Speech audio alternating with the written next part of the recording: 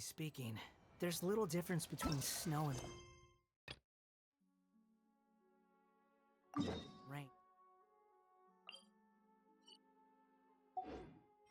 Yet people lavish praise only upon the former. Fate can be truly arbitrary.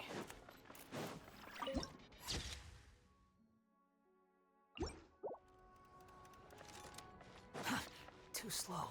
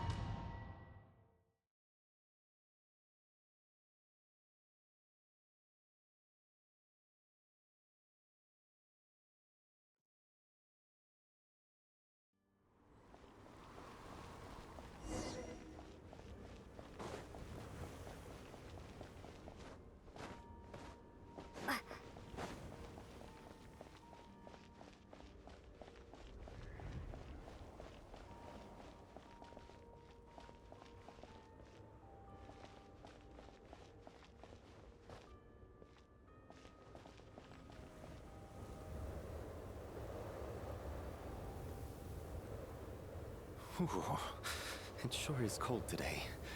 I wonder how much heavier the snow's gonna get. Here to see Odette? I just need to see your tickets for the preview. Perfect. Thank you. I'll hold on to your tickets. Come on in. It's freezing outside.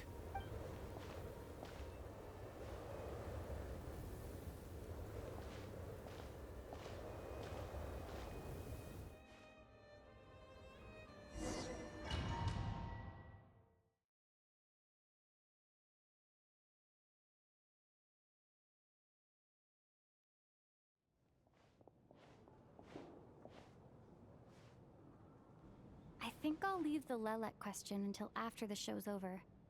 Then I'll go find Odette.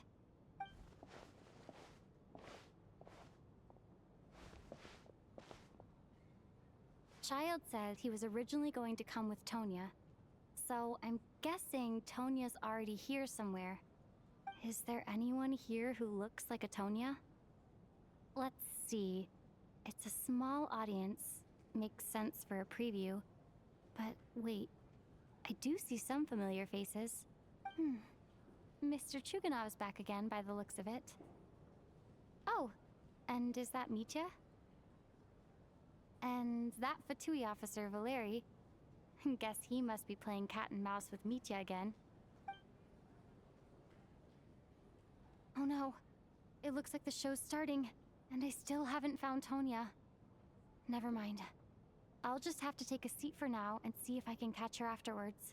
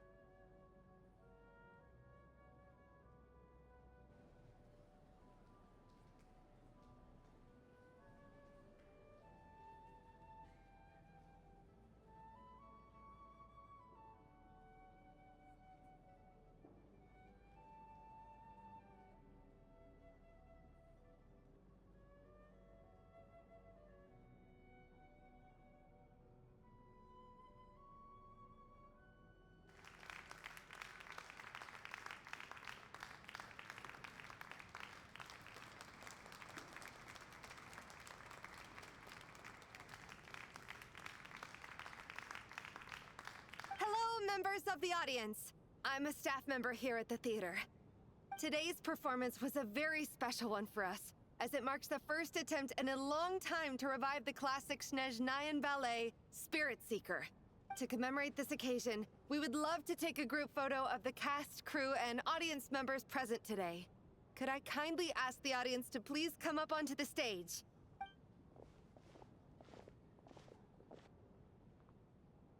All right, everyone, huddle in a little more. Now, look at the camera. 1, 2, 3.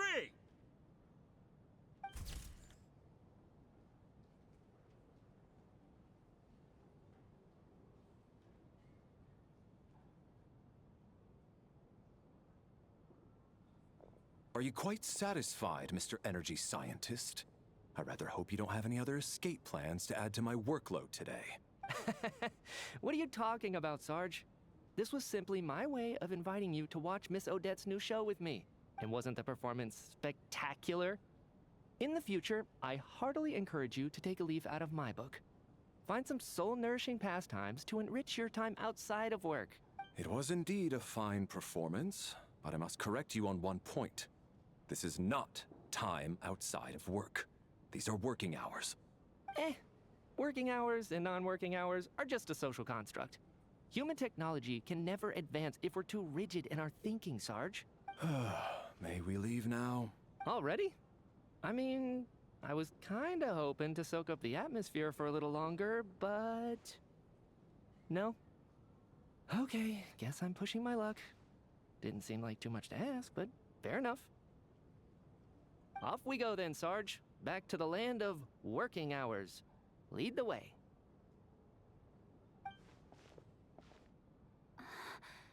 That has to be her. She's the only person in the audience around Tonia's age. Excuse me? Are you Tonia? Huh? Your brother's busy today, so I took his ticket. Don't worry about him. He's fine. Oh, okay. Sorry for the trouble. What's wrong? Are you sick? No, I'm fine. It's nothing. Maybe she caught a cold on the way here because of the weather?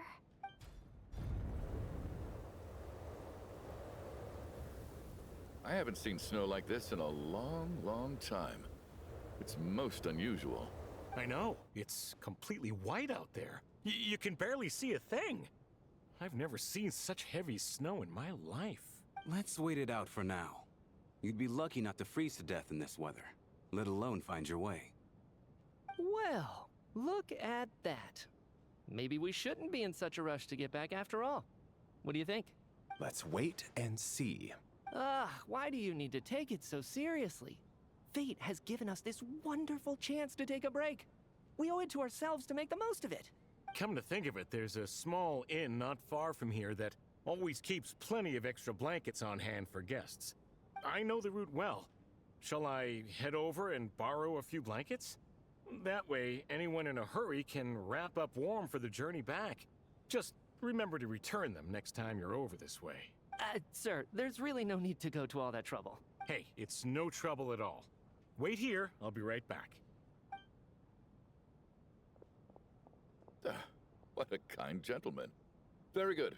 My wife and daughter are waiting for me at home, so I shall be heading back as soon as I get my blanket. So... Are you expecting us to go back to the Armory Palace wrapped in blankets too? Don't worry about that. I made arrangements in advance. Should I not return to the Armory Palace within 3.5 hours after Operation Showtime begins, an armed squad will be sent to collect us. They will escort us back. You are one of our key military personnel, so any weather-related risks must be eliminated. Operation Showtime? So, wait. Every single time you drag me back to work when I sneak out, it's a whole official operation? I gotta say, you've really turned this into quite a moral dilemma for me. It's snowing pretty hard out there. I think you should stay here for now. You seem a little under the weather. Sure. My brother might come pick me up in a bit anyway. Time to get to work. I should head backstage and find Odette. I need to look her in the eye and ask her about Lelek. Excuse me, are you looking for someone?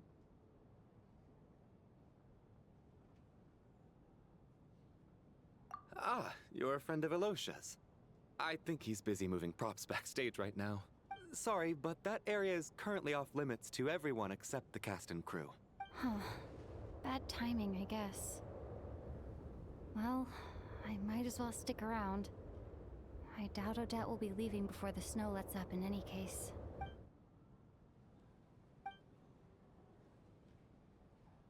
What happened to the gentleman who went to fetch the blankets? How has he still not returned? I was thinking the same thing. It's still snowing very hard. Do you think something might have happened to him? Whatever the reason for his delay, I must say I hate nothing more than people who make empty promises and fail to deliver.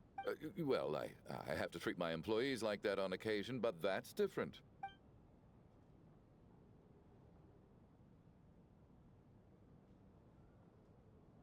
You seem anxious, Mr. Valeri. It's been nearly 4 hours since I left the armory. The army should have arrived to extract us by now. They know how much I despise tardiness and disrupted plans. There's simply no reason that they shouldn't have shown up by now, barring exceptional circumstances. Surely a snowstorm like this one counts as such. Few things in this world can stop the Snezhnayan army, Mr. Mitya. And a snowstorm is certainly not one of them. Why don't you go out and take a look? They might be right outside, waiting for your orders before they dare come in. An absurd hypothesis. I have no intention of leaving your side for even a moment until I have escorted you back to the Armory Palace. This doesn't look like an ordinary snowstorm to me. That guy who left earlier.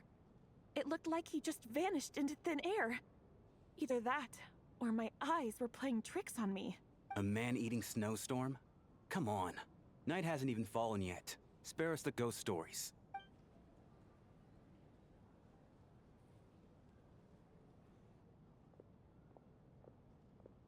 Traveler, didn't know you were coming today.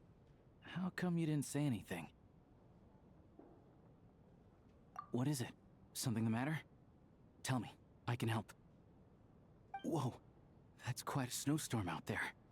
I've been working backstage this whole time, so I didn't even notice. No wonder the audience hasn't left yet. Huh. Is weather like this rare even in Snezhnaya? Yeah, snow like this. I'm sure I've seen it out in the wild before, but never in the city. Actually, I take that back. I don't think I've seen snow this bad even in the wild. This is something else. It's not normal.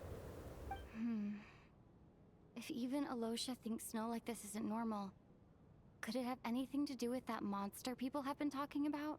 We can't stay cooped up here forever. Someone needs to go out and take a look.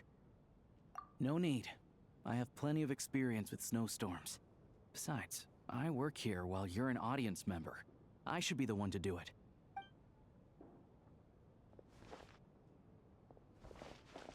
Everyone by the door. Careful not to let the snow soak into your shoes. In a snowstorm, you gotta look after your toes above all else.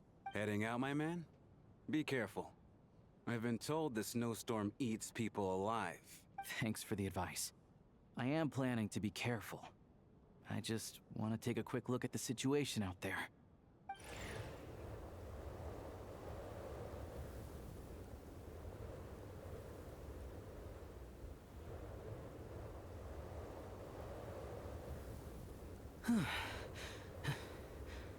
He's back! He's back! How was it? What's going on out there? Did you see any soldiers patrolling the area? Something about this storm isn't right. There's no one out there. I didn't see a single soul. And something in the air gives me the creeps. This isn't your average snowstorm. I suspect it might be related to recent events in our nation. I strongly advise everyone to stay here until the snow dies down. Are you serious? So all of us are trapped here now? That sounds a little far-fetched to me. You want to go outside and see? I, for one, am not risking my neck in that weather. This just turned from a minor delay into a major hassle. We can only hope that our friend who went to fetch the blankets just ditched us and went home. Is it really that bad? But my daughter, I won't be able to read her a bedtime story tonight. Huh? What are you all still doing here? Whoa! It's snowing hard. So now we're stuck here? Oh, this is terrible. Luckily, It was just a dress rehearsal today, so there aren't too many people here. On the bright side, the theater's always well stocked with supplies. If the snow still doesn't let up as we get into the evening, you can spend the night here, everyone. At least, I assume that's all right?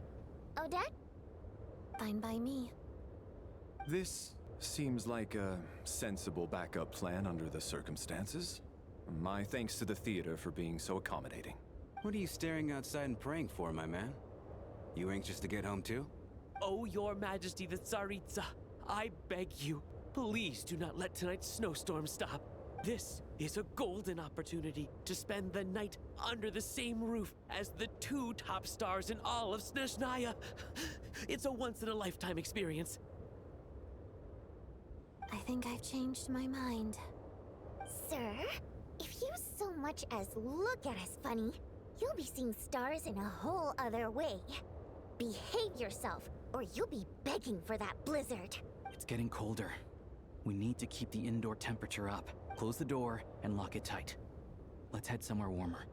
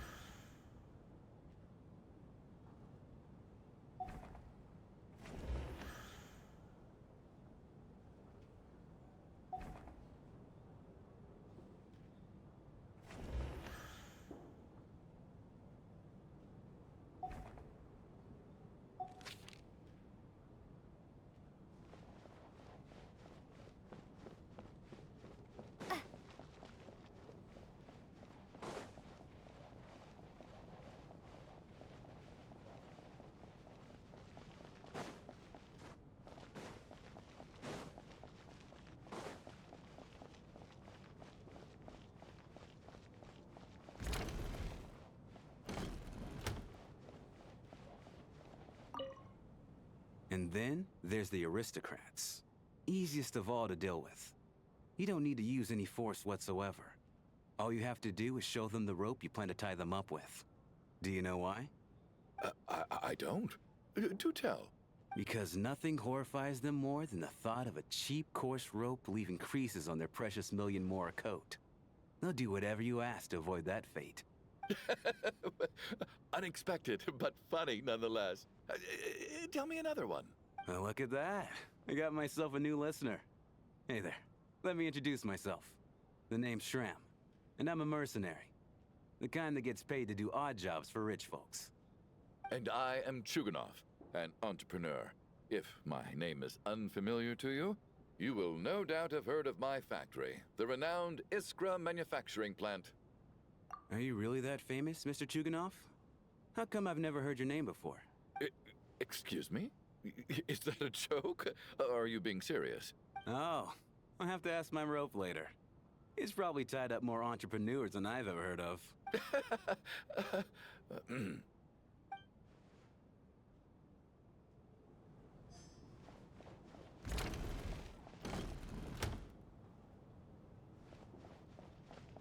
My husband has major trust issues. To him, I doubt even this snowstorm is a good enough excuse for me to stay out all night. That's the price of marrying into wealth. You'll get used to it. I'm not about to stop you if you want to leave. But don't drag me along. Hello? Can I help you?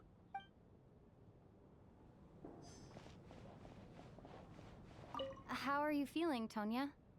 I'm fine. Sorry to worry you. I'm used to it by this point. I take medicine for it. My brother usually helps to get it ready for me.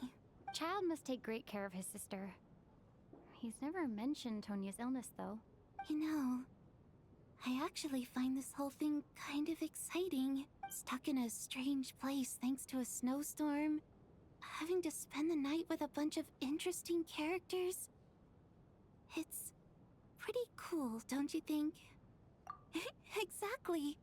It's like one of those stories where an ordinary school trip turns into a magical adventure. I've always wanted something like that to happen in real life. I'm fine, really. Just got a little overexcited. Look after yourself. Otherwise, your brother will come after me.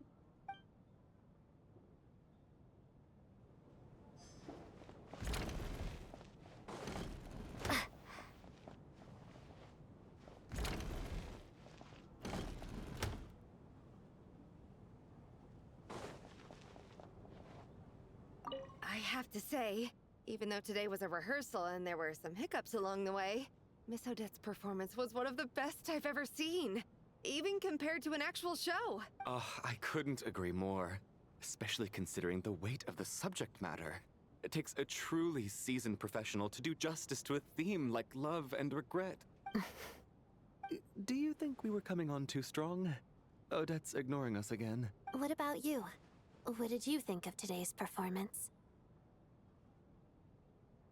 Oh my, that's very flattering of you. Thank you.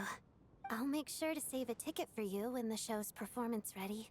This doesn't seem like the time or place to bring up the subject of Lilac. I need a chance to speak with her in private. So unfair. Talk about double standards. And now it looks like I've been spotted. You know Mitya too? No, I don't.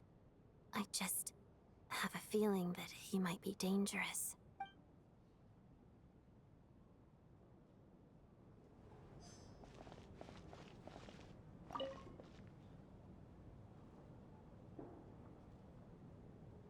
I don't think it's ever been this lively backstage before. I didn't know you were coming today. Hey, have you seen Chuganov? I heard he was coming today. Have you spoken to him at all? I'm with you. This could be just the chance we need. Yeah, I gotta figure out a way to coax some more intel out of him. I want to know why he suddenly changed his stance on Project Stuja. What exactly happened before the most recent Vetcha vote? For the Rokad, or just out of personal interest? Shh! There are other people around. Don't say the R word.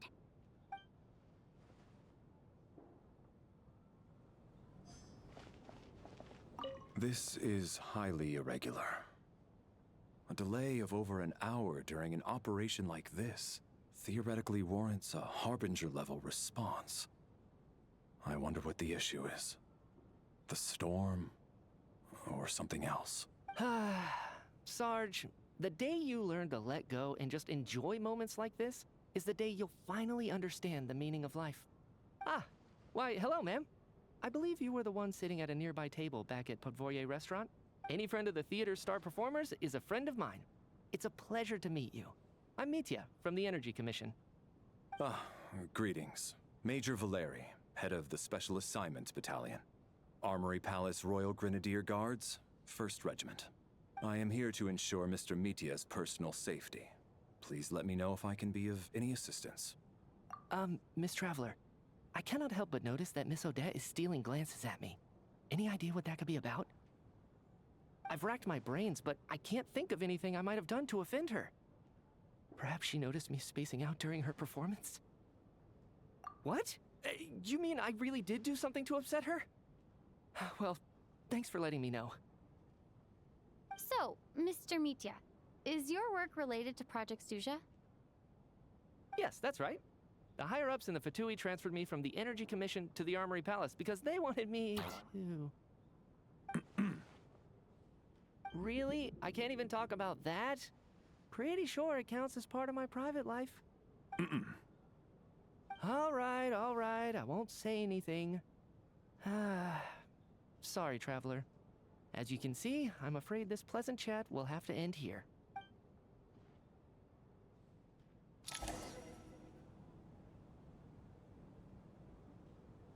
How's it looking, Alosha? No change from this afternoon. Heavy snow with no sign of slowing down. May I have your attention, please? The storm is unlikely to stop tonight, and it'll be even more dangerous outside at night than it was during the day. We at the theater owe everyone here a duty of care. Therefore, we strongly suggest that you stay on site overnight and avoid going outside unless absolutely necessary. In a few short moments, we'll give you a tour of the theater's various quarters. You can choose to sleep in the VIP room, the office, or backstage. Or on the stage if you'd prefer. We won't mind.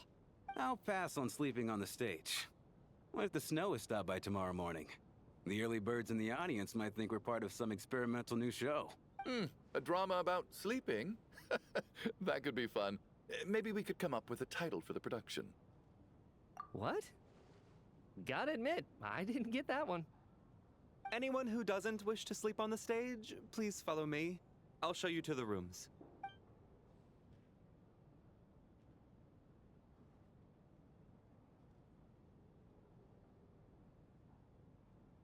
I guess I'll call it a night. Though, I feel like I won't sleep very well without Paimon here. I'm sure she'll be worried that I haven't made it back yet. But as long as she looks out the window, she'll probably realize what's holding me up. I wonder if she's feeling any better yet? At least she hasn't been getting any worse. Still, I should try and get back first thing tomorrow morning.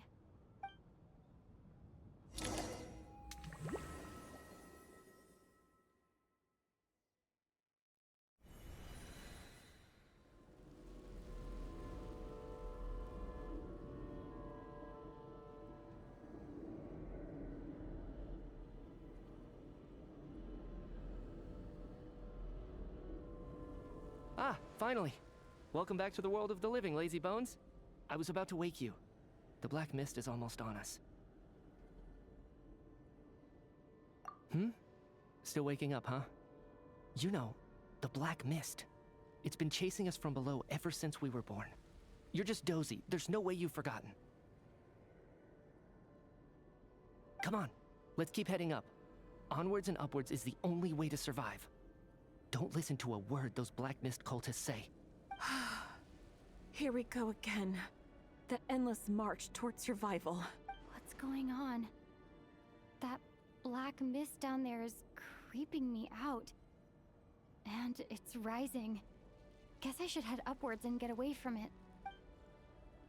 The black mist cultists believe that being swallowed by the black mist leads to everlasting peace. But if you ask me, they're just lying to themselves. We're the only heretics left. The only ones who refuse to give in. We have to keep going. But how do you actually know that they're wrong? Dangerous question there, Torgov. The moment your faith wavers, you start a chain reaction that ends in the collapse of your will. Put the question out of your mind. Stay strong and believe that the black mist means certain death. Okay, but it's not my mind that's the problem. My body's about to give up on me. It's already starting to falter.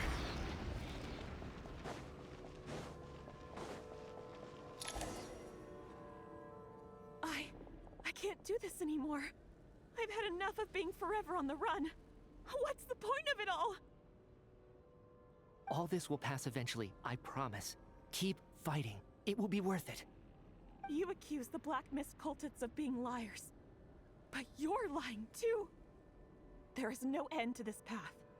It keeps going up forever. There was never any hope to begin with. The cult of the Black Mist has poisoned your mind, Sobolova. Are you thinking of giving up as well? I am. I think I'll take my chances with the Black Mist over this perpetual torture. As much as I detest the Black Mist cultists, I'm just too weary. Then I bid you both farewell. Let me put my personal opinions aside for a moment and say, I hope that you both find peace within the Black Mist. Fate always appears so impossibly complicated. But at moments like this, its raw simplicity is laid bare. Their fate was sealed from the instant they entertained doubt. From then on, the outcome was both inevitable and irreversible. Let's go.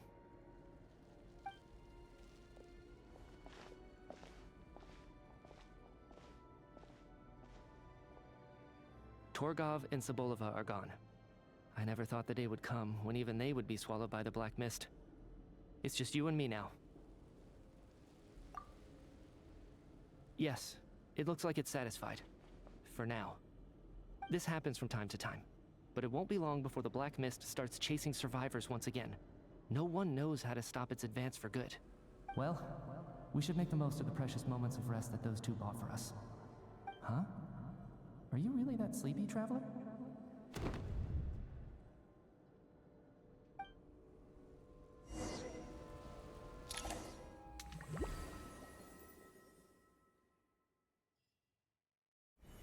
Help!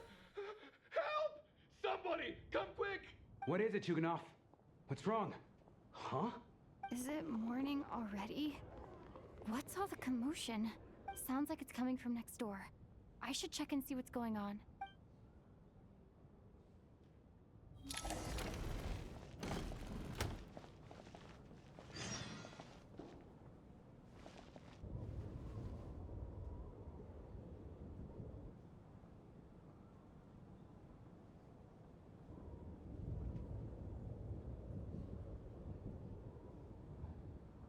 Don't look, Miss Tonya.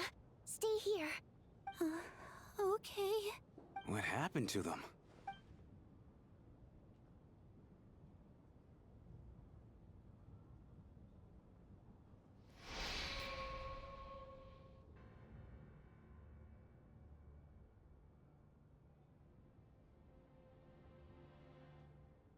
These two people have passed away.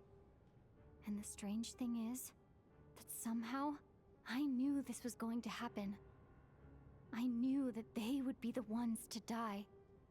Have I seen this moment before? Or did I have some kind of premonition? I can't remember what it was. Let me take a look.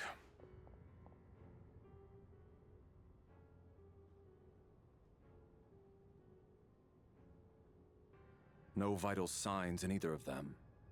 They're dead. The cause of death, however, remains unclear. No wounds on the bodies, no signs of a struggle, and no skin discoloration caused by the buildup of toxins. But just last night, they were chatting and joking away.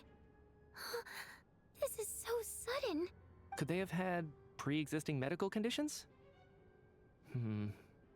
Even then, the odds of them both dying of sudden complications on the same night are extremely low. It's hard to believe that they died of natural causes, nor does this appear to be a suicide.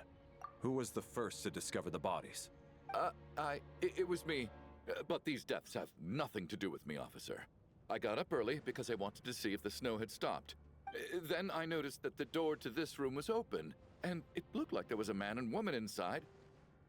I just went over to see what was going on. I had no idea they were...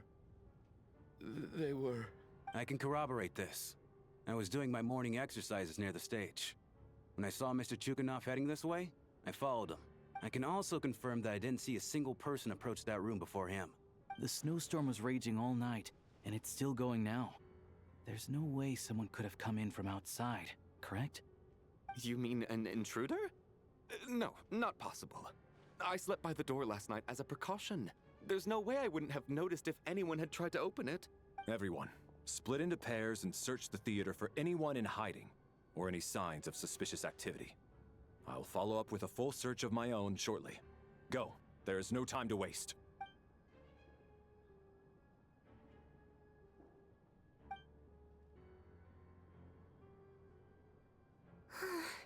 Nothing on your end either? Backstage is clear. No signs of suspicious activity. We checked the basement. Also clear. I don't think there's anywhere here that a living person could hide. Are we certain that the theater doesn't have a back door? Or any tunnel or passageway wide enough for a person to fit through? No, there's nothing like that.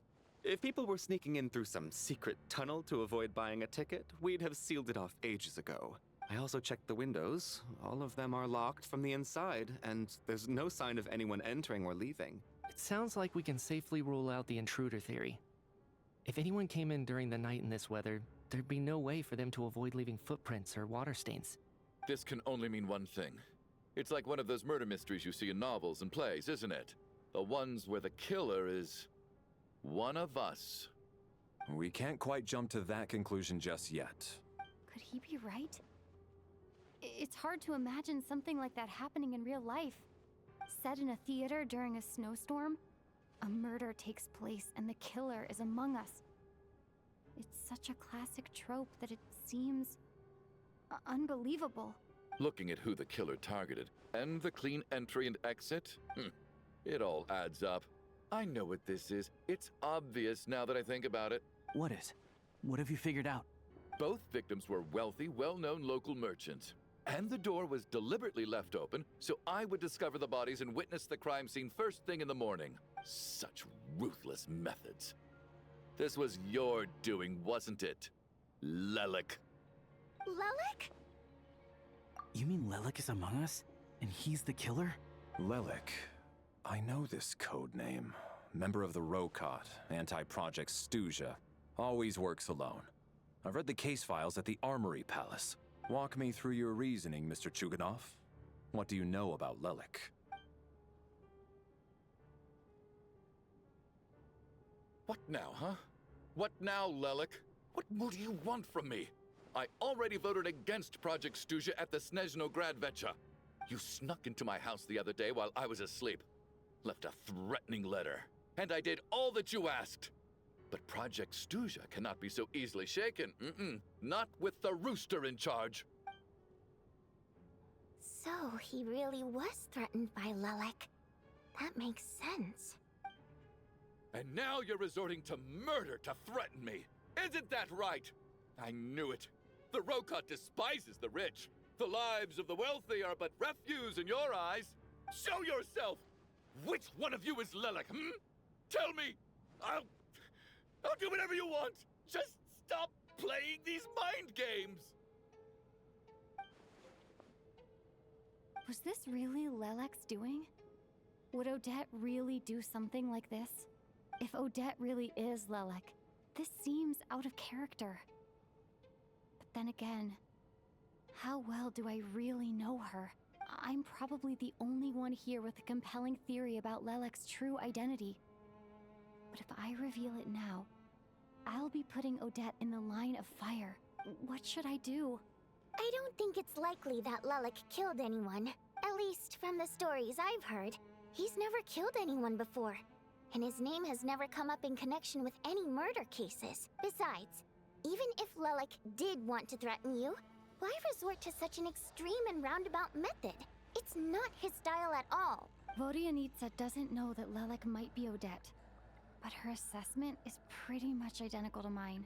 Miss Vodianitsa, why do you suddenly feel the need to speak in Lelik's defense? Defense? Oh, no, it's just... I'm worried that we're jumping to conclusions here, so I wanted to share my point of view. Also, I don't think the Rokot is as bad as you're making it out to be. Well, if you think I'm so wrong, what's your theory then, Why don't you tell us who the killer is? The case is still evolving, Mr. Chuganov. Please do not prevent others from expressing their opinions so early on in the discussion. Even so, there's no denying that the recent threat received by Mr. Chuganov may well be an important clue. So there's still a good chance that Lelik is right here among us. I can't do this anymore. I don't care if it's still snowing outside. I have to get out of here. Whoa, take a beat. We all know it's far too dangerous out there. Even the soldiers couldn't get to us. Go out that door, and you might not live to tell the tale. And whoever this Lelik is, they're surely not going to murder anyone in broad daylight. Be sensible, my man. You're safer inside. As much as I regret having to say this, I'd like everyone to cooperate and refrain from exiting the premises until further notice. Because as things stand, every one of us is now a suspect. Unless anyone has further information to share, let's adjourn for now. Feel free to keep searching for clues, but make sure you don't go off alone.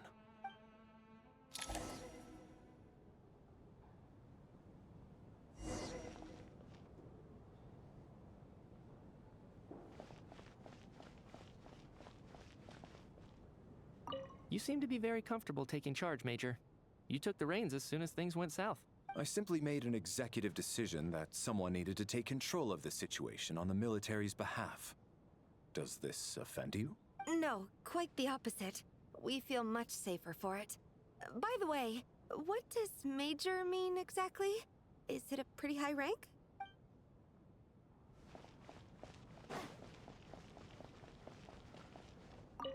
I still find it hard to believe there's a murderer among us. Just last night, I imagined we were like classmates out on a hiking trip. There's no guarantee that you can trust your classmates. Especially not when you're locked up together. Why did they do this? Was it for money? Even then, they could have just kidnapped the people. They didn't have to die.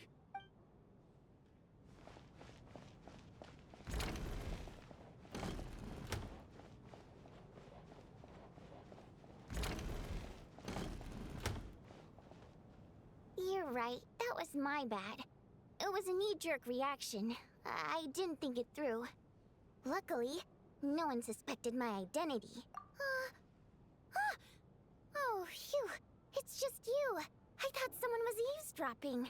Since Bodhi, Anita, and I were on the same page earlier, I think I should share my thoughts with the Rokot members first.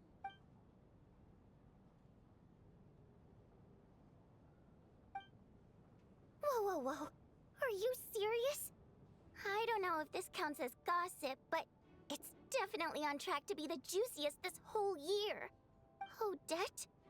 Really? Odette? Oh god, how dumb does this make me look? Lelek has been right under my nose this whole time, and I didn't notice a thing. Actually, it's exactly what you'd expect. Sometimes, hiding in plain sight is the best strategy. And now that you mention it, the more I think about it, the more sense it seems to make. What are we up to now? 1, 2, 3, 4... Odette's identities. She's my coworker, specifically a ballerina, and also a Fatous, a member of the Rokot. Now, Lelek. It must be so exhausting. I just want to give her a hug. I guess since I've always known her as a member of the Fatui, it never even crossed my mind that she could be involved with the Rokot, let alone be Lelek. I don't understand. If she's with the Fatui, what reason could she have for being so opposed to Project Stusha? Probably best if you ask her that in person. Well, since you waited until now to bring this up instead of announcing it to everyone earlier, does that mean we're all on the same page here? Yeah. Lelek may not follow orders from the Rokot leadership, but as far as I'm concerned, she's never crossed the line. If anything, her actions benefit the poor. We need to confront her face to face. Do you think she'd really admit to being Lelek? I don't know. We'll have to see how it goes.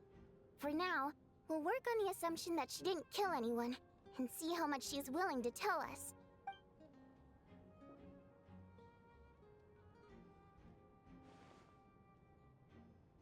Now's her chance. Odette's alone. Let's go. Hey, Odette. What is it, you guys? Shh. Keep your voice down. We need to talk. So, you're Lelek, aren't you? Alright, fine. You don't have to say anything or explain yourself. Just hear me out first. None of us believes you'd kill innocent people. Whoever murdered those 2 people last night, it wasn't you. The Traveler was the first to figure out your identity, but she kept quiet during the discussion just now. Still, it's clear where the group consensus is heading. Everyone believes Lelek is the culprit. If your identity is exposed, you'll be in a really bad spot. We're your colleagues, and we know what kind of person you are. I don't want anything bad to happen to you. So, can you clue us in? Tell us everything. The more we know, the more easily we'll be able to cover for you. Alright. Yes, I'm Lelek. And no, I'm not the murderer. And thanks, but I don't need you to cover for me. Actually, I'm planning to reveal my identity. Huh? You're gonna reveal that you're Lelek? Here? That's right. I'll admit I was surprised at first when Chuganov guessed that I was here. It was just a lucky guess, but it caught me off guard. But after taking some time to assess the situation and confirm where everyone stands, I don't believe I have anything to worry about. Are you sure you don't need a second opinion? Given the circumstances. Mr. Valeri! What?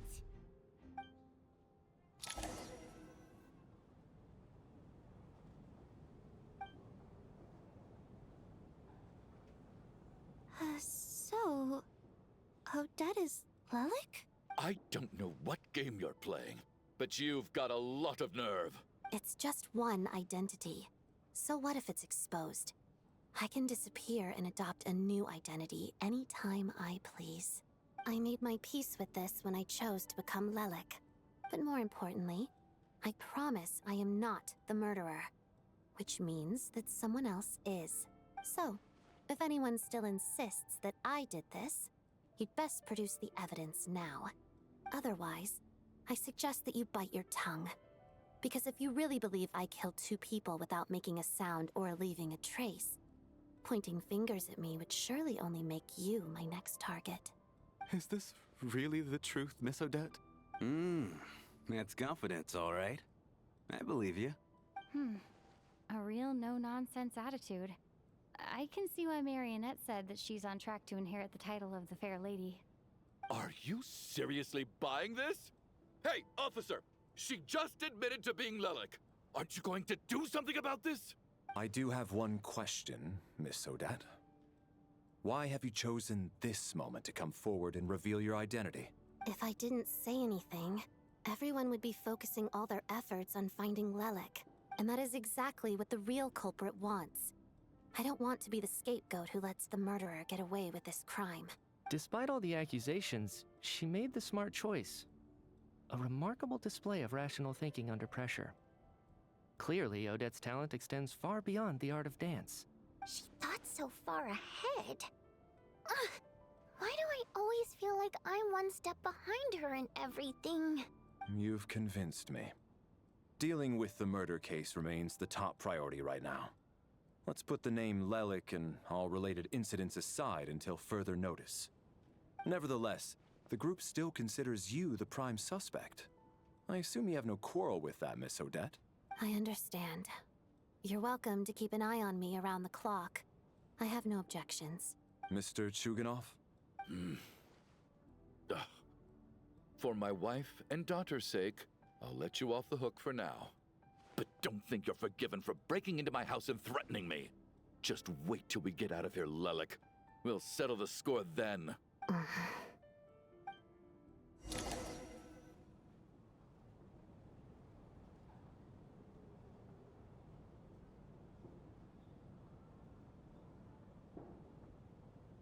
Good work, Lelik guard team. And Lelik, too. Here, have some hot water. Turns out Valeri knew about my exploits, so now I've been told I have to guard Lelik with him. Shouldn't you be facing my way if you're guarding me? At the moment, it looks more like you're my bodyguards. If the true culprit is indeed still at large, as you have claimed, we must keep our guard up against them also. Don't worry, Tonya. We'll get through this. Once the snow stops, the officials will step in. The investigation will get easier, and then we'll be safe. But... once the snow stops, won't everyone just leave? You're gonna miss us, huh? Well, some of us work at the theater, so we'll still be here. I'll even give you a special backstage pass. Really, Miss Vodyanitsa? That's awesome! You've made a fan for life. Aw, you're so cute, Tonya. All right, let's swear to it. I promise to give you the pass, and you promise to never change your mind about being my fan. Promise. Don't indulge her, Tonya. You don't have to swear an oath over things like that. You really do get carried away sometimes, don't you, Miss Vodyanitsa? Hey! Mind your own business!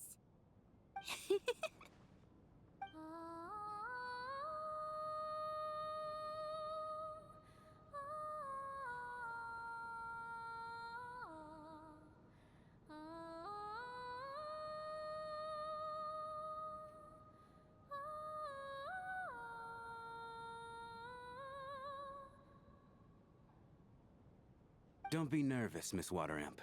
Everyone's here. There's nothing to be afraid of. Excuse me? Do I look nervous? Don't be ridiculous. Hmm? No. You sound nervous, lass. Oh. Wait, but how... Okay, plenty of people know that I'm a water imp, but still... How come you understand our primary mode of expression? Primary mode of expression. I've not come across that concept before. Do enlighten me, Vodyanica. Well, it's just... We water imps tend to communicate our emotions to each other by singing, rather than facial expressions. The emotions we convey through song take precedence over our facial expressions. So, we think of it as our primary mode of expression. I'm impressed, Shram. I didn't take you for a man of culture, but you're clearly rather learned. It's not about being cultured or not. The thing is, this mode of expression can usually only be understood by other water imps.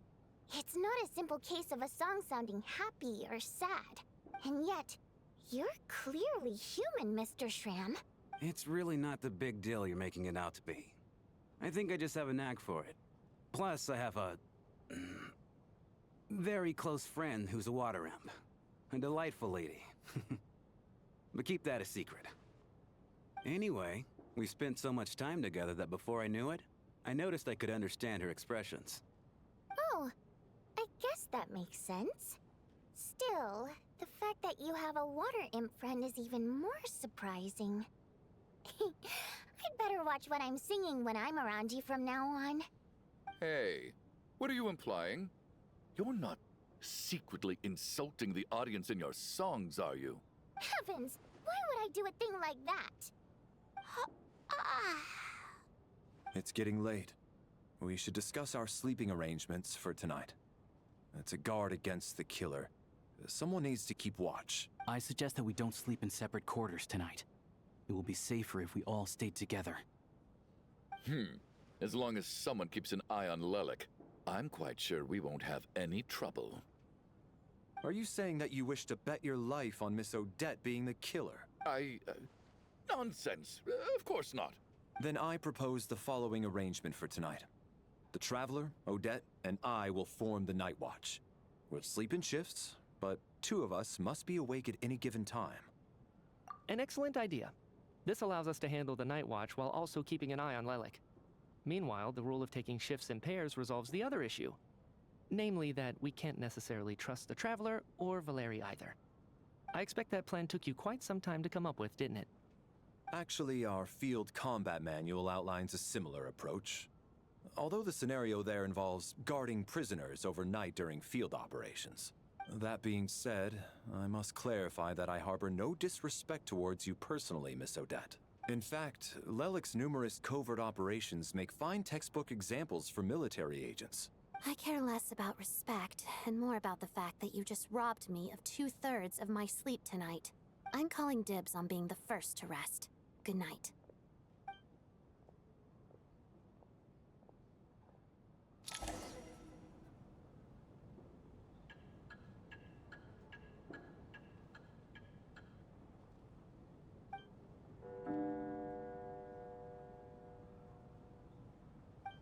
It's almost time.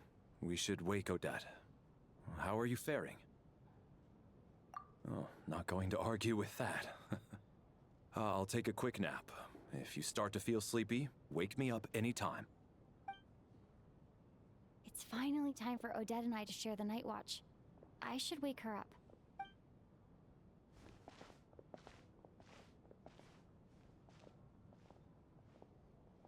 I came here to get information from her in the first place. Maybe I should think about what questions I want to ask before she wakes up. How long are you you gonna keep staring at me? Couldn't sleep. My mind's been running haywire. Plus, there's something I've been meaning to talk to you about. I had a hunch that you wanted a conversation too. Let's take this chance to clear the air, shall we?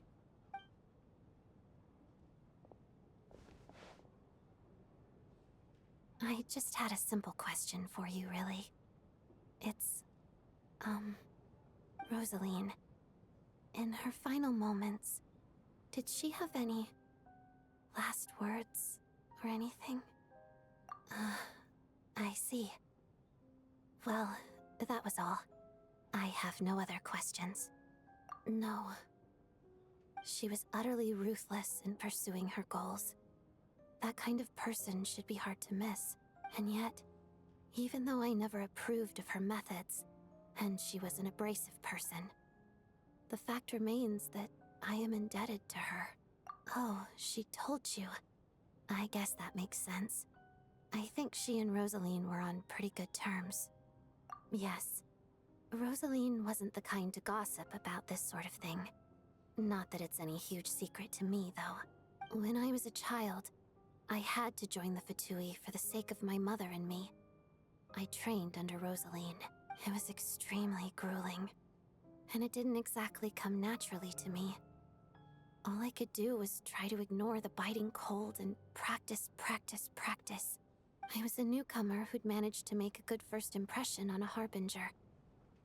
There was pressure to live up to her expectations, to be worthy of the fair lady's reputation.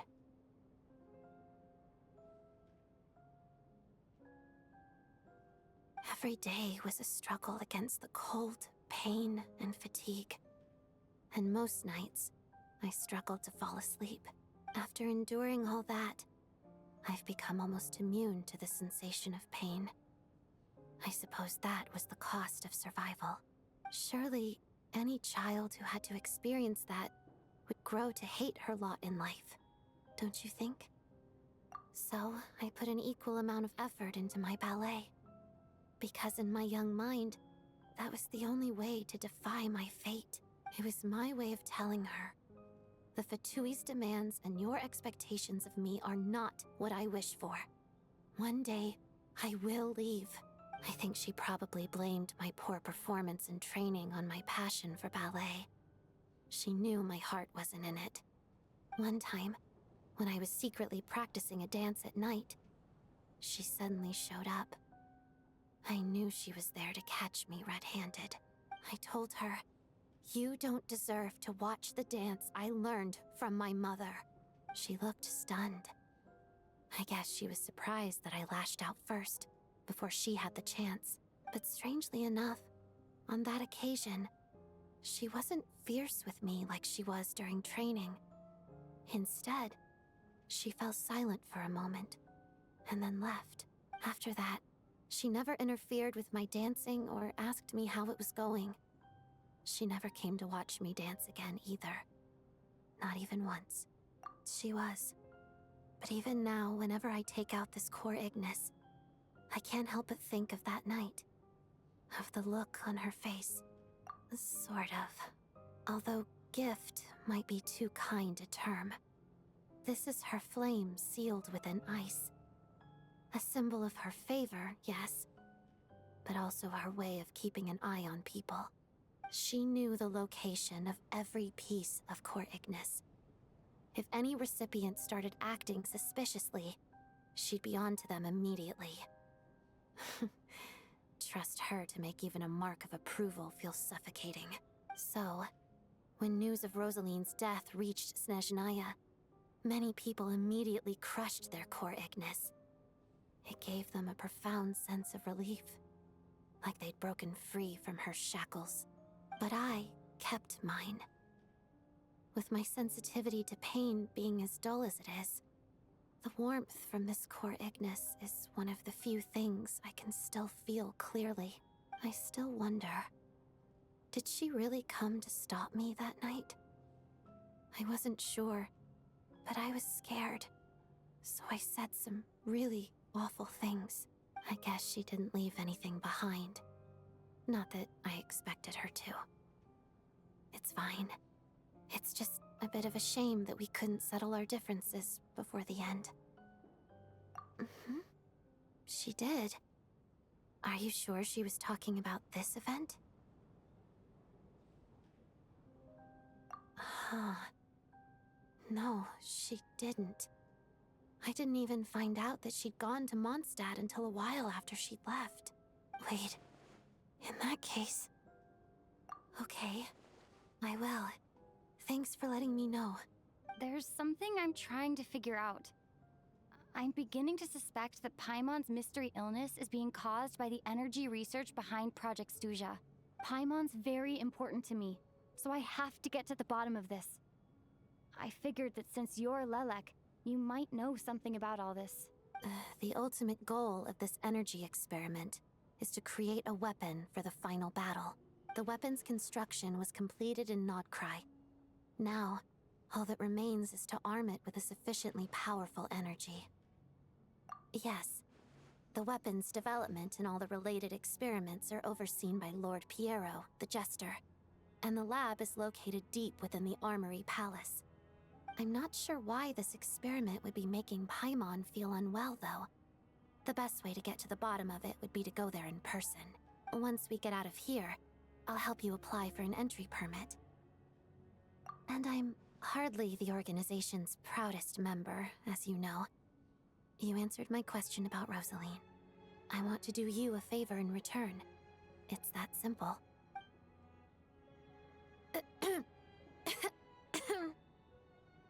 Huh? What's wrong? Are you not feeling well? You two seem to be hitting it off. I thought you were sleeping. Of course I was. In the military, one learns to fall asleep quickly, even in the most inhospitable environments. It's vital to staying alert and energized. Why? Is something wrong? Even if he was awake, he can't have overheard us, right? Well, thank you both for keeping watch. Traveler, I'll take over for now. It's your turn to get some sleep. Sure.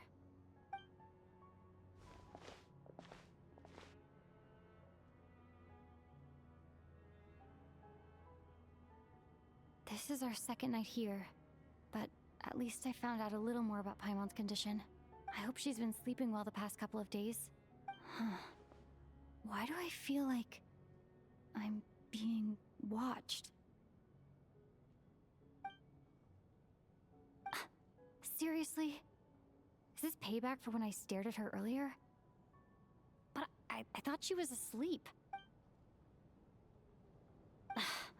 Never mind. I'd better try and get some sleep myself.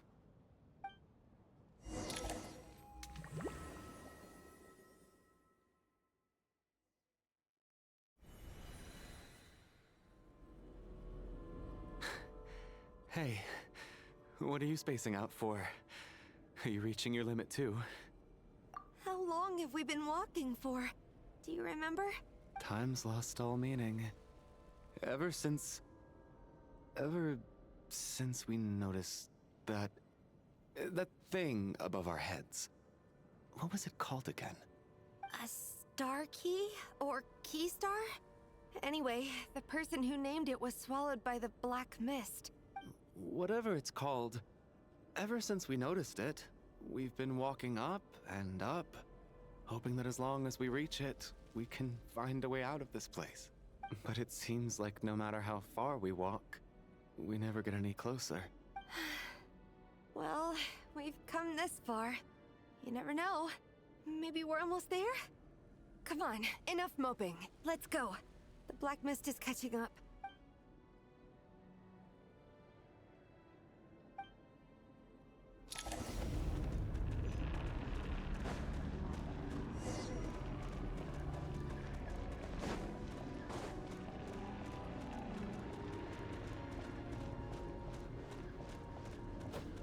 We got ourselves a straggler.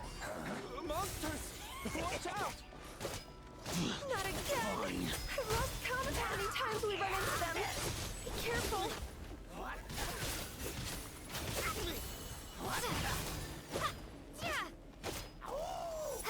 I'm back!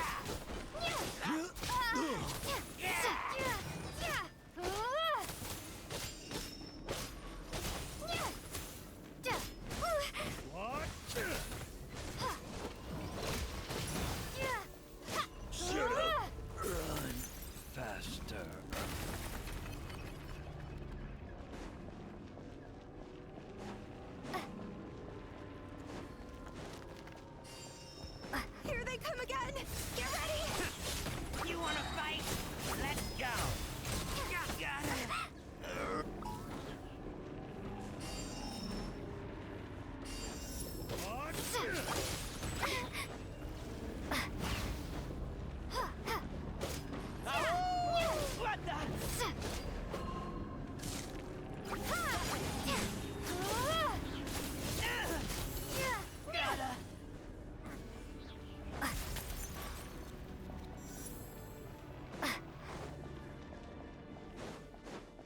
Monsters ahead of us. The black mist behind us. It feels like there's no escape.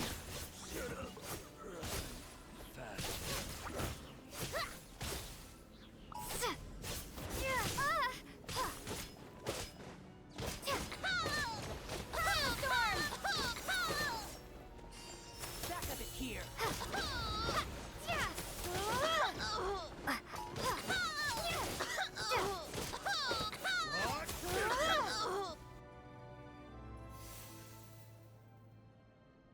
Are you hurt, Coolish?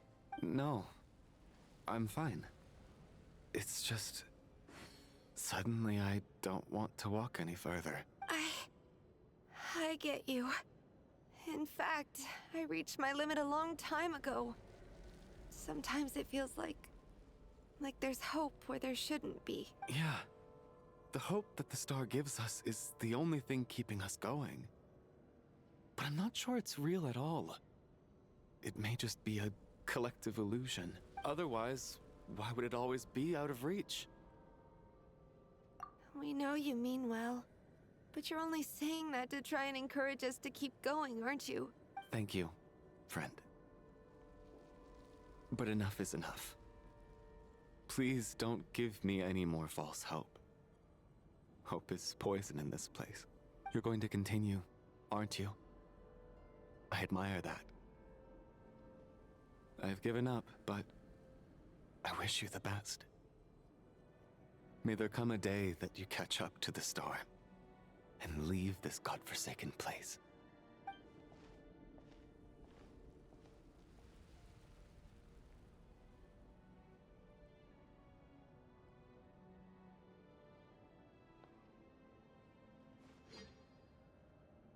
It's not an illusion. We really are getting closer to the star.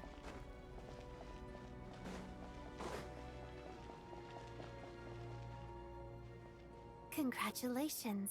You're the first person to make it here. I'm the star's envoy.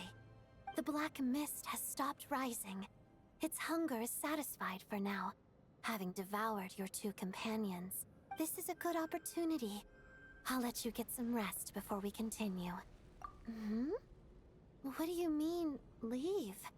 The star represents the starting point. It's the waypoint for the beginning. Congratulations on reaching the starting point. Once you are ready, we will head out and walk upwards. I will be right by your side the whole way.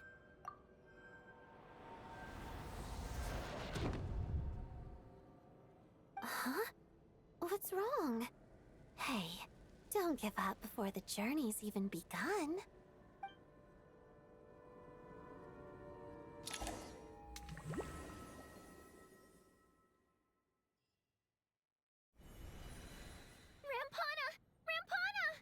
Is that Vodyanitsa's voice? What happened? Coolish, wake up! Please wake up!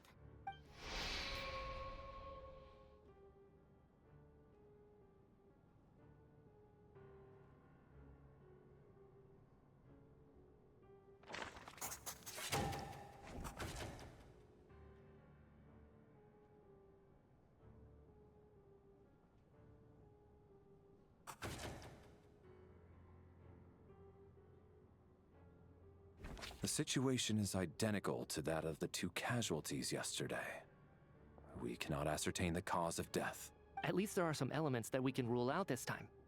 They slept on the stage with everyone else.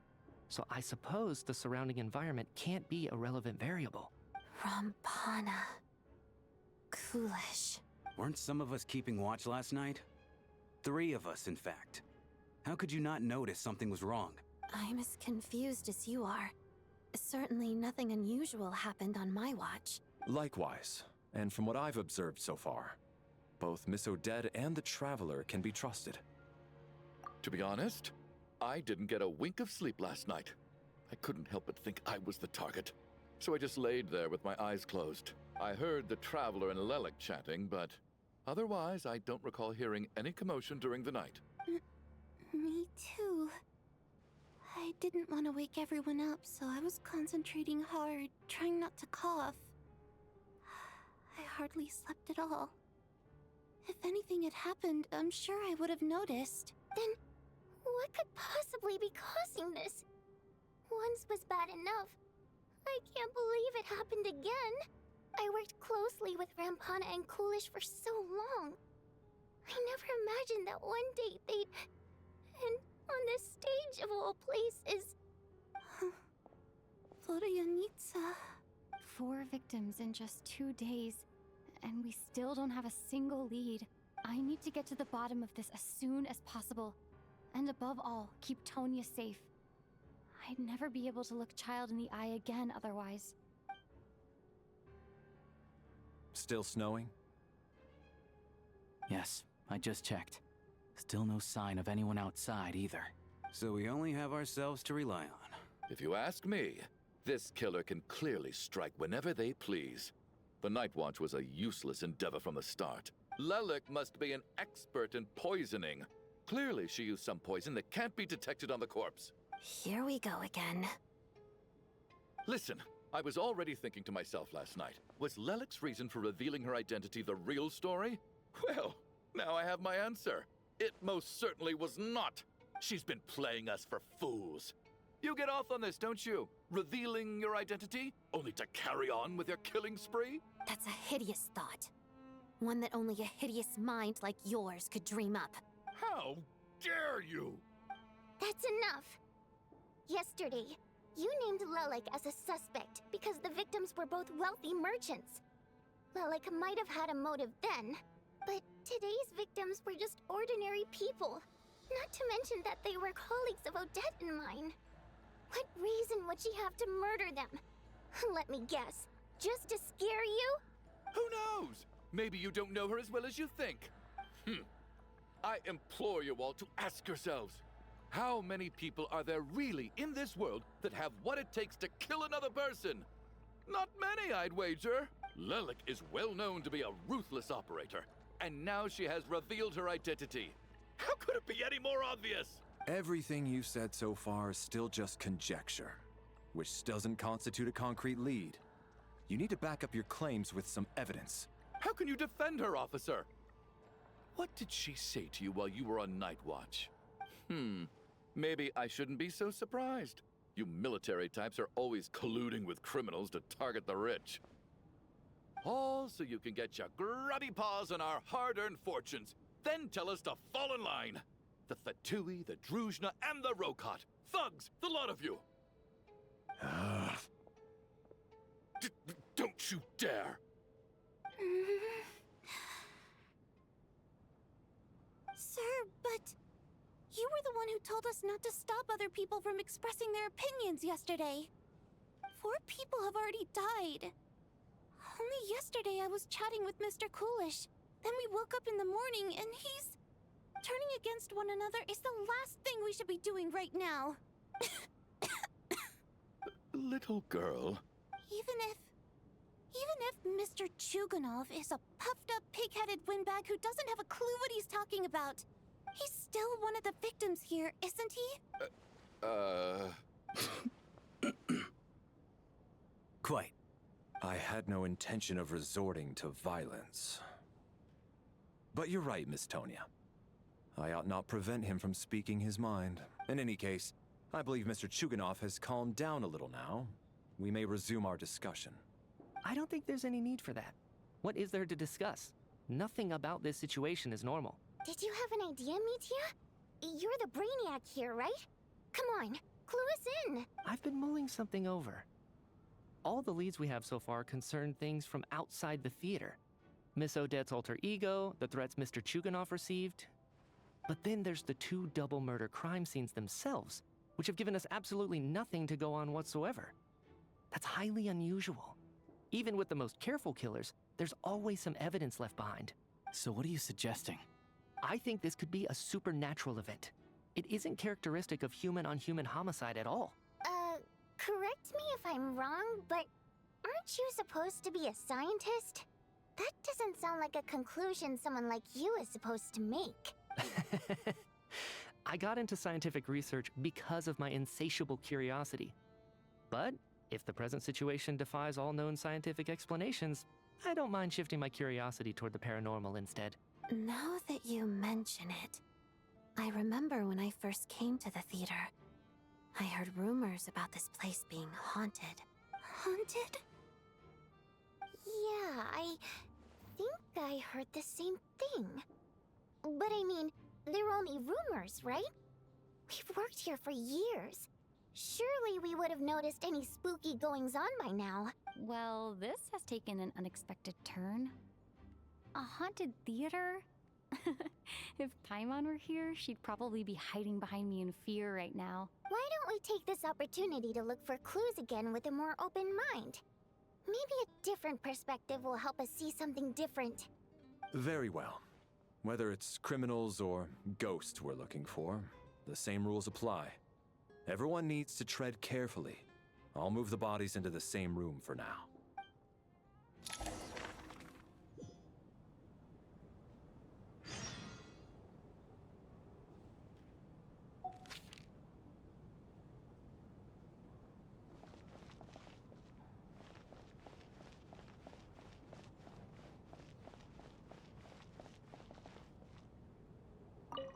I need to think very hard about whether there's anything that ever needed hiding.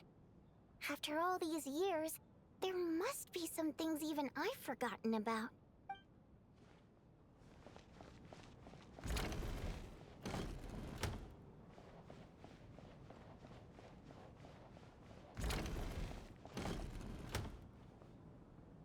Valeri, come take a look at this. You too, Traveler. Some sort of notebook. What is it for? It's the on-duty logbook for the theater. Kulish was the main person to use it. He mostly used it to record any unusual incidents during a show, audience numbers, exit times, and so on. Yes, he'd always have this logbook with him when he checked tickets at the entrance. This should confirm a lot of key details about the recent show. So, you find anything unusual? Yes. The number of people. I've checked and double-checked, but the numbers just don't match what's recorded in the logbook. Apparently, we have an extra person among us. Are we certain that logbook is accurate? Could someone have sneaked in without buying a ticket or something? Unlikely. Kulish took his duties very seriously. I've rarely seen any errors in his work. Not to mention that this was a dress rehearsal, meaning smaller audience numbers and tighter ticket restrictions than usual. Everything would have been well within his control. We no longer have our tickets with us, do we? They got collected on entry. I assume there's no way we can check them again. Unfortunately not. The theater recycles tickets. Once people are in the door, they don't tend to leave until the show ends, so we collect the tickets at the point of entry. Still, I'm inclined to believe that this discrepancy in the head count is significant somehow. Did an extra person just materialize out of thin air?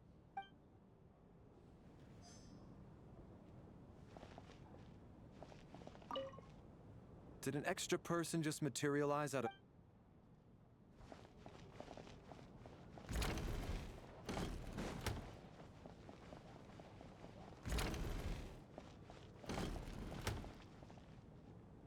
Tonya? Did you find anything? Not yet. Still looking. So... Are we supposed to be looking for something paranormal?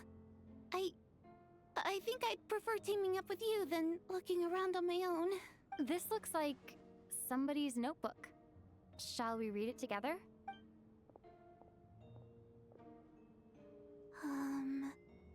Well, it doesn't look scary or anything. So I guess it should be fine. Alright, let's read it together.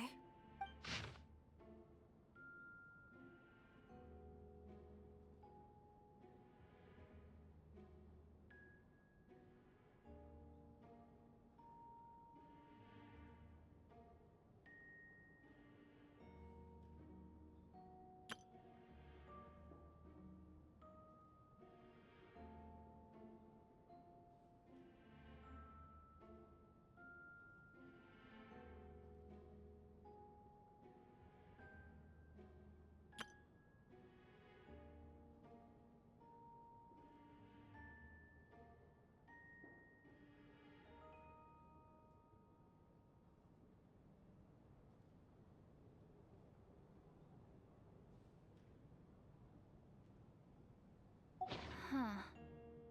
This has to be Vodyanitsa's writing, surely. Maybe it's a little rude for us to peek at this. I feel like I just read someone's secret diary by accident. It sounds like she's writing this for her parents, right? I don't understand. Why put this stuff in a notebook instead of mailing it in a letter? Because her water imp parents belonged to the aristocracy, who were driven out of Snezhnaya by the Tsaritsa long ago. And now they live somewhere new, where the postman can't get to. We're sorry. It's fine. My fault for not storing it properly.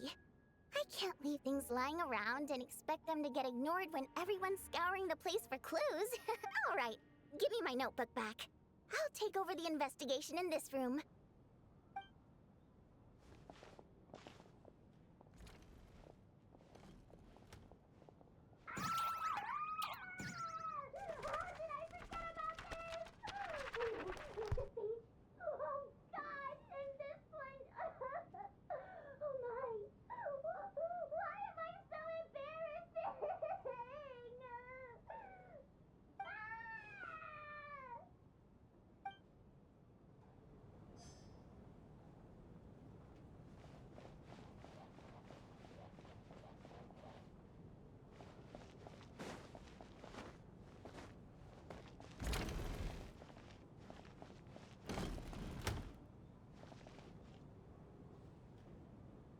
Ah, Traveler. Since you're here, come take a look at this. Alosha found it. We're both curious to hear your perspective. It appears to be an investigation report. And the focus of the investigation was the rumors of haunting we heard about earlier.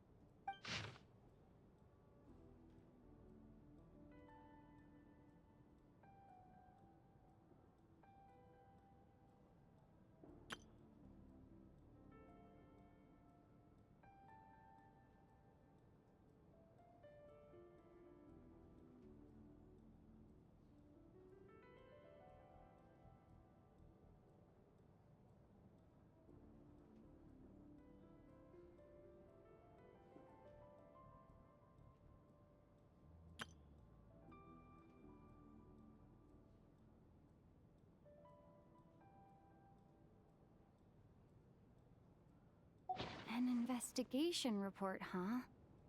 Looks quite old. Huh. This person's name looks to be of Sumeru origin to me. Was the investigator from Sumeru? The theater manager must have hired an investigator once specifically to look into this issue. But it doesn't look like anyone ever looked at the report. Presumably, the manager wanted to know if the supposed haunting was dangerous, while also being fearful of word getting out in case it affected the theater's business. Anyway, the bottom line is, the haunting is actually real after all. It's caused by an obstruction in the ley lines. Is there any chance this is the key to finally making some progress with the murder cases? Leyline problems are pretty unexceptional to me by this point. And while it certainly offers an explanation for the ghosts, it's hard to imagine what connection it could have to these two murder cases. Some of the language that appears at the very end of the report caught my eye. Angel civilization, ley line renovation? My area of research doesn't touch on any of that, so it's completely outside of my wheelhouse. Huh? A piece of paper just fell out from the report. It landed right by your feet.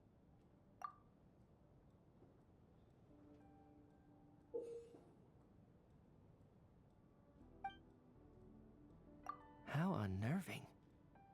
It was tucked inside the report, so it must be a note left by the author. Death is near. Is that supposed to be what's going on here? With us, in the theater? But if so, how did the author foresee it? Could he predict the future somehow? Maybe things are more complicated than we thought.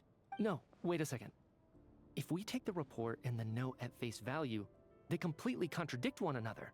The report definitively concludes that the hauntings in the theater are harmless and cannot affect the real world. But the note seems to be warning of potential danger. The question is, what exactly does the note mean by death?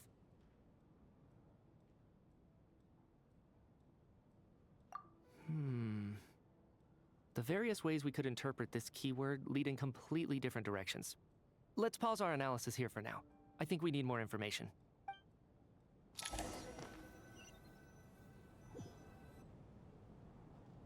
If we take all this together, it's not impossible, is it? If anything, it's the natural conclusion. Oh, I beg to differ. This sounds to me like a product of a researcher's vivid imagination. And perhaps it's because I'm still viewing this through the lens of a typical murder investigation.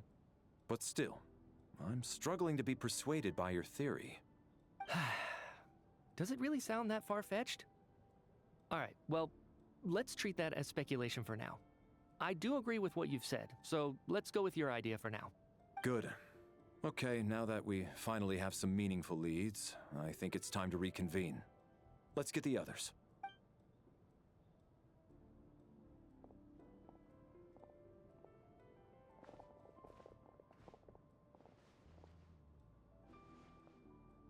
So, that's about everything we've discovered so far. I'll share my theory first. Based on what we've learned from the logbook, I believe the extra person among us is most likely the killer. If the killer had simply bought a ticket, it would have greatly increased the risk of their identity being exposed. I expect he or she either hid in the theater ahead of time, or found a way to slip past the ticket inspection. They then blended in with the group and waited for an opportunity to strike. What about the note found in the investigation report? Any thoughts on how that fits in? The killer may have simply planted it there as some sort of sick joke. I've seen my fair share of psychopathic killers. They love playing cryptic mind games. So, it has nothing to do with the haunting of the theater after all. This theory makes sense to me. If we have an audience member unaccounted for, chances are they didn't come here to watch the show. Could it really be that simple? So, in other words, all we have to do is find out who got in here without a ticket, and all our problems will be solved? Then let me make one thing clear. All the theater staff should be well aware that I came here for the rehearsal legitimately, yes? There's no way I'm the one who didn't have a ticket. It's true. I hear you used every trick in the book to get a hold of that ticket, too. Everything short of throwing a temper tantrum and rolling around on the floor at the entrance. I most certainly did not degrade myself in such a way. Probably a stupid question, but I might as well ask. Did anyone here get in without having their ticket checked? Guess it was naive of me to expect them to just admit to it. Especially after the unprompted Lelic reveal. Once was already a miracle. Twice would be unfathomable.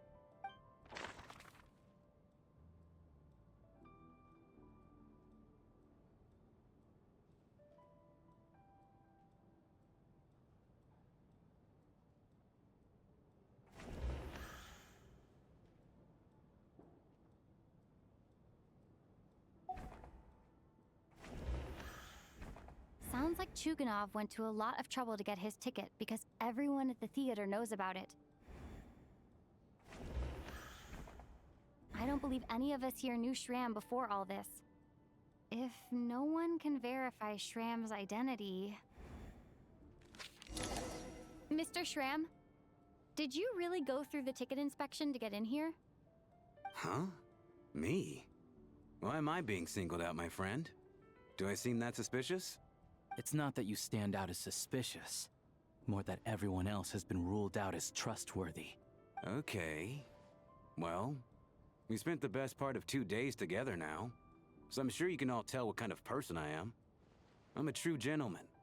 I never dream of doing something like sneaking to the theater without a ticket. Yeah, I have no doubt that you're a good person. But the problem is, none of us here actually know you, so no one can say for sure that you are who you claim to be. Although, actually, what was it you said last night? Yeah, you're friends with that water imp, which is why you understand our primary mode of expression. Last time I checked, there were barely any of us remaining in Snezhnaya, since most of the water imps left. Could you tell me a little bit more about your friend? There's a good chance I actually know her. And I suppose it's also kind of a way for everyone else to get to know you a little better.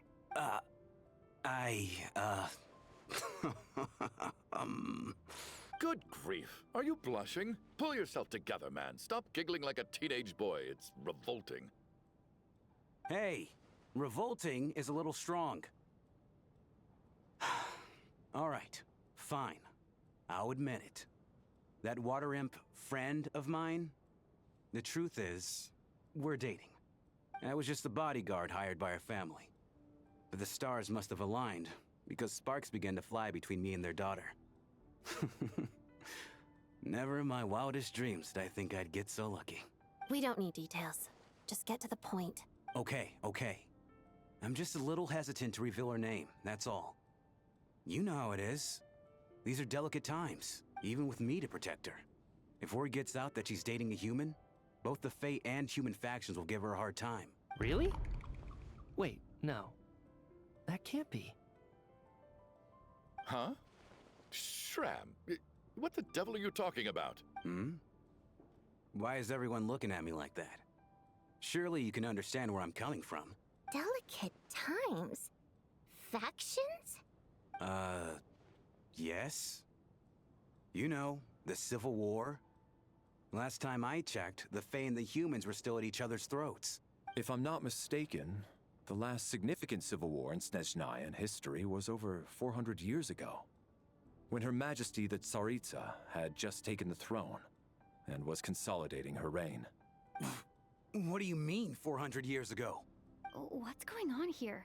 Is Shram from the past? All right, Mr. Mitya, you win this round. As far-fetched as it is, it appears that your theory may be correct. I'm just as amazed as you are. I didn't even believe it myself, to be honest. Is someone going to explain what's going on here? From the look on your face, you figured it out too, haven't you, Traveler?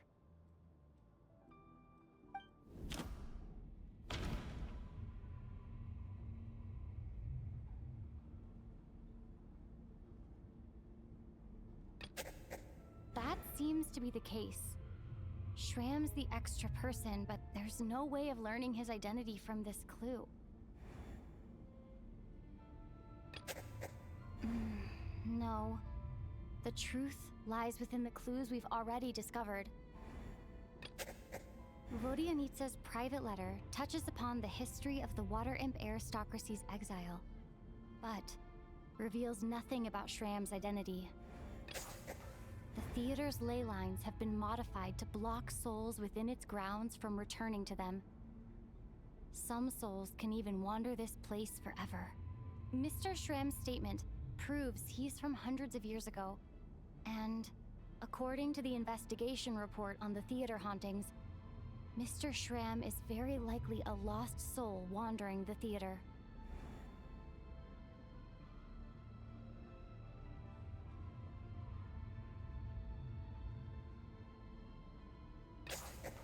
For some unknown reason, the soul that has been wandering the theater due to the leyline issues has joined our group and blended in. Yeah, that must be the immediate reason why the ticket count doesn't match the number of people present.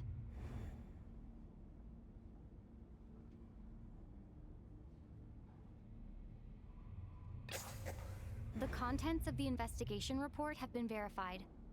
There are indeed leyline issues and wandering souls in the theater. Death likely symbolizes the deceased. Mr. Shram, for instance. Death is near.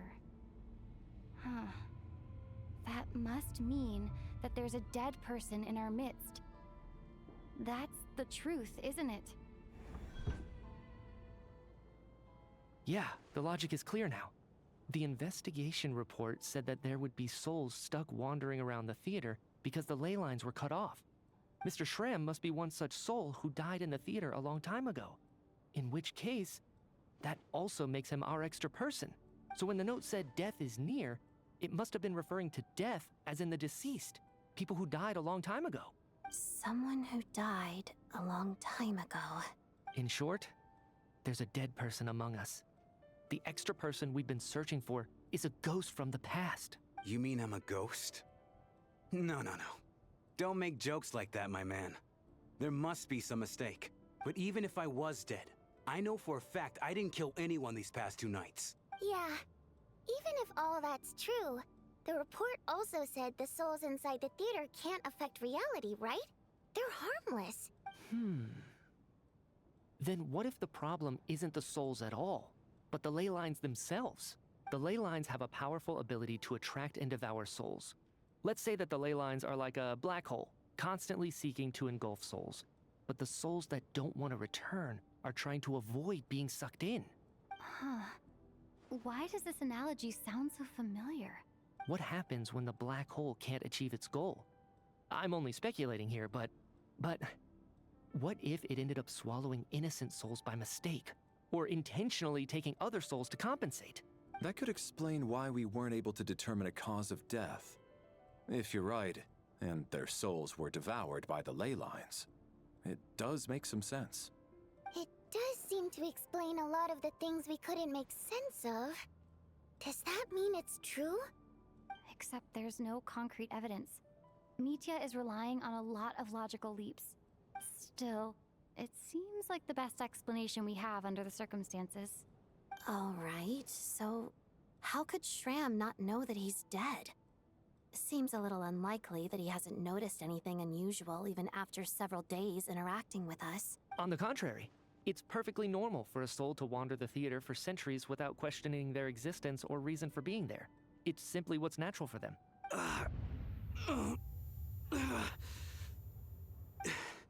You know what, Mr. Brainiac? I think you might actually be right after all. I'm trying to remember and... even though my head feels like it's going to explode, I think... it's all coming back to me.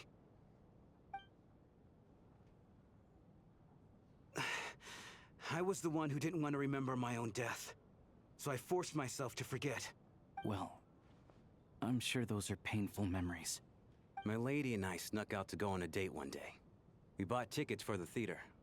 It wasn't really my thing, but I was just happy to be together. All of a sudden, a group of people burst into the theater, shouting for all the water imps to get out, performers and audience members included. It was clear the conflict between humans and Fae had reached a boiling point.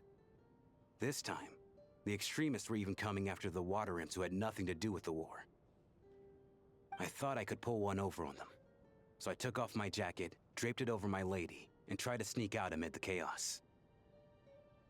But I got caught. They started shouting, calling me a traitor to humanity. But I was going to do whatever it took to buy our chance to escape, no matter how many people stood in my way. I had to, both as their bodyguard and out of love. It's all right, friend. You can stop there if you want. You don't need to dig all that up again. It's just... even now, I'm still struggling to accept the truth. How could I be dead? I'm sorry, everyone. If I'd known I was a dead man walking, I wouldn't have dragged you down with me. If I'm the cause of all this death, then punish me however you see fit. But, Mr. Shrim... No. I refuse to be a burden. I know what I have to do. You said I've been wandering the theater for centuries, right? I guess it's high time I got a breath of fresh air. Out there, I mean. I'll leave this place and take all this death with me. Go out on my own terms. Mr. Shram, I'm sure we can figure out a different course of action. My good sir, we both know I'm not supposed to be here. I should have accepted my death long ago. One way or another, this has to end. Unless you're saying this goes against another one of your military principles somehow. No, I'm speaking on a personal level this time. Let it go, man. Oh, wait. One last thing. Miss Water Imp. My lover. Her name was Litia. Litia Ozarova. Do you know what happened to her? Ozarova. Oh, Auntie Ozarova. That's what we all called her. I remember her as a very kind elder. She had a bunch of kids, too. I'm so glad she survived. And she had lots of kids? Good. That's... good. I could hardly expect her to stay single just because of what happened to me, right? As long as she went on to be happy. That's all that matters. Besides, I'm dead. My soul's been wandering around here for so long because I was worried about her. But now, I can go without regret. There's no need to see me off, my friends. I've enjoyed our time together over these past few days. Perhaps we'll meet again in the next life.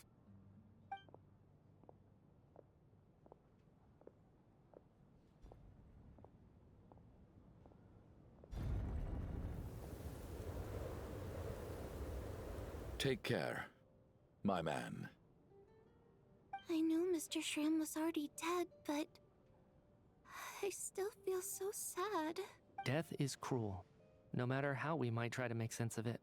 So, was the conflict between Fae and humans really that bad back then? I was only little, so I don't remember much. It's terrible to think that so many innocent people had their lives turned upside down. Even the historical records about that time period don't say much about it. All people know is that the Tsaritsa founded the Fatui, drove out most of the Fae aristocracy without explanation, then used her terrifying power to suppress the humans. It seems to me like the Tsaritsa chose to make herself the enemy. She downplayed the conflict, directing whatever animosity both sides had for each other at herself instead. That's also why, despite how brutal the conflict was at the time, there hasn't been much lingering tension between humans and Fae since. Things have been fairly harmonious for the past few centuries. So, the Tsaritsa banished the Fae to protect the Fae living in the city? She offered herself up to be hated in exchange for peace. Maybe it's not quite as bad as it sounds. I don't think Her Majesty is too concerned if mortals hate her or not. And besides, there are very few who truly do. All this time, I had no idea. All right. If Mitia's theory is correct, then I think we can consider this matter settled. Let's all take a break. Ugh, if only this blasted storm wasn't still raging on.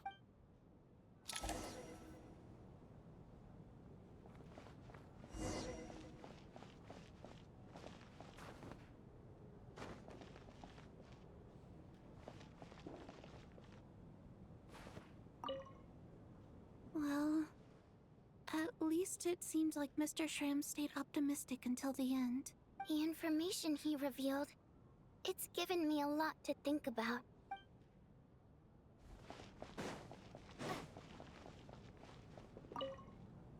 At least the lingering regret that kept him here has been put to rest.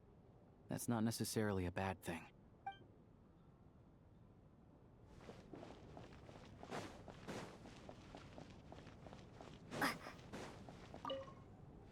Even though Shram was already deceased, his decision to walk into the snowstorm was still a sacrifice, and a very brave one. This is one of the few times I don't feel at all happy to have my theory proven true.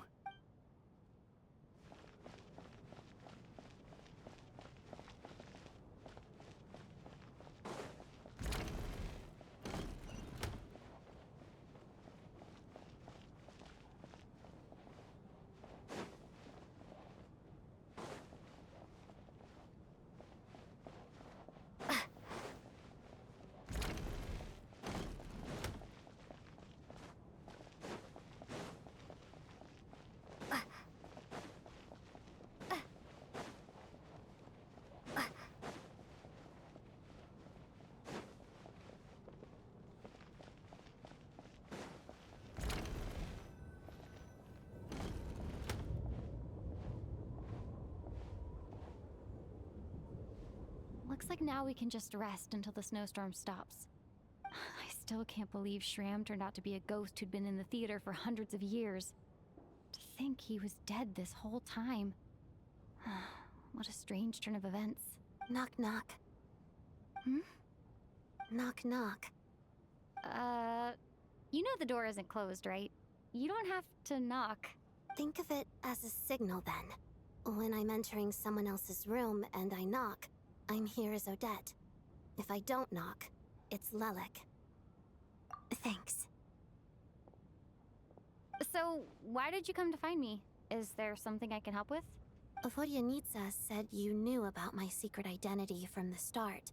But when everyone was discussing who Lelik could be, you were worried that revealing what you knew would be unfair to me.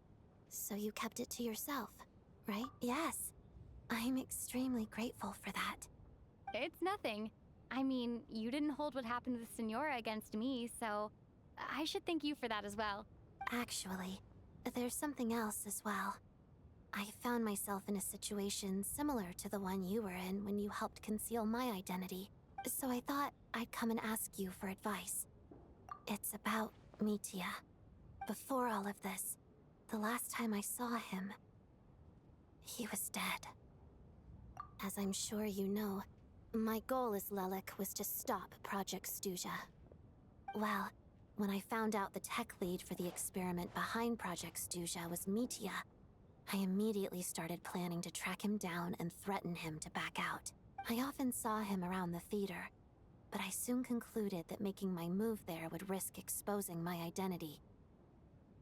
So I decided to infiltrate the Armory Palace and go directly to his lab. That way, the threat would be much more effective. Well, I suppose there was a bit of luck involved, but I am a Fatus, so I already had some familiarity with the building's layout. But when I finally made it to his lab, Mitya seemed to be dead. I checked his breathing and his pulse. He had no vital signs whatsoever. I'm certain of that. I thought maybe another anti-Project Stuja activist had beaten me to it, and chosen a much more brutal method. So I made myself scarce. That's why you were so on guard around Mitya that first night here. Yes. When I saw him sitting in the audience during the performance, I could barely contain the shock. To me, it was a miracle. Somehow, he'd come back from the dead. But then, the murder started happening and things got so complicated that it wasn't really at the front of my mind. That is, until Mitya himself said there must be a dead person among us. Then, I couldn't ignore it any longer. And yet, you thought that bringing it up right away would single Mitya out. Just like when everyone was suspecting Lelik. Exactly. I thought there could be something I was missing. Besides, we soon figured out that Mr. Shram was a ghost. And we knew there was only one extra person. So we thought he had to be the one. But now it seems like there's another candidate. I understand why you kept it to yourself. There was so much information being thrown around during that discussion. Bringing up Mitya would have just introduced more confusion. So, what do you think we should do? Let me confirm one thing first. When was it that you found Mitya dead? Around a week ago. Sometime in the afternoon. A week ago? That's earlier than I thought. I saw him just a few days ago at a restaurant. That definitely would have been after you found him dead. He seemed completely normal to me. Chatting with Vodyanitsa, trying to avoid Valeri. So he was definitely alive on that day. Huh. Well, all I can say is I know what I saw. Here's a thought. The reason we even suspected a dead person could be among us was because of the problem with the theater's ley lines. But Mitya's death happened inside the Armory Palace. The ley line issue affecting the theater shouldn't reach that far. You're right. I guess he doesn't fit the profile of the person we were searching for. I think the chances of it being him are very low. Surely he can't have died for real in the Armory Palace. Unless... Unless what? Unless he really did come back from the dead. You're right. Do you think we need to disclose this to the others? Huh, what's this? A private meet and greet?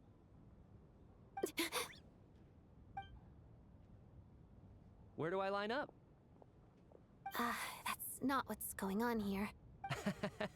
Well, I was just making the rounds. Thought I'd try to lighten the mood a bit. Vodyanitsa's handing out food if you're hungry.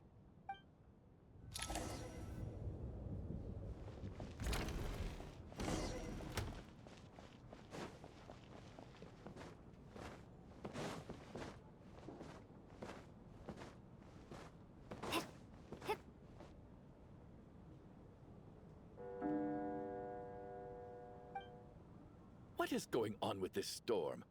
Could it be connected to that monster that just arrived in Snezhnaya? I almost hope it is. Her Majesty the Tsaritsa left to vanquish that beast herself. We just need to wait for her triumphant return. Do you think people still feel the cold after they die? I'm wondering about Shram. Oh, maybe we should have given him a coat before he went out there. Death itself is cold, isn't it? I'm sure the storm will embrace him. Well, I hope he has a safe journey. I'm going to miss him, I think. It's not like we can blame him for Rampana and Kulish's deaths. Thinking back on it, we barely made it out alive ourselves. Once we get out of here, how are we going to explain what happened to their families?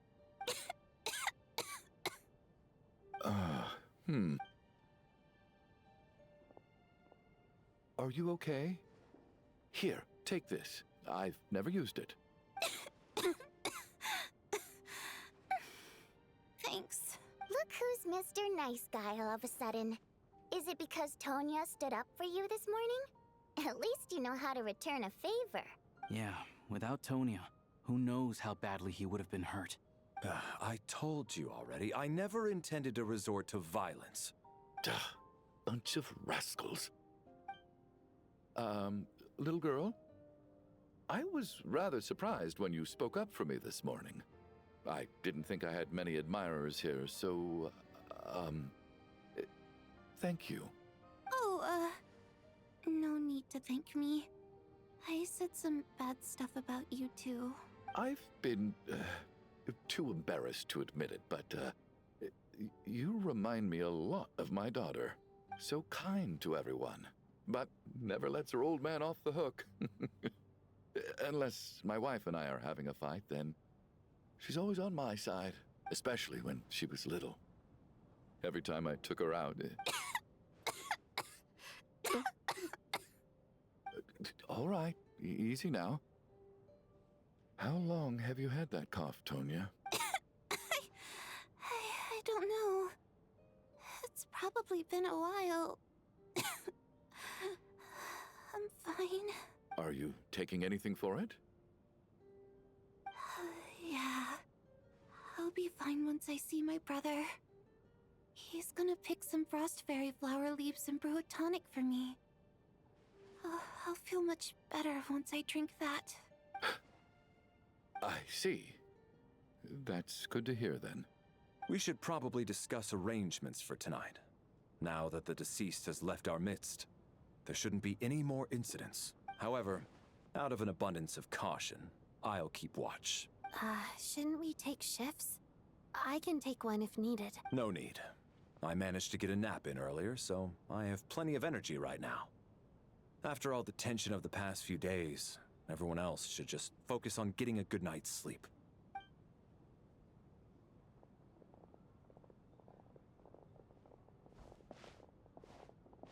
What a long day.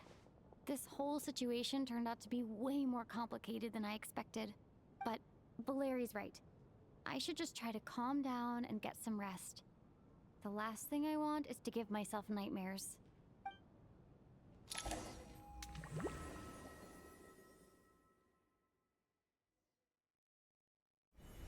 She's awake. She's awake! Get over here, you big lug, and take a look! If you must call me something, call me Mr. Door. The Black Mist is coming. You need to go. Are you all right? Can you walk? We just got attacked by monsters on our way up. That Mr. Door fellow protected us. He just seemed to come out of nowhere. Not much of a talker, but when it comes to taking down monsters, that man doesn't hold back. Curses! The Black Mist is catching up to us. We need to keep going. Mr. Door, I don't believe I've ever seen you around here before. Why is that? There's no need to try to get to know me. I'm just Mr. Door.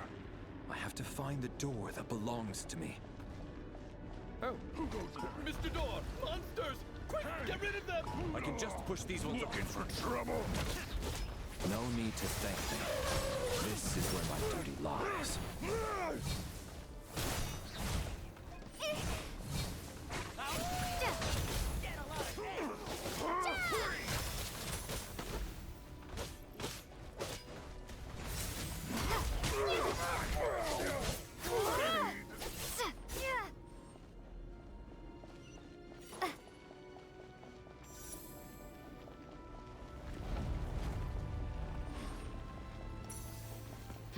So we're doing this the hard way.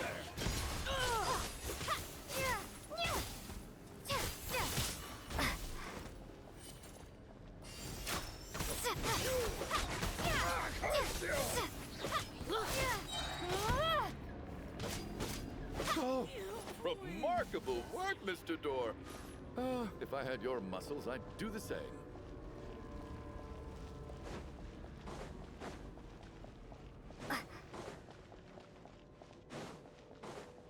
Are none of these doors the one you're looking for? No.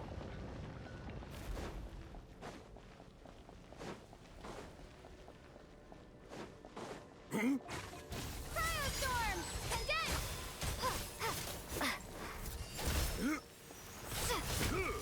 Come no closer. Oh, goodness! My command. Impossible. Impossible. I'm so exhausted. And the black mist is still rising. Oh. Wait, look! There's more monsters down there. Are they coming from within the black mist? No, no! They're gaining on us! Quick, keep going, or they'll be at our heels any second!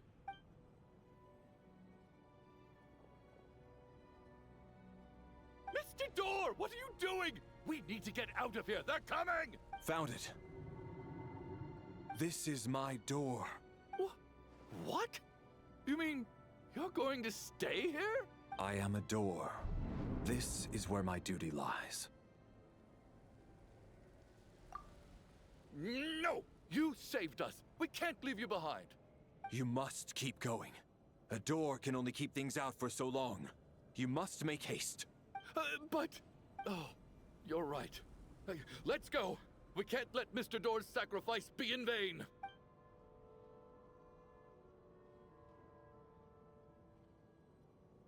The black mist isn't moving anymore. Looks like both the monsters and Mr. Door are gone. I didn't just imagine all that, did I? Surely I wasn't so scared out of my mind that I hallucinated a door as a human being? Oh, okay, good. There's no way we both hallucinated the same thing. Getting sleepy? Well, looks like we're safe for now. Go ahead. Let's get some rest.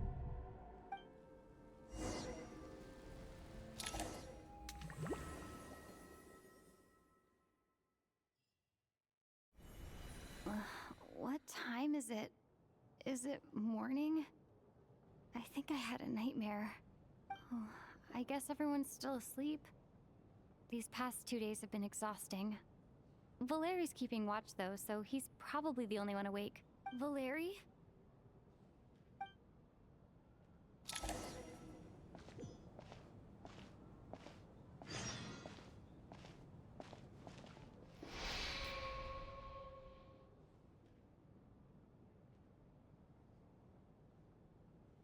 Wake up! Everyone needs to wake up!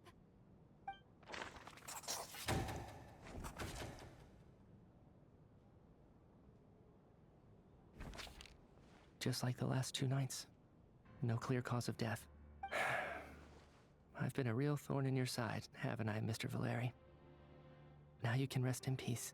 But for me, life will be all the duller for not having to run away from you, my friend. How's Tonya? Is she okay? I just checked on her, and it doesn't seem like anything serious. She's just exhausted from the past couple of days, and she's still recovering from her illness. We should let her sleep a bit longer. That means Valeri was the only one who died last night. If Valeri was awake and keeping watch, it would have been impossible to kill him without waking everyone else up. That much is certain. This is so frustrating. Why has nothing changed since yesterday? I thought we already dealt with the dead person causing all this. Actually, one thing has changed. There's only 1 victim this time, not 2. Does that mean...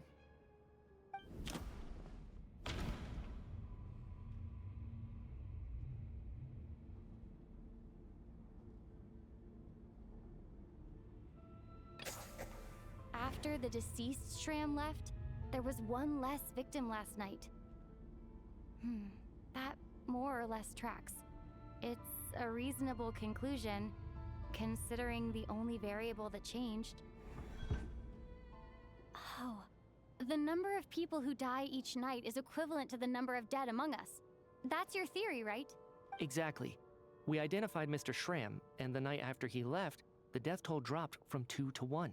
By that logic, there must be one more dead person left among us. Another one? But there was only one person unaccounted for in the ticket checks, right?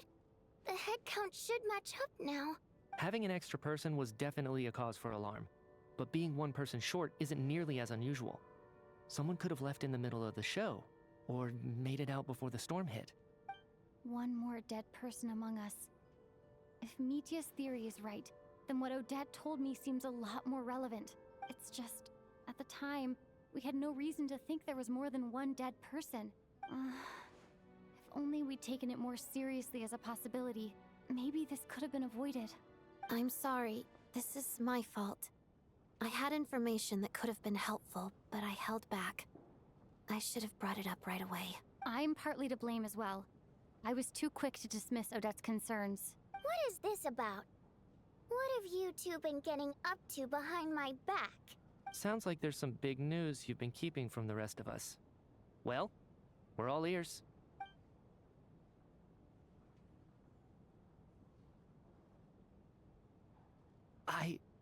I'm the dead person? Wow, that's certainly news to me. Odette and I talked about it yesterday, but we thought it just wasn't possible, so we left it at that. Yeah, I don't blame you. If I'd been there, I probably would have reached the same conclusion. It just sounds too unbelievable. Let me just try and verify this. I just scoured my memories trying to think back to the afternoon Miss Odette mentioned, but I honestly have no recollection of dying. That's where I'm different than Mr. Shram. Having seen Mr. Mitya a few days ago myself, I also find it hard to believe he could be the other dead person among us. Well, if it isn't Mitya, then who? Do we vote on it?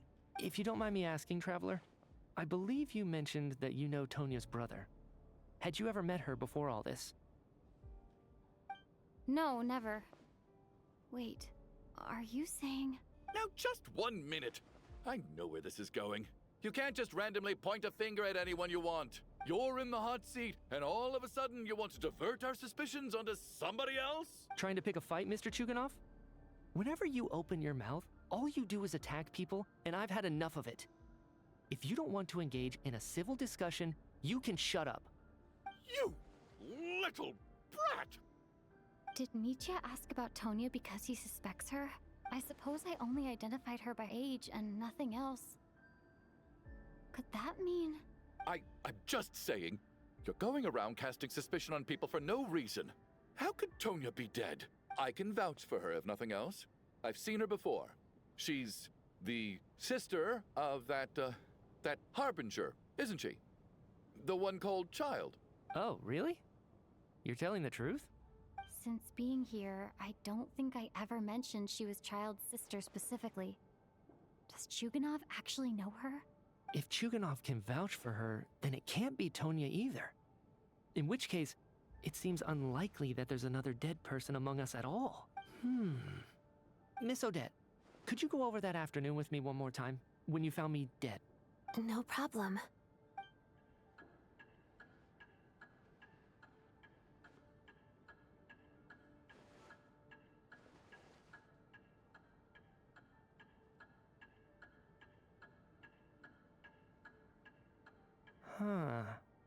No matter how hard I try, I just can't remember anything about dying.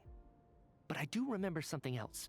Miss Vojanitsa, during our last meal together, I told you how some of the researchers were suffering from temporary memory loss. Do you remember that? Oh, yeah. You said it was hindering the progress of your experiments. You thought they were just under too much stress or something. Right. And even though I don't remember dying that day, I'm pretty sure I experienced something like amnesia. Some of my memories from that afternoon are missing. Are you suggesting you're missing the memory of your... Of course. How am I only just realizing this? Humans aren't necessarily aware of their own death. You mean being silently assassinated, or dying in your sleep? Situations like that? The researcher's amnesia. Suddenly it all makes sense. I must thank you, Odette. I think your perspective just helped me reach a breakthrough on a series of issues that have been troubling me for quite some time. All right. It's decided then. I'll be the one to leave today. Oh, leave? Hey, wait a minute. Aren't you rushing into this? What if you're wrong? You'll pay with your life. Come on, kid. Aren't you gonna fight for your life? This seems like a rash decision. I have other reasons beyond what's been discussed. In fact, thinking back, I remember during Miss Odette's performance, while I was sitting in the audience stalls, a brilliant new idea for my research popped into my mind. But then, my train of thought suddenly cut off. I can't remember it now at all, and I didn't take any notes. I guess that must be another instance of temporary amnesia. No. Hold on. I see where you're going with this. You're suggesting that each instance of temporary amnesia is a death, right? There's a glaringly obvious flaw in that idea, no? How can one person die so many times? I believe Miss Odette's account. During the period where my memory is blank, I must have been either dead or in a similar state. All it would take is for the same thing to happen in the theater, and I would come under the effect of the ley lines in this vicinity. This increases the likelihood of me being the deceased, does it not? But... There's no evidence to suggest that anyone other than me is a candidate for the deceased. So allow me, as a scientist, to treat this as an experiment. Please relax, everyone. I don't think things are as bad as they may seem. If I really am the deceased, then to leave the theater will be a relief for me. If, on the other hand, I'm still alive right now, well, apparently you've all witnessed my resurrection recently anyway. Who's to say I won't return from the dead again this time? Mitya's right. This is the only thing we can try right now. I think he's deliberately downplaying the gravity of the situation, though. He probably doesn't want to burden everyone. What is a scientist if not someone who gambles on experiment after experiment in an attempt to obtain the truth? With this snowstorm, the ley line phenomenon, ghosts of the dead, and my amnesia, we've been paralyzed by not knowing and powerless to do anything about it. It's a terrible feeling. But if I do get resurrected, you can be sure that I'll come back with the truth of all this. Just you wait.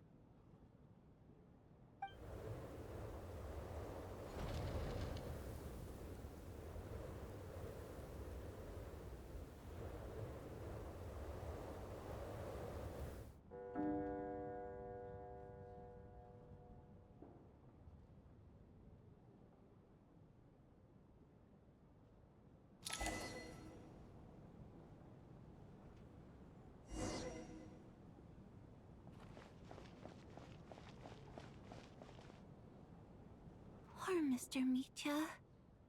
I didn't even get to see him one last time. Maybe it's a good thing that you weren't there to see it. It was a hard thing to watch. I hate goodbyes. Why does it feel like everyone around me is slowly disappearing? Not just in here, I mean. In the outside world, too. Maybe it's the realization that, at the end of life, everyone has to face it alone. Come to think of it, the main reason we're still alive right now is pure luck. Each morning here, for every one of us, there's the chance that we might not wake up. You could take it a step further and say that the same is true outside, too. Who can ever be 100% sure when they drift off to sleep that they'll open their eyes again in the morning? If I make it out of here, I'm going to cherish every moment that I'm awake and live without any regrets. Without regrets? I feel like a strange sense of anxiety has been quietly growing inside me over the last 2 days. Are you okay? You look really glum. If something's bugging you, let's talk about it. There's only a few of us left here now. After everything we've been through, what's the point in keeping things bottled up? I have a travel companion named Paimon. Alosha and Odette have met her before. She's been feeling unwell recently. You're worried about her, aren't you? That makes sense. We've been trapped in here for days. To be honest, I used to feel like I was just a spectator in this world, watching everything that happens from the sidelines. Maybe it's because I'm a descender? A descender? But with Paimon by my side, over time, I slowly felt my connection to this world growing stronger. She loves eating, sleeping, and having fun, but she's also a great guide. It's her authenticity that makes this whole world feel more real for me. Over the last few days that we've been apart, I've often caught myself wondering, what would Paimon say if she were here right now?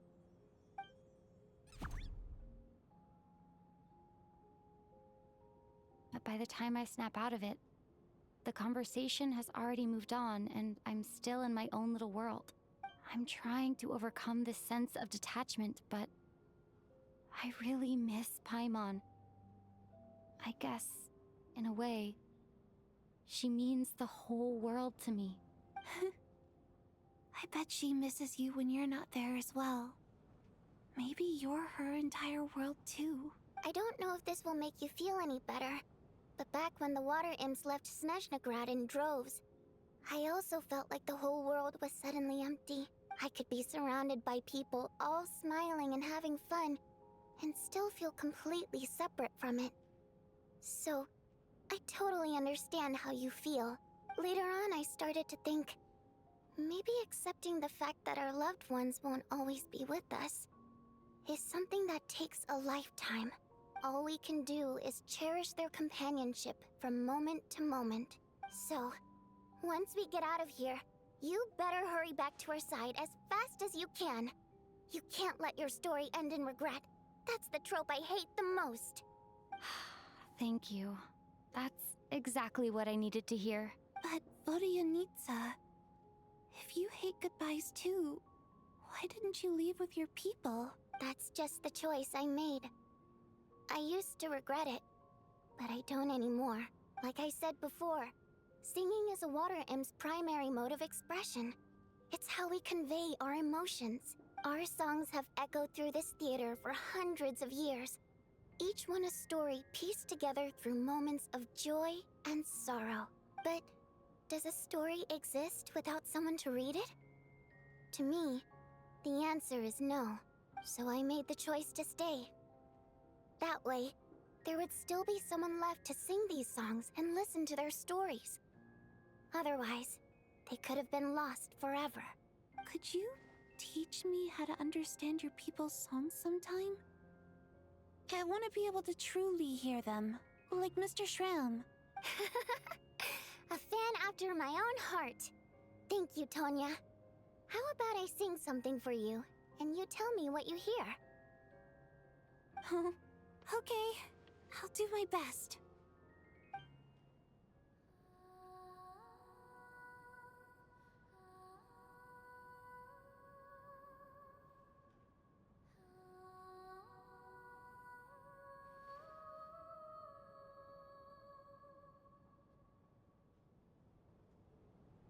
I've never heard that one before. I feel like I can hear a sense of longing somehow. I wonder why that is. Color me impressed, Tonya. You're a keen listener. Most people can only tell if a song is happy or sad.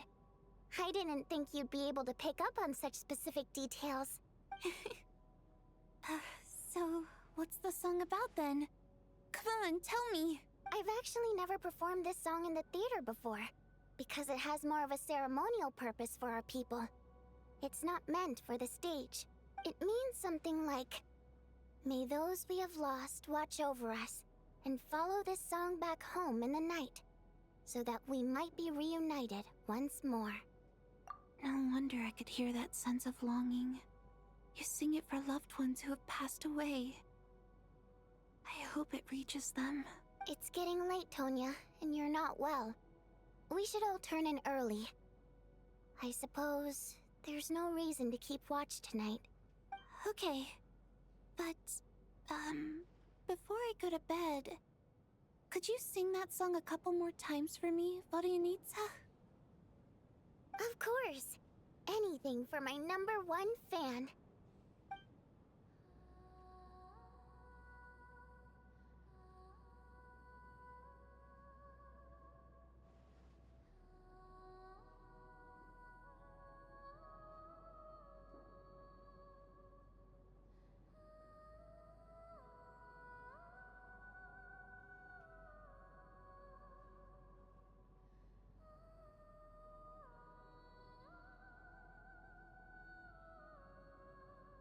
Once I get out of here, I definitely don't plan on ever coming back.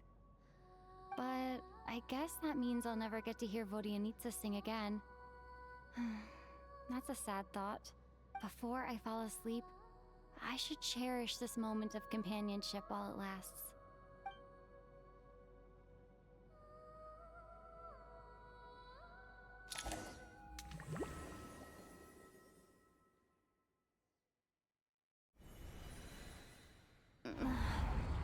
Where am I? It's so dark in here, and I feel kind of dizzy. Am I alone? Huh? What was that noise?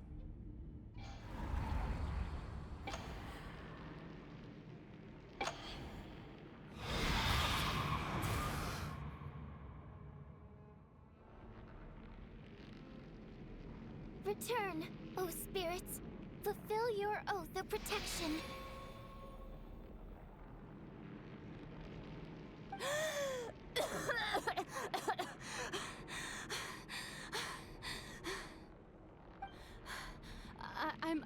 I'm alive? What just happened? No time for questions. Quick, over here. Turn on the switch. We need to bring back the light.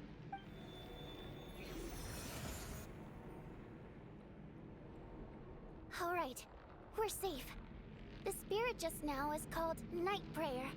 The light subdues her, but she'll attack without a second thought in the dark. Sort of. I know it's hard, but you can't let this place go dark, or she'll kill you again. Yep. Luckily, I was here to resurrect you. Otherwise, that'd have been a real bummer. A bit more than a bummer, I'd say. Wait, so you have the ability to resurrect people? Sure I do. I'm your guardian spirit after all. I specialize in soul recall. Oh, it's nice to meet you, by the way. Thanks. It's nice to meet you too. All right, there's no time to waste. The black mist is already catching up. We need to avoid it at Night Prayer at all costs. Come on, let's go. We need to reach the next switch before the place gets too dark. If we bring the light back, Night Prayer won't be able to get to us. Sweet, sweet light! It's back! Shh! It's Night Prayer. We need to move quick, but don't let her notice you. Look out!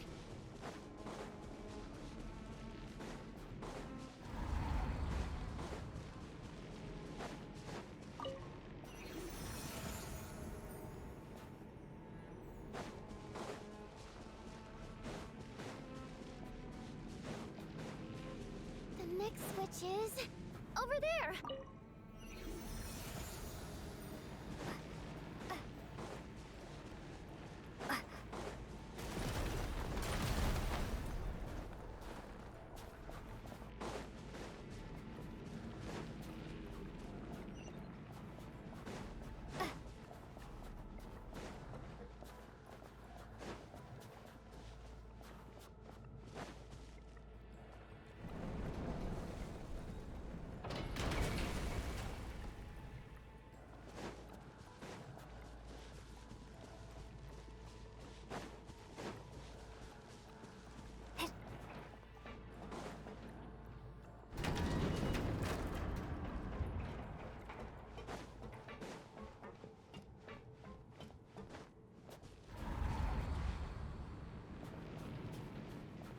No, Night Prayer is here too.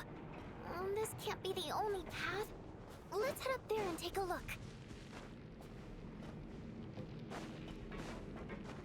bridge is just up ahead! Hurry!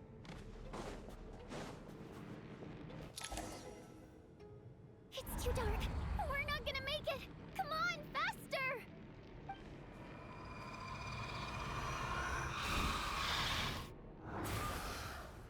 Traveler! I won't let you die like this. Not on my watch.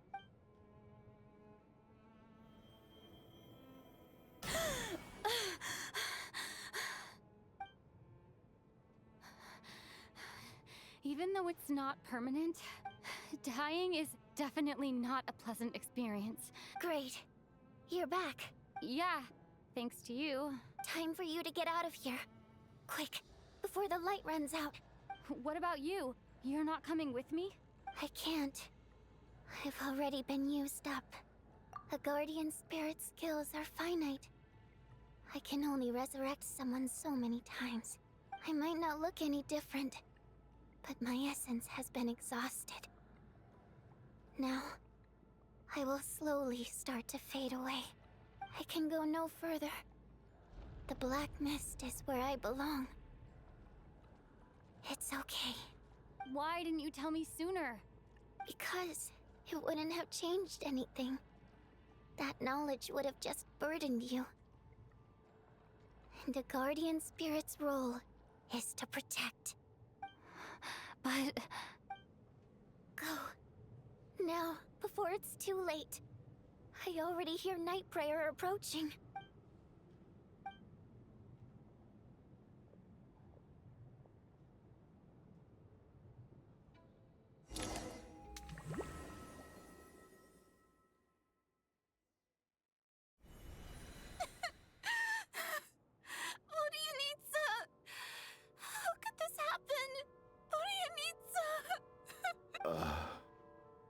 Well, I guess there's no need to inspect the body.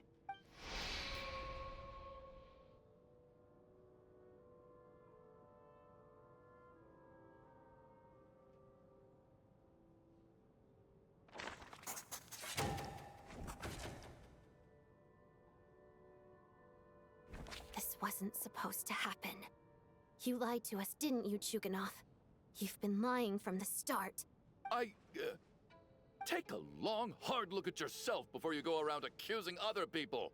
I suspected you on day one, Lelik, and now look where we are. By some strange coincidence, you've never been targeted. You just happen to have survived this long? No, you should be the prime suspect. And you, little hunter, ever so content with staying on the sidelines. Yet you were the one who stopped us from leaving from the start. Why are you trying to keep us here? Now you're just lashing out indiscriminately. That's either a sign of anxiety or a guilty conscience. Where was all this passion and bravado before? Decided to fight until the bitter end. Is that it?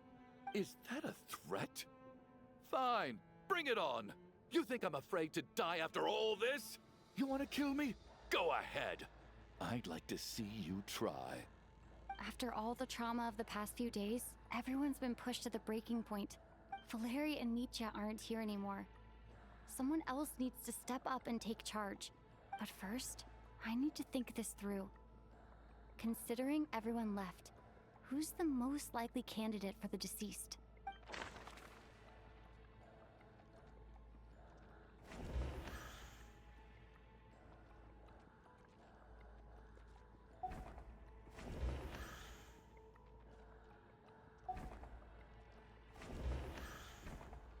Of those who remain, the only person we've never met before is Tonya. There is room to doubt her true identity. People are easily misled by first impressions. Now that I think about it, Child's sister was in fact a label I imposed on her due to my own assumptions. But Mr. Chuganov vouched for Tonya's identity yesterday, with basically no other possibilities left. Could it be...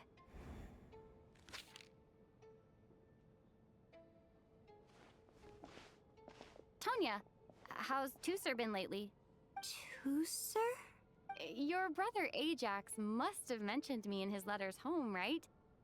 Did he say anything about a blonde traveler? No.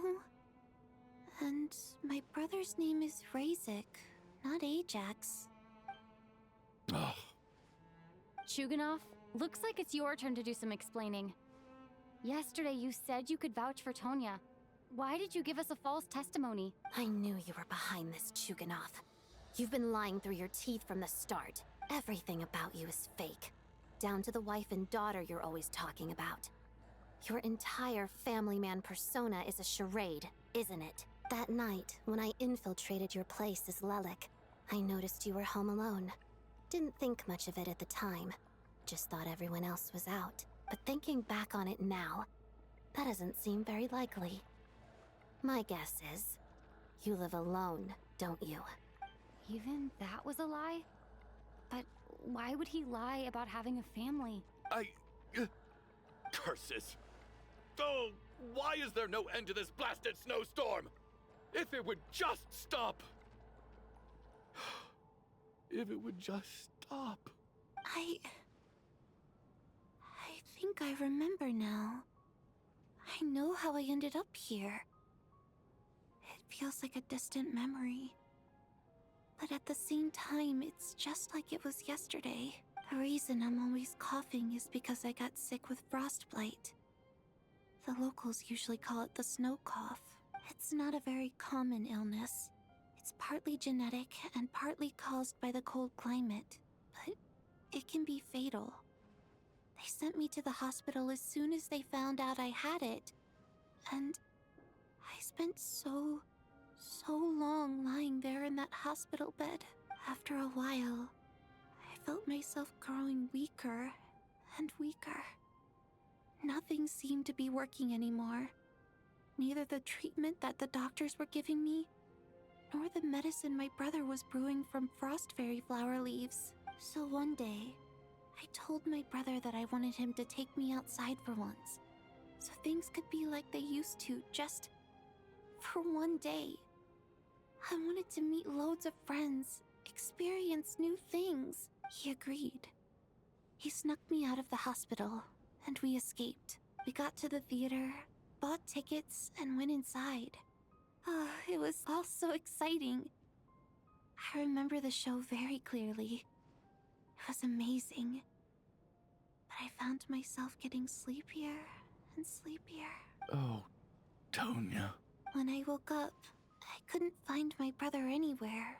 So I guessed he'd already left. But there's no way he'd leave me behind. So I decided to stay here and wait for him.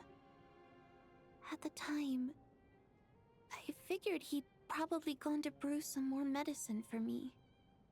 I was planning to chew him out for abandoning me when he got back. Tonya, it sounds like by then, you'd already... Yeah, I know. I understand now. Dead, aren't I?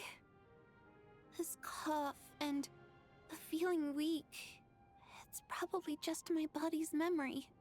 After all of that, it turns out I can't blame my brother after all. I was the one who abandoned him. I'm sorry, everyone. I realized this much too late. It seems like death skewed my perception. And now I've dragged you all into this mess. Your name probably isn't even Tonya, is it? Didn't that ever strike you as odd over the last few days? Well, when I was little, my brother and I read a storybook, and Tonya is the name of one of the characters. When we escaped from the hospital, our family and the hospital security were looking everywhere for us. So when you first approached me and said my brother had sent you, and called me Tonya, I thought he must have chosen a fake name that only the two of us would know. Because he was afraid of getting caught. Now, it seems like that was just wishful thinking. At least your memory of death isn't painful. That is a small comfort. Now it's your turn, Chuganov. Talk to us. I believe no lie is ever told without a reason. You're right. I was lying. I happen to know that the Harbinger child and his sister Tonya managed to get tickets, so I lied to you and pretended I knew them. And yes, I was lying about my family, too. The truth of the matter is, I lost them a long time ago. I just refused to accept reality. And now I've spent the second half of my life living a lie. I'm a joke. My daughter's name was Iskra. And before you ask, yes, Iskra, as in Iskra Manufacturing Plant. She also died from the snow cough. She was just 6 years old. If she were still alive today, she'd be around the same age as little Tonya here, after Iskra passed. My wife couldn't bear to face those memories either. So she chose to start a new life, without me. One day when I came home from work and saw the empty room, I felt like I couldn't breathe. Subconsciously, I started to imagine that they were still there. I soon discovered that this was the only thing that made me feel any better, so I just embraced the delusion. Nothing more than a pathetic means of escapism, I know. But at least it's not a crime. So explain your false testimony then. The night before last, when I was chatting with Tonya, she mentioned that her brother would brew medicine for her from frost fairy flower leaves. Combined with her various symptoms, I suddenly understood everything, including the fact that she was deceased. The snow cough used to be an incurable illness. I would pick frost fairy flower leaves to brew medicine for Iskra too. It took hours and hours on the stove. But the year after my daughter passed away, the jester of the Fatui announced that a cure for frost blight, also known as the snow cough, had finally been developed. It turned out that all previous treatments were completely ineffective. No better than random concoctions. That was the final straw for me. I just couldn't take it anymore. Just one more year. One more year, and everything would have been okay. So, more than anyone, I know full well that in this day and age, no one in their right mind would still be using frost flower leaves to brew medicine for the snow cough. Poor Miss Tonya, therefore, had to have been from an era when snow cough was still a terminal illness. So, you projected your daughter onto her? Even though you knew she was one of the dead? That doesn't make any sense. You knew she was already dead. What did you hope to achieve by protecting her? I just don't believe in your crackpot theories. Nor do I approve of your actions. How can you just declare a living person dead and throw them out into that snowstorm? Nitia's gone.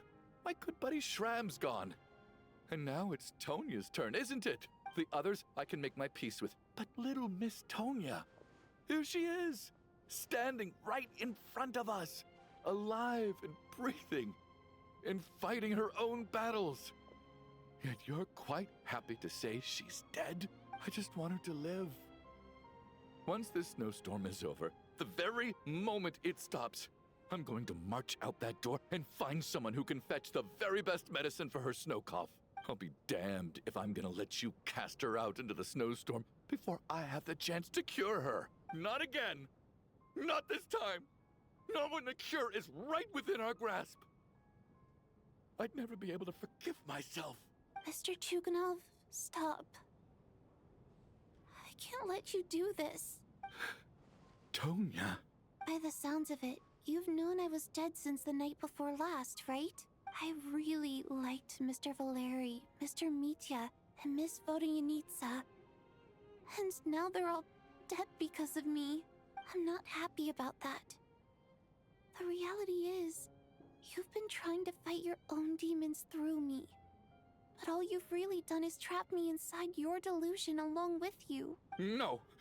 Listen to me. I want to save you. I do! Well, at this point, I'm quite sure that I'm dead. I don't need to be saved.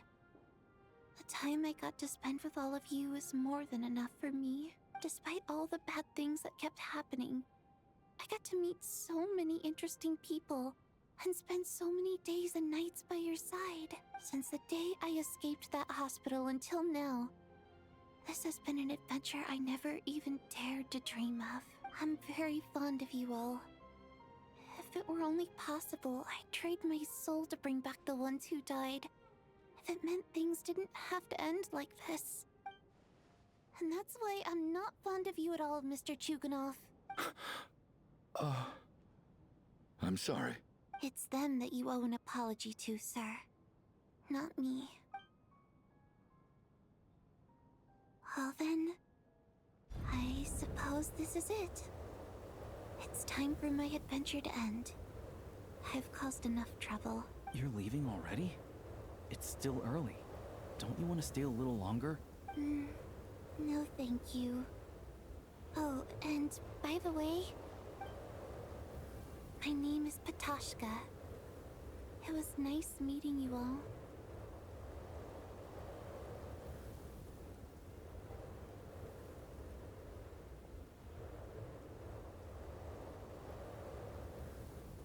Feels strange that we're only being properly introduced now that it's time to say goodbye.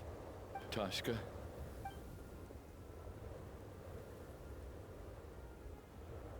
What are you doing, Chuganov? Are you crazy?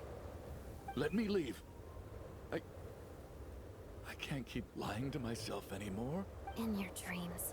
Don't think you're getting off that easy when you had a hand in the deaths of so many people. The Fatui have honed quite an array of enhanced interrogation techniques since they were founded. Once we're out of here, Lelik will personally give you a taste of every last one.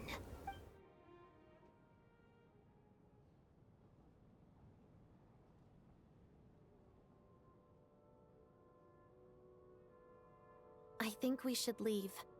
I doubt this snowstorm is ever going to stop. For all we know, this storm might have destroyed all of Snezhnaya by now. Maybe even the whole world. Wait, we finally solved the mystery of the haunted theater today. Maybe let's at least try to enjoy tonight? Fair enough. I don't particularly feel like dying in Chuganov's company anyway. And yet you won't let me die first. Hey, Chuganov, on a serious note, if we do make it out of here, you should close down that factory of yours. A lot of people are freezing thanks to you. Is this really the time to be discussing my factory? All right, fine. I'll shut it down. Doesn't matter to me anymore. Am I hearing things? Or was that a knock at the door?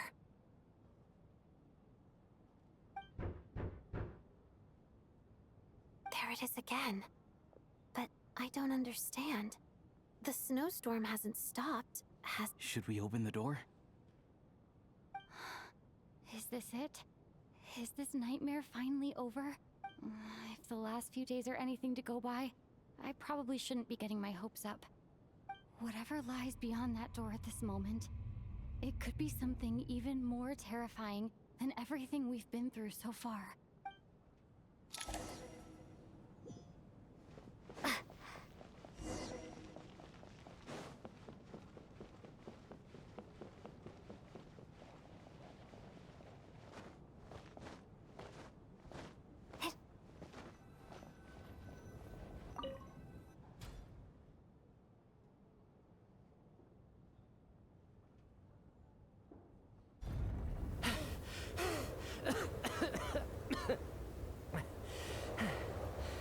Hey everyone, I'm back. How are you doing? Feeling any better? Much better, thanks. Whew, it is so good to have you guys here. I was a little worried that the theater would be empty by the time I got back. Let me see. Tonya and Vodyanitsa are missing, which means... Vodyanitsa died last night. And then you discovered that Tonya was the other dead person. Am I right? Not Tonya. Patashka. First, tell us how you made it back here. Given the conditions outside, no one should be able to return alive. You're right. The thing that got me back safely was... a song. I heard someone singing. After walking into the snowstorm, my mind grew hazy. I don't know how long I walked through the storm before my mind completely slipped away. then, suddenly, I heard the sound of singing. The voice instantly brought me back to my senses, and I regained consciousness. So I followed the voice, searching for the source of the singing. I searched and searched, until finally, just a few moments ago, there was the entrance to the theater, right in front of me. I've actually never performed this song in the theater before, because it has more of a ceremonial purpose for our people. It's not meant for the stage. It means something like, "May those we have lost watch over us, and follow this song back home in the night, so that we might be reunited once more." That must have been Vodyanitsa's Requiem. Who knew it actually worked? That song is meant to guide the souls of the dead. Mitya, that must mean that you... Huh. No kidding. Huh, seemed like I guessed right then. This is what I've been so desperate to tell you about. When I first stepped out of the theater, I was still quite lucid. My memory of it is still pretty intact. I remember the outside world being completely different than what I'd expected. It was like this was a world where only the snowstorm existed. There wasn't a trace of any humans or buildings ever having been there. I don't know how else to describe it, except to say that it just didn't seem like the real world. And as for the Requiem, if I was guided here by Vodyanitsa's song, it can only mean that I must already be dead. And this is my soul, not my body. But I didn't experience a clear moment of death while I was out there. Nor do I feel any different now than before I walked into the snowstorm. You don't seem any different to me either. In fact, this is something I've been wondering about for a while now. If souls aren't physical, shouldn't they lack tangible form? Both Shram and Patoshka were clearly deceased, and yet their souls didn't look or feel like ghosts at all. They were visible, tangible, no different than you or me. This raises a truly terrible thought. Is that really what Mitya is suggesting?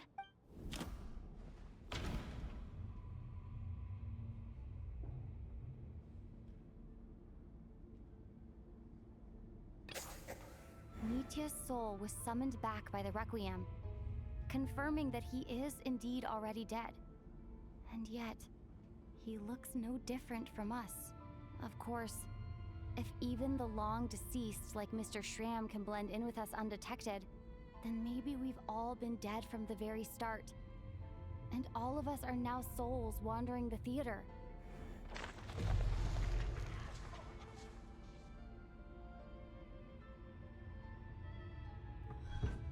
Yes. I think that this is probably the afterlife. What did you say?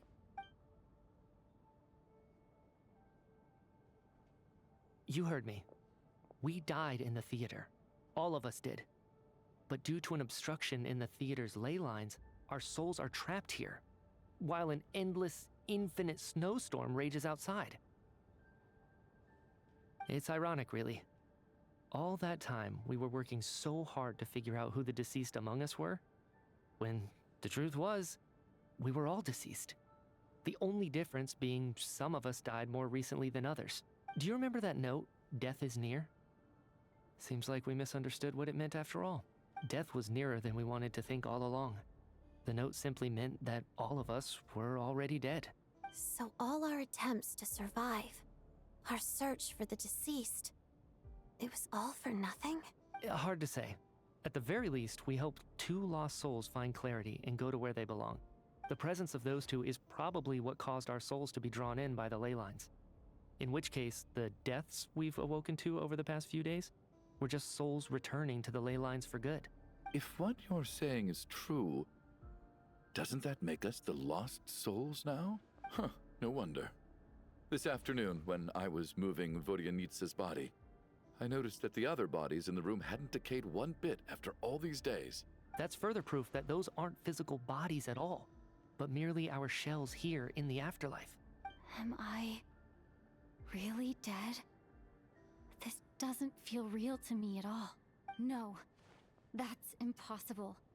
This cannot be how it all ends. I still find it hard to believe that all of us are dead. How exactly did we die in the real world? None of us have any memories of dying, right? Not even knowing how we died is preposterous. Good grief. Surely there has to be some reason. Exactly. It's hard to rest in peace when you don't even know how you died. It gave me lots to think about as I strode out into the snowstorm. I racked my brains trying to remember the cause of my death, the exact moment I died, the root of all of this, right up until my consciousness faded. Wait. Hold on. Right before I lost consciousness, I think I saw something. I can't remember. And I think I lost my notebook and pen. Mitya, your hand. Is that blood on your fingers? Huh? You're right. There's blood on the fingertips of my right hand. Looks like it's already dried. When did that happen? What the? I guess this was what I saw. I must have desperately drawn it in my own blood right before losing consciousness. What's wrong? Do you recognize the symbol? It's Renova, the ruler of death. Huh? Alosha, do you still remember that Snezhnayan folktale you told me about? It was about the Grim Reaper. When someone's about to die, he appears as an incarnation of someone familiar to guide their soul into the afterlife. And as soon as you recognize his face, your life is over. I heard a similar tale when I was little. You think the Grim Reaper in this story refers to the ruler of death you mentioned? That's right. In which case, death is near could also mean that the Grim Reaper is here, disguised in a familiar form.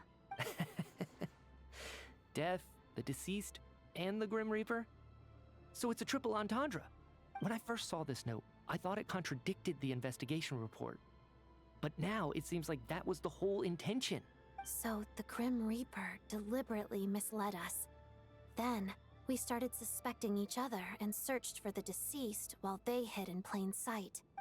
By that logic, the one person most likely to be the Grim Reaper incarnate is...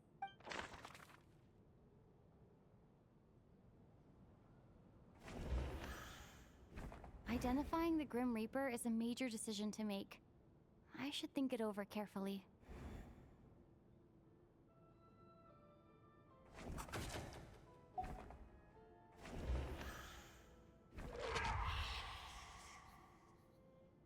No doubt about it.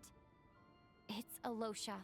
Looking back at how everyone has acted over the past few days, Alosha is most likely the Grim Reaper lurking among us.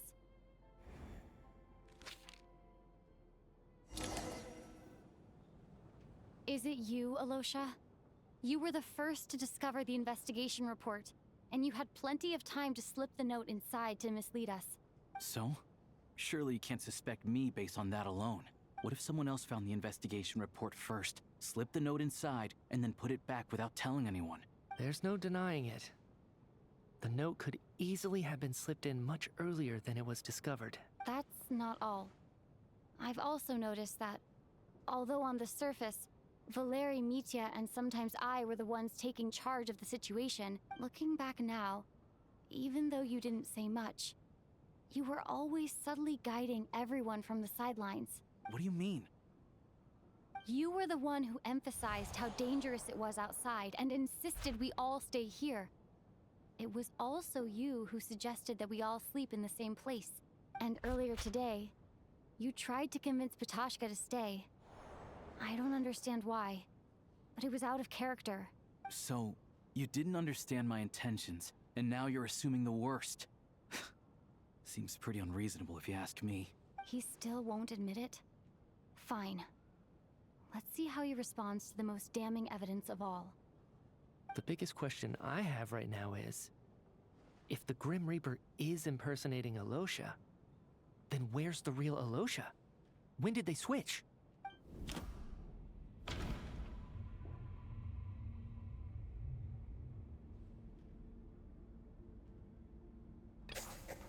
That's right. This was the moment. Right at the start, before any victims had even emerged, Alosha was switched with the ruler of death while everyone's guard was still down.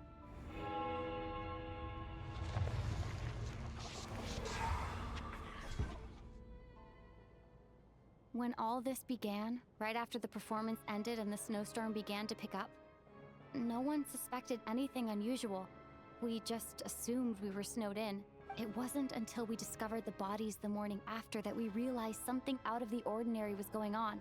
But it's clear now that the oddities actually started earlier than that, when Dimov walked into the snowstorm and never came back.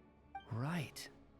So Mr. Dimov was the first victim, not Sobolova and Torgov. And if we pinpoint that moment as the beginning of this incident, then one thing becomes clear. Alosha, you are the only person who walked into the snowstorm and came back without the help of Vojanitsa's Requiem. More precisely, Alosha never came back at all. The one who came back was the Grim Reaper. Not bad. Well, since you've backed me into a corner, I suppose there's no point in keeping up the act anymore. Alosha? You're the Grim Reaper? I am no such tired cliché. Mortals should address me as the ruler of death. Before being wiped out for good, you identified the two deceased, and even sensed my presence. A commendable achievement. Far beyond what I expected. I heard you can ferry souls. Those deaths each night. Were they your doing? Your initial conclusion was correct. Due to the existence of the two deceased, the ley lines yearned to reclaim those long-lost souls. Every night they devoured an equal number of souls to fill the void.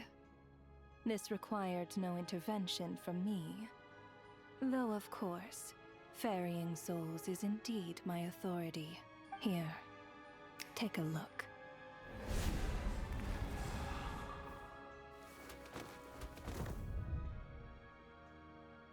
What are you doing? That takes care of today's two. Don't get so worked up. You are already dead, and your souls must return to the ley lines. I know we're already dead. You murdered us, didn't you? Murdered? No. Murder is when mortals usurp my authority. Death is my jurisdiction. If I require someone to die, I need not resort to such laborious methods as murder.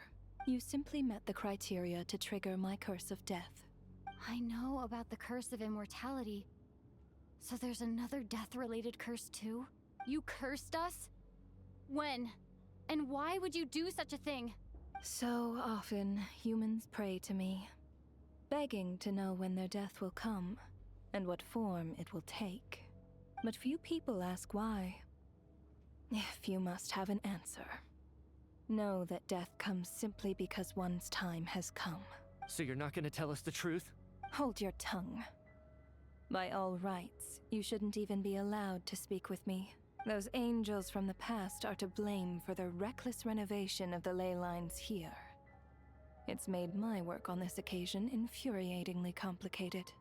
Work?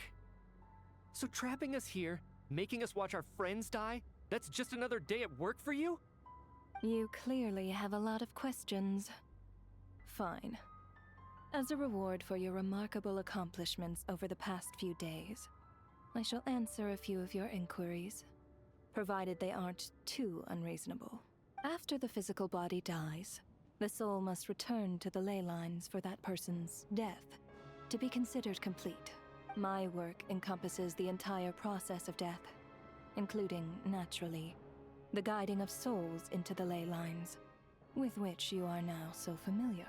You must also be rather familiar with Natlan's Night Kingdom, I presume? It was I who supported the creation of the Night Kingdom. It provided a convenient means of guiding the souls of Natlan. Here, too, the ley lines connected to the theater underwent some modifications. The angels hoped to make them capable of accommodating the souls of some special creations. But this actually hindered their ability to accept ordinary souls to some degree. This effect manifested itself after you died from the curse in the theater, leaving you stranded in the afterlife. unable to achieve a complete death. But if souls who die from the curse of death fail to return to the ley lines within a short window of time, they will miss their chance for good. Then, they will remain forever suspended between life and death, no longer subject to the authorities of either. So if you don't resolve this matter soon, and see all our souls return to the ley lines before long, we'll escape your control. Mitya is sharp. This must be what Renova was worried might happen, and the reason she got involved to begin with.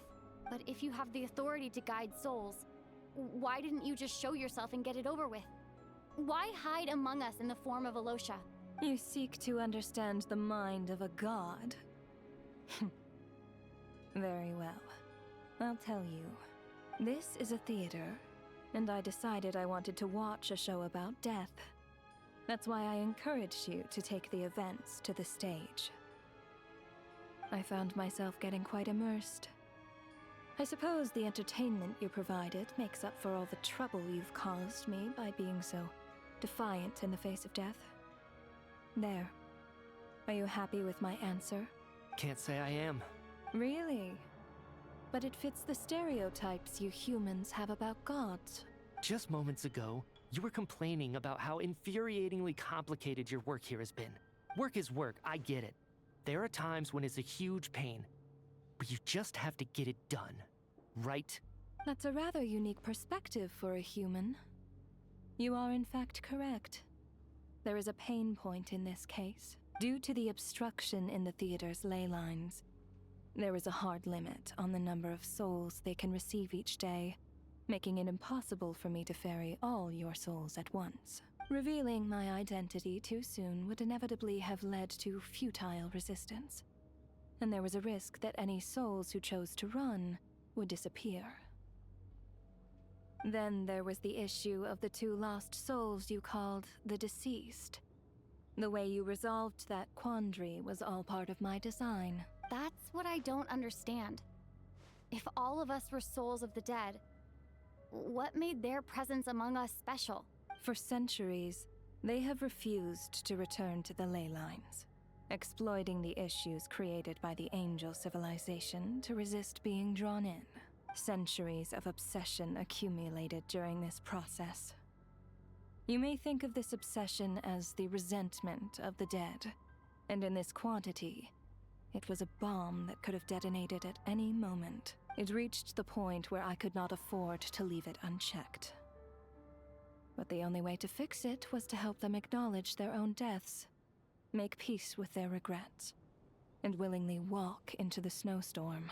Only then, with my guidance, could they finally return to the ley lines. Otherwise, you would not like to know what the consequences would have been. I vaguely remember seeing Patashka, but in the most terrifying form. Was that in a dream? Is that what would have become of her if she hadn't returned to the ley lines? I see your dreams brought you many revelations. So you see, death in fact grants wisdom to mortals. Souls connect to all things in the world and see the chain of cause and effect between them. It's nothing unusual.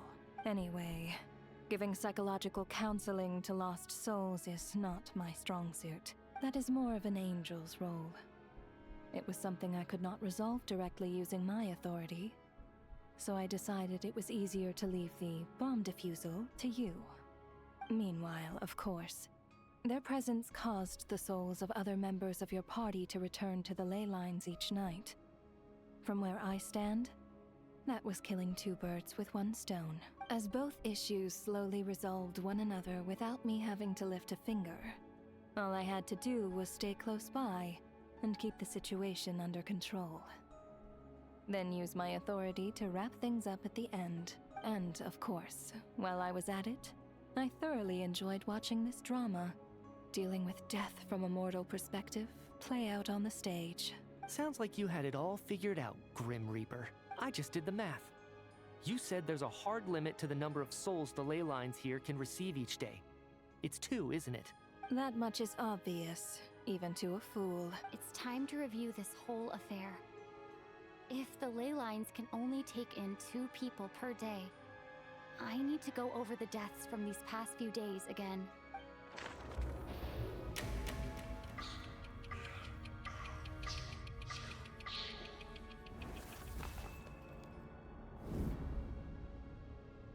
Looking back now, none of us had the faintest idea at the time.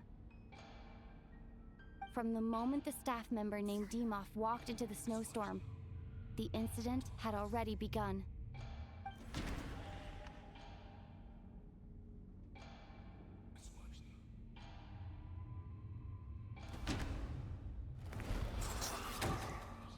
Alosha was the second to walk into the snowstorm after Demoff to investigate. During this process, the ruler of death assumed his identity, making him one of the victims.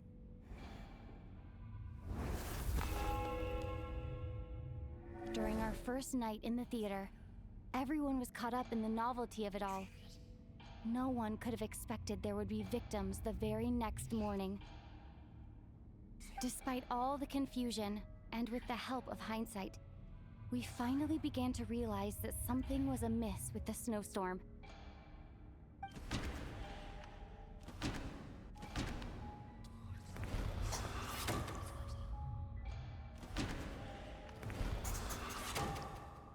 The ley lines devoured Torgov and Sobolova on the first night.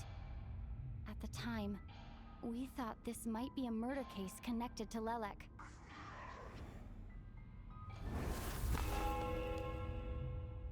Odette and I spoke a lot that night. 3 people were on watch, but in the morning, we discovered that someone had fallen victim all the same.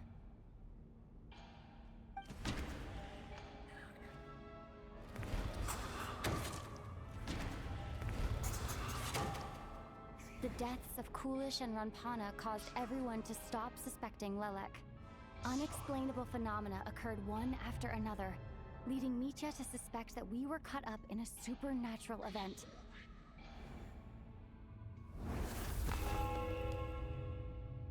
Later, we discovered that there seemed to be an extra person among us, and subsequently discovered the existence of the deceased.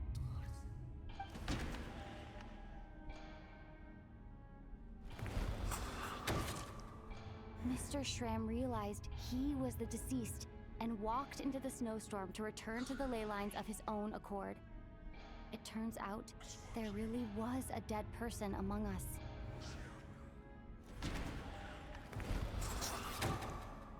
We thought it was all over, but Mr. Valeri's death was a rude awakening for everyone.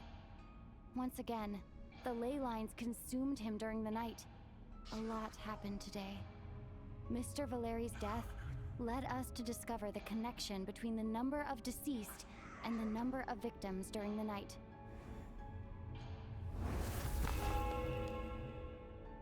The fact that there was more than one deceased seemed to bring us back to square one. Odette revealed some information she had been keeping to herself.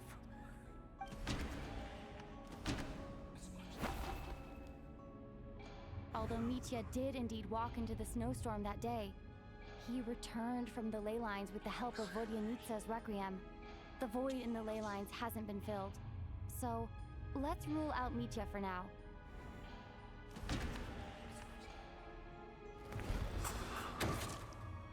As it happened, Katashka filled the void left by Mitya's return from the ley lines by walking into the snowstorm this morning.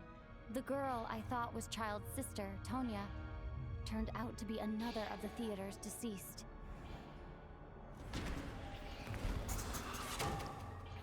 Vodyanitsa was swallowed by the ley lines in her sleep, but the requiem she sang before falling asleep was quite a game changer. Come to think of it, Patashka was about to walk into the snowstorm at that time, and Renova, unaware that Mitya would return, was concerned that her soul would overflow from the ley lines. That's why she used Alosha's voice to try and persuade her to stay behind. Looking back, I suppose that was an early slip-up on her part.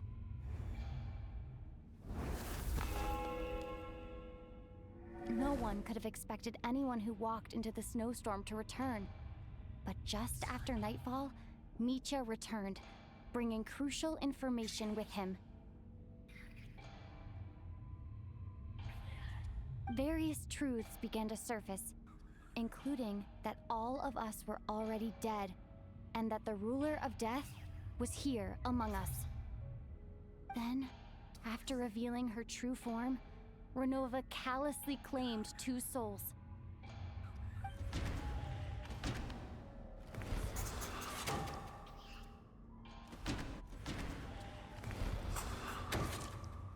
In fact, everyone was already dead by the time we took the photo.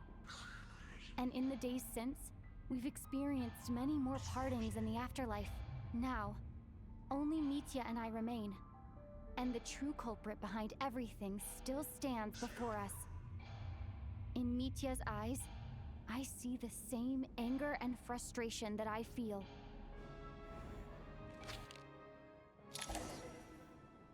That covers everything. It's all clear now. Your work isn't finished here yet, is it?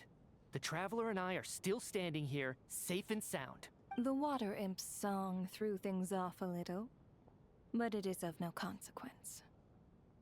The ley lines have already anchored your soul, and the first ray of light tomorrow morning will take you back. I, meanwhile, need to review my attitude towards the Water Imp race. So, the reunion in the night that Vojanitsa mentioned, I suppose that was never meant to be a permanent reunion. That just leaves you, Traveler. My power only allows me to temporarily separate your soul from your body. The ley lines of Tevat would not accept you, and your soul is firmly anchored to your body by your will. For a descender like you, who is not bound by Tevat's rules, your death can only be brought through the most violent of means, such as directly destroying either your body or soul. I have no interest in involving myself with Descenders. For now. Although, this may change if Asmodee remains missing, or you insist on interfering with our affairs. One last question then. All our struggles and sacrifices here, they were meaningless from the very beginning, weren't they? Death abides no reason. Besides, what you call sacrifice is merely a concept created by humanity. To me, it is nothing more than a self-indulgent charade in the face of death. Mere mortals fantasizing that their actions could reclaim something from my grasp. A truly laughable idea.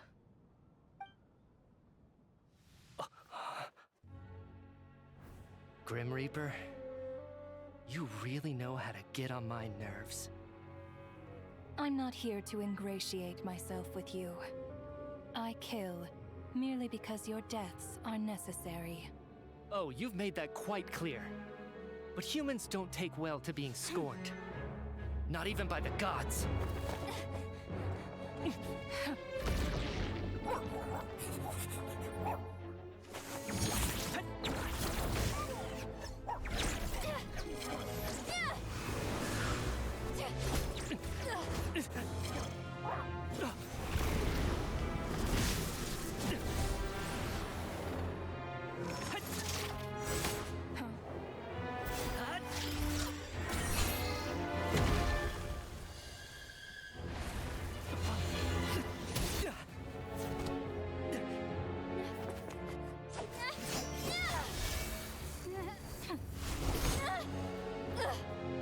This is futile.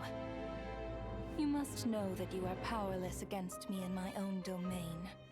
I suggest that you save your strength. For what? Maybe we can't change anything. But if nothing else, we can at least teach you to have some respect for the dead. Audacious.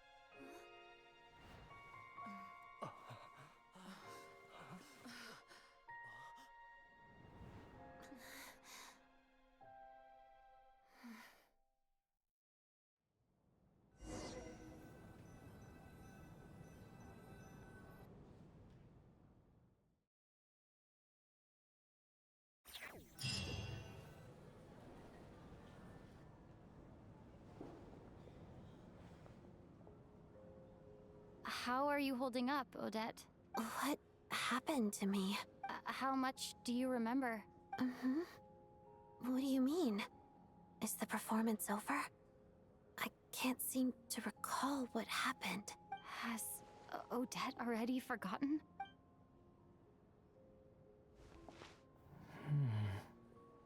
Mitya? Oh, I'm sorry. I guess I spaced out there for a second. Remind me who you are? Don't you remember anything? Yeah, I remember now, comrade. Looks like we guessed right. Just like me when Odette found me at the Armory Palace, for some reason, everyone killed by the Ruler of Death eventually came back to life, just with one catch. They forgot what happened while they were dead. Odette and the others have already forgotten everything. Why were you able to remember this time? Could this be the reason? You said this is the Ruler of Death's symbol, right? I don't see anything there. You don't? Huh. Okay, I guess that makes sense. I carved this into my hand in the afterlife, so it's not visible in the physical world. Does that mean I carved this symbol into my soul? What an unsettling thought. Still, at least I get to remember what happened. I suppose it's a blessing in disguise. What about you, though? The Ruler of Death mentioned that you're a descender? Is that why you can remember? A full explanation would get complicated very quickly, but that's essentially it. Well then, now that it's all over, let's figure out what we've learned. The first thing I notice is that everything here is precisely as we left it, right before our deaths. This confirms that time passes differently in the afterlife than in the real world. They say that right before death, time slows down and your whole life flashes before your eyes. That must be how you know you have one foot in the afterlife by that point. Anyway, clearly the few days we spend in the afterlife probably only amounted to a few short minutes in the real world. This also aligns with previous reports of widespread temporary memory loss among the Armory Palace personnel. Now it seems likely that those were all brief deaths caused by the Grim Reaper's so-called curse of death. To those unaware of the truth, dying and coming back to life must feel similar to a short bout of catatonia. This leaves me with a couple big questions. What are the conditions that trigger this so-called curse of death? And why are we resurrected after we die? If nothing else, I think it shows that killing us wasn't her ultimate goal. We still don't know her true reasons for subjecting us to death. Right. This time only got complicated because of the situation with the theater's ley lines.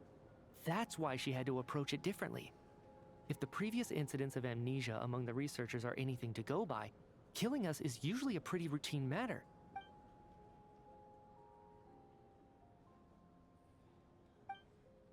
Come to think of it, wasn't I about to note something down before I died?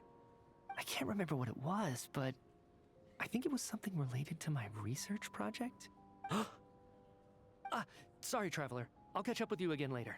Right now, I have to make a trip back to the Armory Palace. Ma'am, if I may, no one of your description has ever shown up in my investigations into Mr. Mitya's friends. Yet, you two seem very familiar with each other. Could you perhaps tell me where he was in such a rush to get to? And, by the way, have we ever crossed paths? Forgive the presumptuousness, but I feel a vague and indescribable sense of familiarity about you. I can explain everything. Could you help me gather everyone in the theater in one place?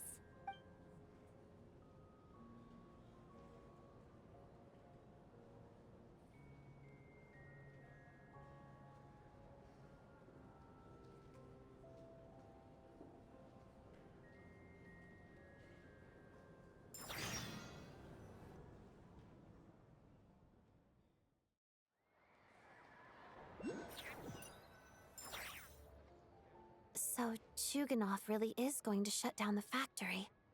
I guess this theater incident actually did us some good after all. So, you said I promised to take you to the Armory Palace while we were in the afterlife, yes? I believe you. I think I even have a vague memory of it. Agreed. Let's check in on her first.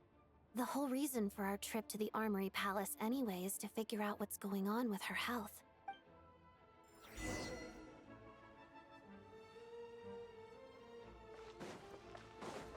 Squall Fury!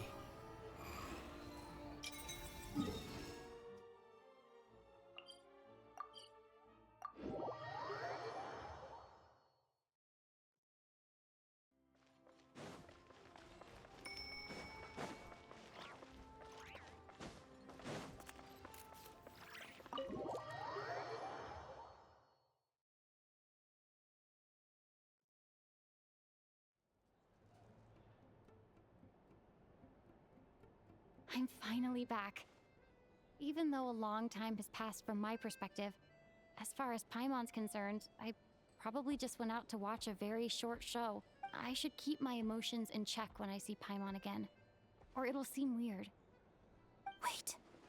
The atmosphere here feels off. Shh. Stay quiet. Let's go inside and take a look. Have we still not been able to notify Child yet? We need new orders. What if that person comes back again? I'm so sorry. Under the circumstances, there was really nothing we could do. Tell me, what happened to Paimon? It was the Jester. He came here in person and escorted Miss Paimon away. He's the director of the Fatui. His authority supersedes all others and cannot be questioned. There was nothing we could do. How long ago did he leave? And what was Paimon's status? It was about an hour ago. Miss Paimon was fast asleep at the time. The Jester simply walked off with her as if it was only natural.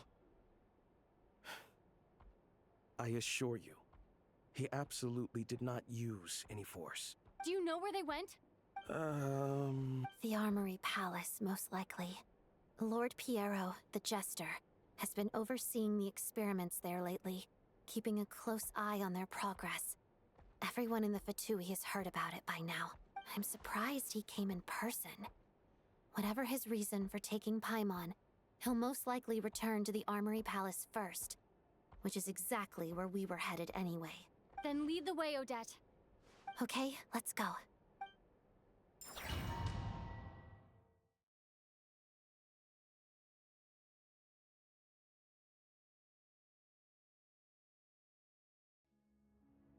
It's just up ahead. Quick, let's get inside. No, I'll go alone. You know I'm planning to force my way in. You're with the Fatui, so you should stay outside. I was hardly planning on taking you through the official channels anyway. I'm here to force my way in, just like you. I may be a Fatus, but I'm also Lelek, enemy of Project Stuja. Paimon's safety is paramount right now. With me around, you'll have an extra pair of hands. There might be devices inside that are easier for an insider to deal with. If you say so. Let's go. There's no time to hesitate.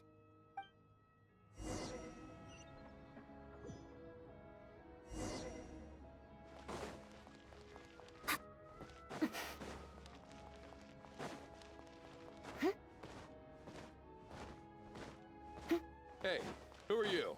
This part of the Armory Palace is under restricted access. What do you think you're doing? No questions, please. We're short on time.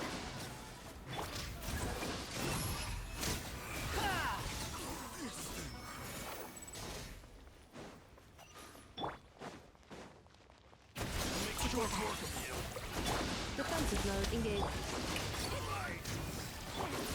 Squall Fury!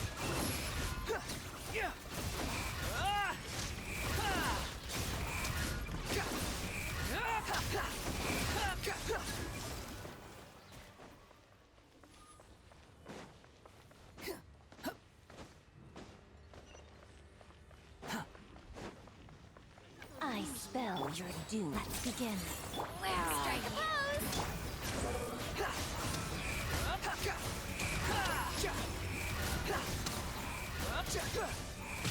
I'm used to this.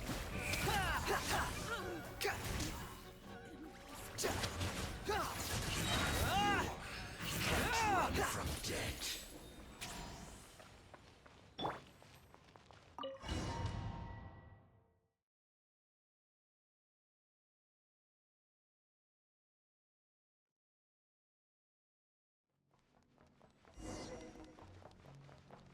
together. You have a pass? Where are you coming from? So, you're intruders, huh? Don't blame me for what happens next!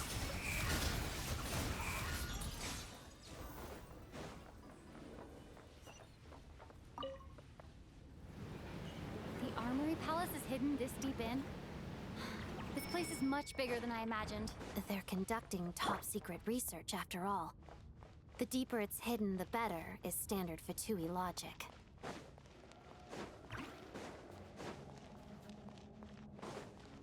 The style doesn't really look like the Fatui's handiwork, though.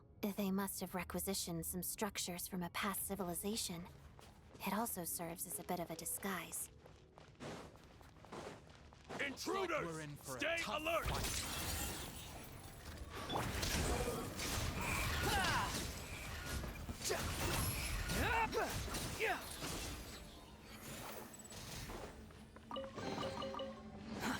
Too slow. Intruders? Don't come any closer! Just what are you guys trying to do here? I'm short work. It's your skull! Mission. Squall Fury! Your skull! No one interferes with a jester's work!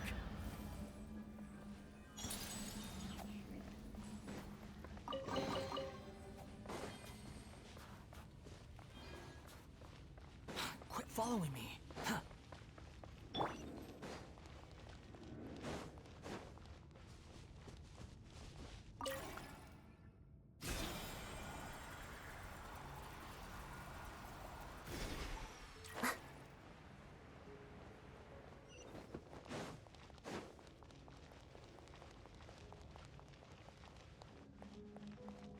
Looks like no one's guarding this place. There's something off about that decoration over there. Look out! Let's deal with these before we move on.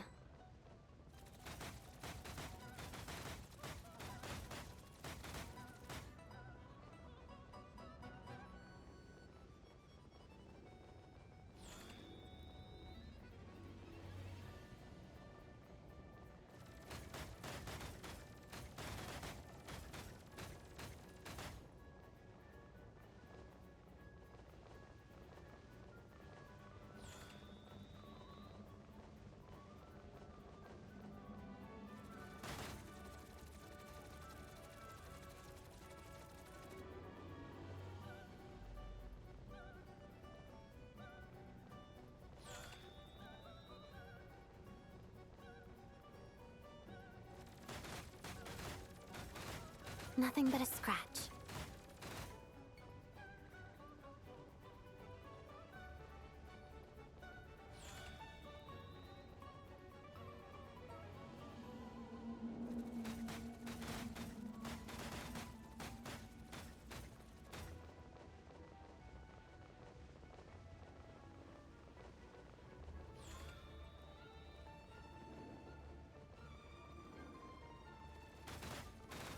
So this is what pain feels like.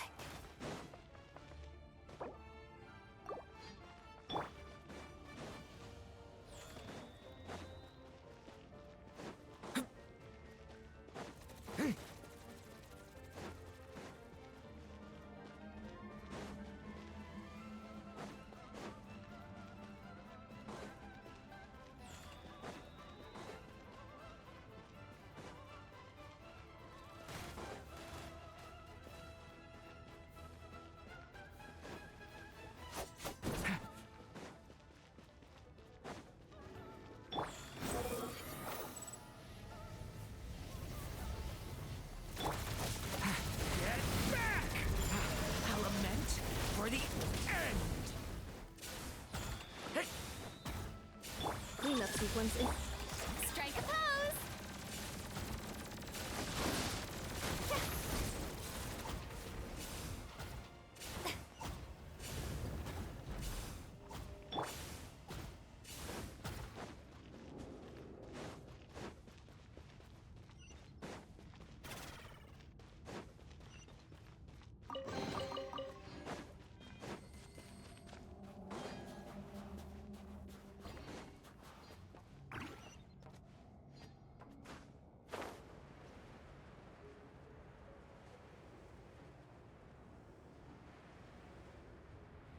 The researchers here probably don't know that we're uninvited guests. Let's try not to hurt them. Hmm? What's the big star from the theater doing here? That's Miss Odette. She's a member of the Fatui. Don't tell me you didn't know that.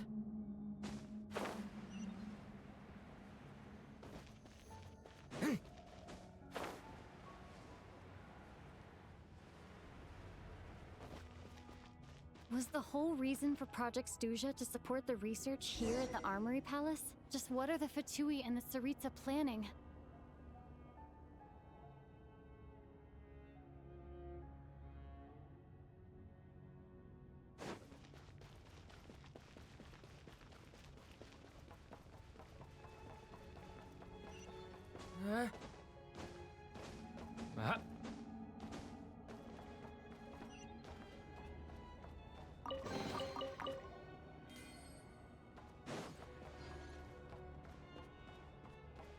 Whoa!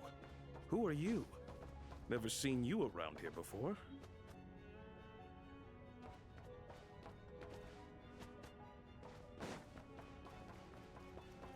Looks like there's no way through here. Maybe using the power of this prism could help?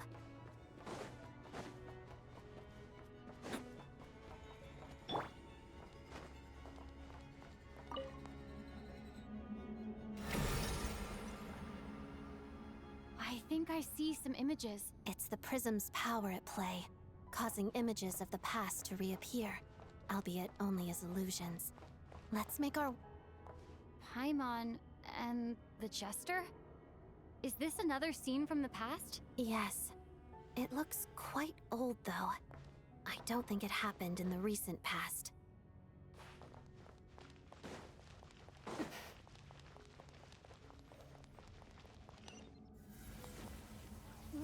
What's going on here?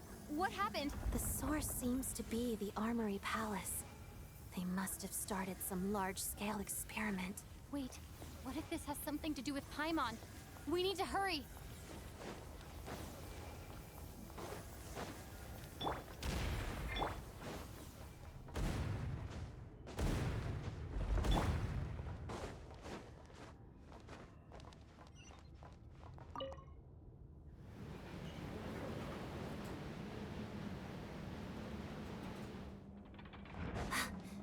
We're almost there.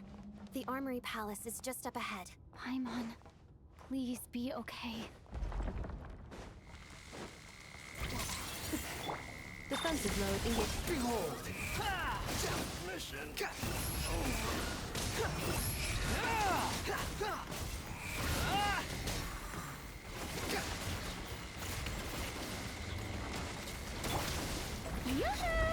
Cleanup sequence initiated.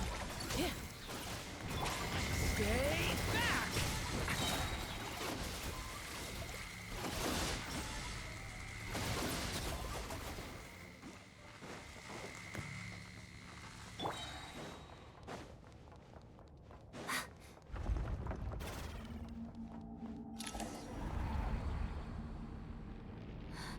What's going on? Wait, I remember this feeling. It's the curse of death. No, not now. Why is the curse of death striking again already? Odette?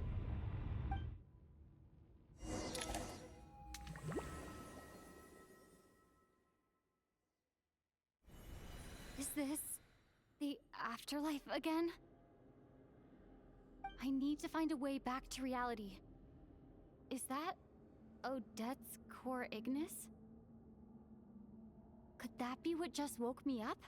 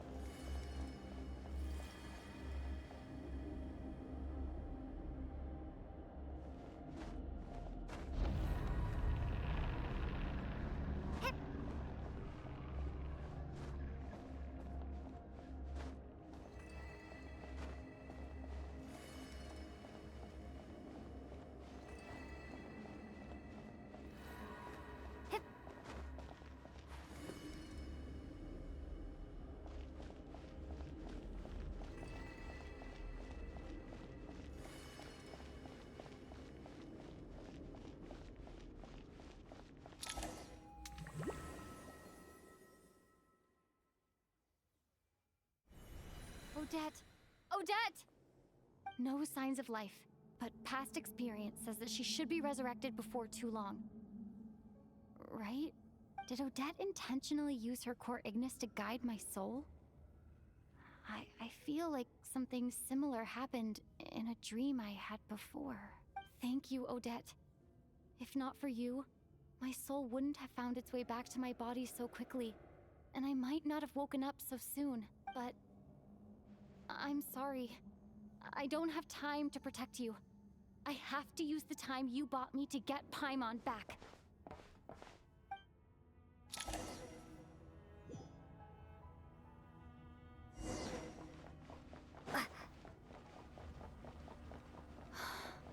Sure enough, everyone here has been affected by the curse of death. Paimon! Paimon! No, wait. Paimon probably didn't escape Renova's curse either. She won't be able to respond to me right now. I'll have to find her myself.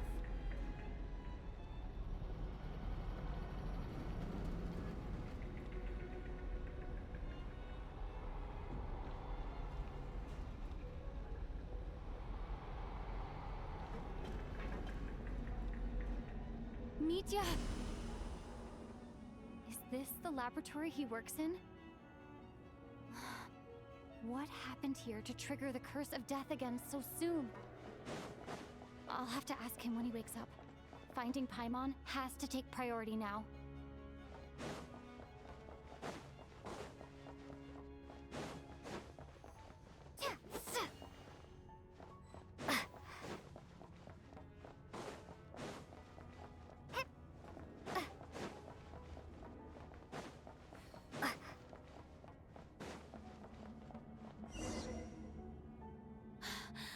Her! Paimon really is here!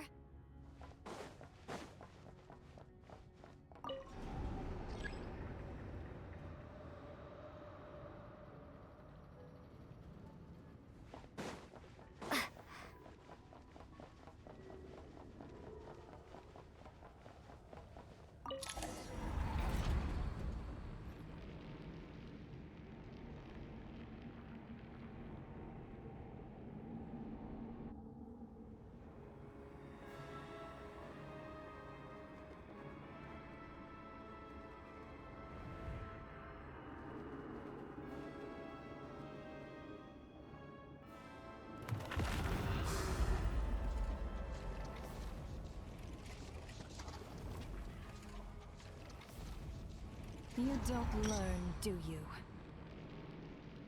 You've already been involved in one mass death, and now you show up at the scene of another. This might have passed for a coincidence the first time, but a second time?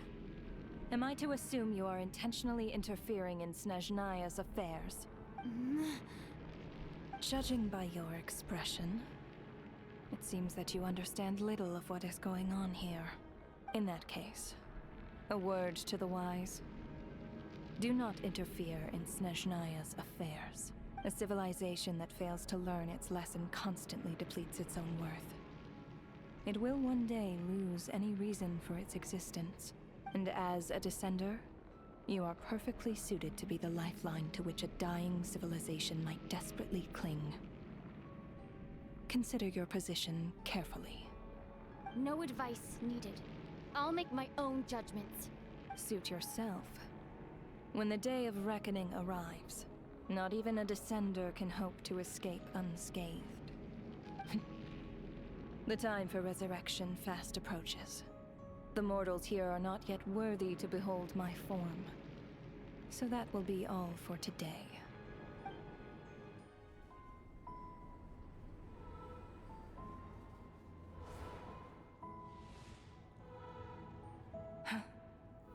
That thing is coming with me.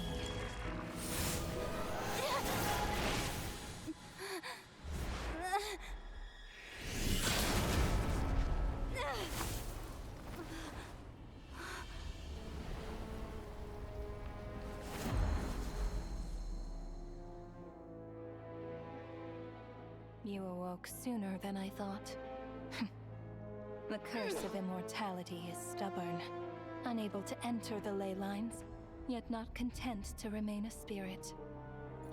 Ruler of Death. What do you want? You perplex me. Both you and you. That thing may be a creation of Celestia, but it possesses none of Celestia's power, let alone authority. Your obsession with it baffles me. No matter, the resurrection will soon begin. It's worthless anyway. I'll reclaim it next time.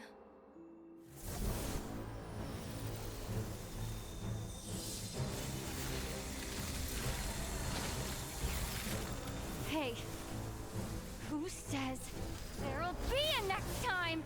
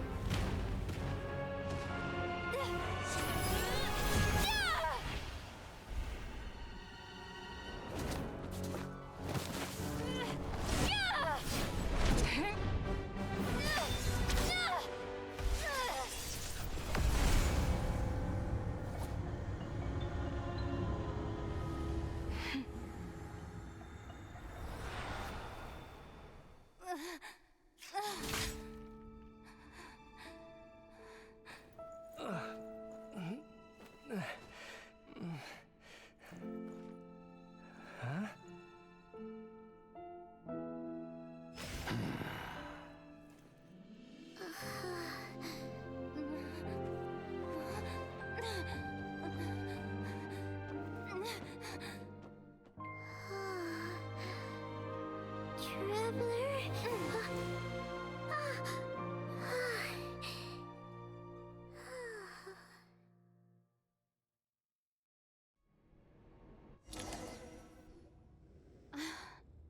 I missed you, Paimon. What are you talking about? We haven't even been apart for that long, have we? It was different this time. You seem to be in pretty good shape. Yeah, Paimon's back in tip-top condition. It's the weirdest thing. Paimon fell asleep earlier, and when she woke up, she found herself here. The Jester and that guy talking to him used some kind of energy on Paimon. And she could kind of feel it canceling out that other thing that was making her feel unwell. So, Mitya helped too? Apologies for leaving in such a hurry at the theater earlier. I was in a rush to verify some theories. Rest assured that your companion is perfectly safe. We reversed the effects that the experimental energy had on her. The Jester specifically instructed me to do so. I suppose this is our first official meeting, Traveler. I could not let Paimon suffer in her condition for a moment longer, and so I simply took her without explanation. I hope you do not mind. But why would a big shot like you care about what happens to Paimon?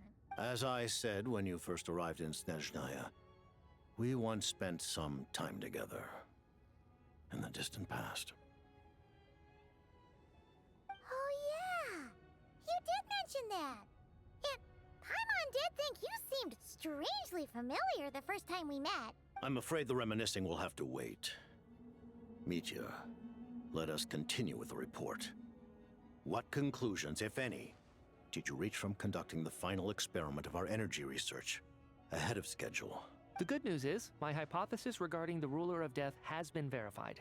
As for the bad news, I recommend we suspend the experiments and Project Mistleton until further notice. Currently, we have no means with which to make a breakthrough. I say this purely as a scientist, guided by reason alone. I will trust your judgment. We shall put the project on hold until the Ruler of Death has been eliminated. Wait, what are you guys talking about? You want to get rid of Renova? Like, how? by whatever means necessary, so long as it removes the threat she poses to us. Until then, everything we do will be in vain. After what just happened, I've ascertained Renova's goal. Or rather, the trigger condition for the Curse of Death. Okay, let's hear it. What she's doing is blocking Snezhnaya's technological progress, preventing us from possessing any means with which to threaten the heavenly principles. Just like the little lapdog she is. So, any ideas, research, or experiments that lead to technological progress can trigger the curse. Just now, for instance, I was set to launch a final phase energy experiment ahead of schedule. If the experiment was successful, we could have achieved a crucial breakthrough. As expected, though, the moment the experiment began, all the researchers, technicians, and witnesses died from the curse. All that effort, not to mention the energy and materials we relied on Project Stuja to gather for us, went to waste. In the end, nothing was gained. Does that mean something similar happened when we were at the theater? That's right. During the performance, I thought of an important breakthrough regarding the experiment, and wound up dragging everyone into this. So the nature of the curse seems to be something like... when moments of technological progress occur, all life in the vicinity is taken away. What a violent method! Of course, that meant the curse was normally limited to the Armory Palace. Since outsiders are forbidden from entering, this mass death phenomenon went unnoticed until Odette came along. I believe she was the first witness. The Curse of Death was triggered just before she infiltrated the Armory Palace that day. But you mentioned something about a final stage experiment. Doesn't that mean you've actually made some progress? That's right. Even with the gods locking certain key components out of reach, humanity can still advance technology in incremental steps accumulated over time. But, as I'm sure Renova anticipated, even incremental progress has its limits. A point where the truth you're seeking must be put to the test in an experiment. You mean the experiment you were just about to do? Yes, we were at a critical juncture, a moment where the quantitative was about to translate into fundamental qualitative change. With this single experiment, we could have brought everything we've worked for to fruition. But now, after already being forced to fumble around in the dark all this time, it feels like we've truly hit an impenetrable wall. As long as Renova's Curse of Death persists, we won't be able to advance the experiment or obtain any results. And with Project Stuja having been in effect all this time, at our nation's current strength, repeated trial and error is simply unsustainable. Only by eliminating Renova first will it be possible to continue advancing our plans. She's the ruler of death! She can just kill whoever she wants, right? That's gotta be the scariest power ever! Is it even possible to beat her? We'll see. But one thing's for sure. She definitely can't just do whatever she wants. The best proof of that is me, standing here, very much alive. You're saying... Wouldn't it be easier to just kill all of us researchers for good? Why resurrect us over and over again? Why let us advance our technology to this point? So, you're saying even the ruler of death has limitations we don't know about? Exactly. And I think that's where the key to our breakthrough lies. Regardless, the ruler of death has always been an obstacle we must overcome. Indeed, we must face life, death, time, and space. After all, our goal is the heavenly principles. The Fatui want to challenge the heavenly principles? For a long time, I've had a vague suspicion the Fatui and the Tsaritsa were targeting the heavenly principles, but hearing the Jester admit it is still a shock. No wonder that Tsaritsa's goal has always been kept a secret from the people. What kind of road will that lead Snezhnaya down? In that case... Lord Jester, I would like to request some leave. I'd like some time to organize my thoughts and go over the data. Granted. Get some rest, put the experiment out of your mind, and take care that the Curse of Death doesn't affect any civilians.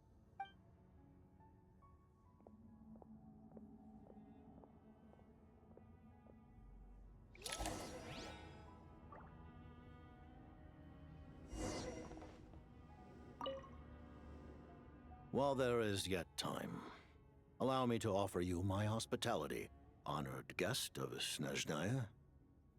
Is there anything you wish to know?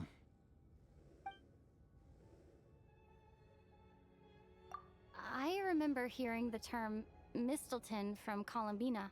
Yeah, Paimon wanted to ask about that when the name came up just now. What is it? Paimon's heard of Project Stuja, but not this one. As you know, Project Stuja is a series of measures enacted to consolidate our nation's resources, the greater purpose of which is to serve Project Mistleton. Many of the things you have encountered thus far are essentially for the advancement of that project. This includes the Kuvaki Experimental Design Bureau in Nocturne.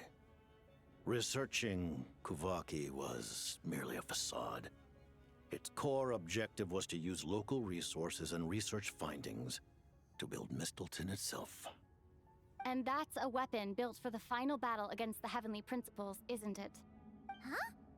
How did you know that? I was given some intel, and I made some deductions. Wait.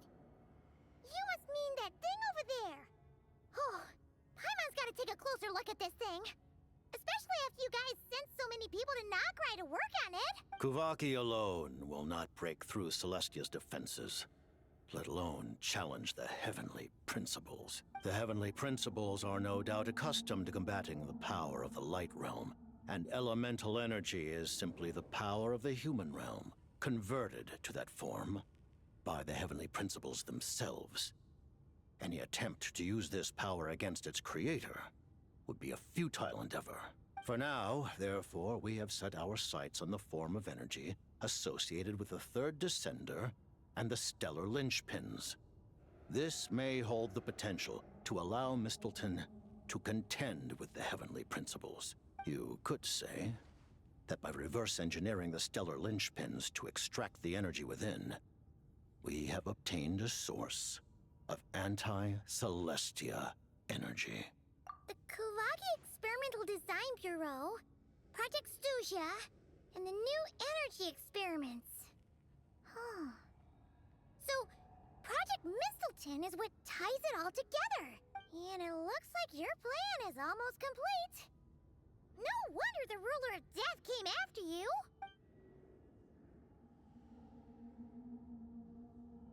Her Majesty the Tsaritsa has embarked upon an expedition to vanquish a monster.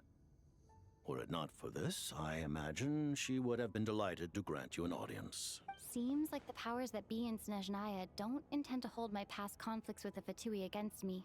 The Harbingers have been granted significant autonomy in retrieving the Gnosis. But by the same token, they do not completely represent Snezhnaya's official stance. You read my mind. Speaking of the Gnosis, Paimon's been dying to ask this question since forever. Why exactly does the Tsaritsa want to collect them? Is it something to do with the fight against the Heavenly Principles? The Gnosis will undoubtedly serve as a key bargaining chip when she confronts the Heavenly Principles. Beyond that, you had best ask the Tsaritsa herself. I am not sure if this information is mine to disclose. What do you mean, not sure? Don't you make the rules? You're the highest-ranking Harbinger! Ugh, never mind. Taking on the Heavenly Principles is something most people wouldn't even entertain in their wildest fantasies. Why is the Tsaritsa so fixated on this? Intervat today, civilization is nothing but an illusion. Something whose very existence can be negated at any moment. Our civilization may very well be destroyed in the struggle, but as things stand, the Heavenly Principles could choose to negate our existence on a passing whim. And we must not sit back and accept that fate. Only by changing the state of affairs, only by overthrowing the Heavenly Principles, can our civilization truly be said to have taken root. Otherwise, the fate of the people of Conria and Hyperborea is a cycle doomed to repeat itself. Accepting potential destruction in return for getting to control your own fate. Furthermore, perhaps this is still somewhat difficult for you to understand. Are you aware that all the rules of this world are made up of curses? Huh? All of them? Paimon knows about the curse of death you mentioned, and the curse of immortality that you and Dainsleif have. Then, the birth of the Hilly Churls, the rules of Natlan's Ode of Resurrection, those are curses too? Farina's long life seems to stem from a curse placed on her by Focalor as well. Yes. Even a god's love for humanity is a curse the heavenly principles inflicted upon the gods. What? The Tsaritsa has always had ample reason to hate the heavenly principles. If she can seize their authority, she will reconstruct the entire world, and when that time comes, humanity will be completely liberated from curses and lies. Look forward to it. It will be a world beyond your imagination. Though the ordinary people of Snezhnaya may not understand these details, in this frigid land locked in a ceaseless struggle against the environment, in this nation to which the gods have never shown favor, we all believe that standing in solidarity with the Tsaritsa in our shared struggle will surely usher in a new and better world.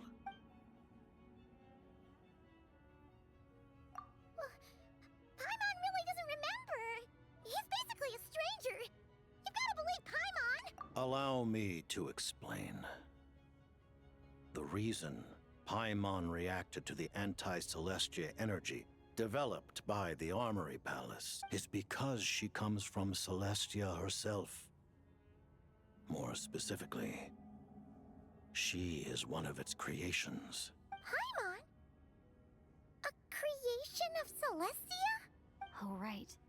I was blinded by anger earlier, but thinking back on it, Renova also said that Paimon is a creation of Celestia, but she lacks Celestia's power or authority. As you know, the lunar fragments in Nodcry were pulled down from the sky using Fatui technology.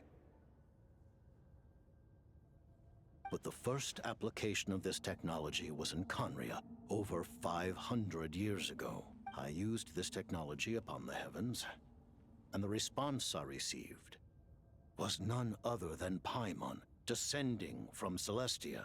I presented her to the Vinster King, but he took no interest in this gift, nor did it satisfy him. Paimon then took up temporary residence in my palace until, of course, the arrival of the Cataclysm. Wait, Paimon's a little confused. You're talking about things that happened in Conria 500 years ago. You're saying Paimon was there for that? But Paimon doesn't remember any of that. Falling from the sky? Being given away as a gift? None of it! Having lived through the Cataclysm, perhaps you too were burdened with some manner of curse. Although, losing your memories would indeed be the smallest price I've ever seen paid. But it's not just her memories from Conria. Paimon doesn't even know how she spent the last 500 years. She only has memories from the past few years. No matter how hard she tries to remember, what was Paimon like back in Conria? Did she know a whole lot because she came from Celestia? Was she super smart? Unfortunately, when you arrived in Conria, your consciousness was like that of a newborn infant. None could say what kind of being you once were in Celestia. During the time you lived in Conria, your personality was no different from how it is now. Ah, man! Paimon's plan to get her memories back and become super smart is ruined before it could even start. You know, even though Paimon lost her memories, she still feels weirdly close to you for some reason.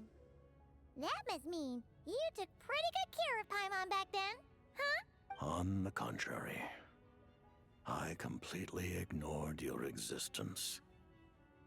I was entirely focused on my struggle against Thruptatir the Wise. But now, as I see it, it is as if you are the only sane thing that survived that era of insanity. And thus, are worthy of protection. Noted. Man, Paimon's gotta stop projecting friendship on everyone she meets. But, Traveler? Even though you know Paimon's some creation of Celestia now, you still want her, right? You're not going to abandon her? Oh, phew! That's a relief. Paimon's just learning about this, too. She's barely even processed it.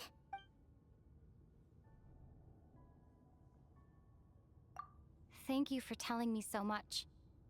I'm a bit surprised, honestly. I didn't expect you to be quite so transparent with me. Given the circumstances, the Fatui need not hide anything from our allies. Allies? To advance Project Mistleton, we must first resolve our issue with the Ruler of Death. And if I presume correctly, you have no intention of letting her actions go unpunished either, do you? That's right. Ever since she said she intends to reclaim Paimon when we next meet, I figured reconciliation was out of the question. Against an opponent of this caliber, deliberating over our allegiances would waste time we do not have. We must join forces unreservedly with whomever we can, if we are to stand anything like a fighting chance. You're going to challenge the Ruler of Death? Just for Paimon? But Paimon's only... Thank you! Oh, thank you! Oh, gee! Now Paimon doesn't even know what to say! Anyway, Paimon's super touched! The Tsaritsa will return in triumph in short order, and the Fatui shall hold internal discussions regarding the enemy. The time for us to meet again will come very soon. Got it. Thanks for your help with Paimon. I'll be sure to look after her for you. There was just one other thing. Well, just a request, really. Paimon really wants to see what this Mistleton thingy you're gonna use against the Heavenly Principles looks like. Of course, Paimon knows it's top secret and stuff, but she just had to ask. It's okay if the answer's no. Certainly you may. Oh, for real? Actually, maybe it's best not to.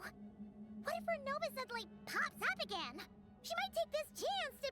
While the technology is not yet fully developed, it has nevertheless reached the stage where Celestia's creations are unable to damage it. In that regard, you may rest assured. Oh. Wow. No wonder Paimon felt so out of sorts recently, even though it was super far away. Alright then! Paimon's ready to take a sneaky peek at this top secret super weapon!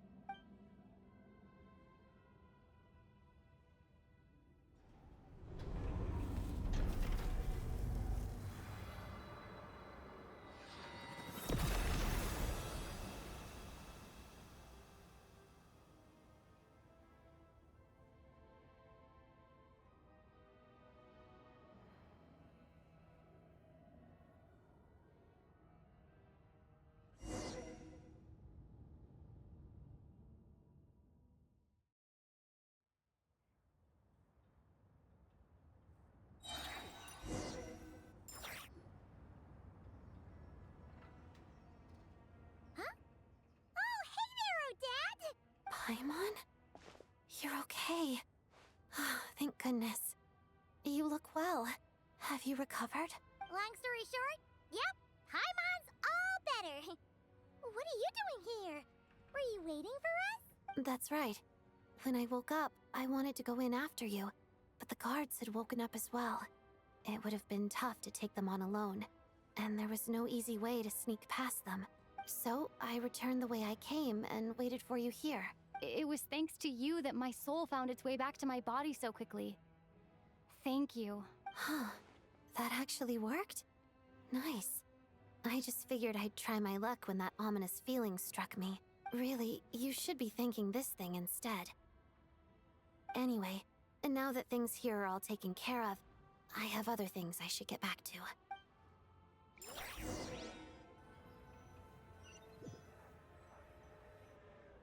Ah, Director Chuganov, you're back. We just received notice that Project Stuja has been suspended, so we've convened an emergency meeting. This is the preliminary plan. In addition to expanding production capacity, we've also discussed feasible layoff plans to optimize revenue and expenditure structure. Our calculations indicate that the factory's profits will increase by at least 30%. Just give the word, Director. That won't be necessary. Leave the energy for those who need it. Whether they use it just to get by or to run a business, that's up to them. Start preparing to halt production and lay off the staff. Make sure the workers are able to land on their feet and that they are duly compensated. Thank you all for your hard work during this time. Am I hearing you right? Why? After all the tough times we made it through, now is exactly when we should start to turn a profit. I just suddenly don't want to do this anymore. Huh. Does there have to be a reason? Iskra, it's time to rest. Dear esteemed members of the Rokat, given the effects of Lelik's radical actions upon our organization's reputation and social stability, a decision has been made to permanently withdraw this codename from use. Considering that Lelik did what they did for the benefit of the people, the Rokat has nevertheless negotiated with the authorities, ultimately securing a waiver for all penalties due to them. Lelik will be suspended for a period of time. Depending on their future performance, they may be allowed to adopt a new codename and continue acting as part of the Rokat. The purpose of this notice is to remind everyone once again that motives and methods are equally important when one operates in the shadows. Even with Project Stuja's suspension and our interim operational victory, we must guard against complacency and rashness and work to consolidate the progress we have made so far. We act only for the greater glory and solidarity of our nation. May the aurora shine ever on, and the tundra always stand firm. We act only for the greater glory and solidarity of our nation. May the aurora shine ever on, and the tundra always stand firm. Looks like it's finally over. You mean for us? Just thinking out loud, I've never seen the Snezhna Gradvecha so lively before. I never once thought I'd come here. But I understand everything now, Rosaline.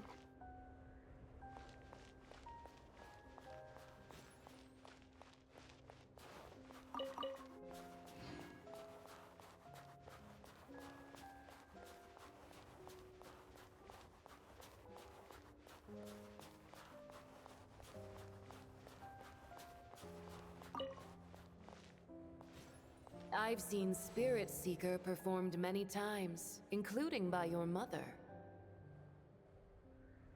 Why do you bring that up all of a sudden? Even though the choreography is always identical, every dancer finds a way to make it her own.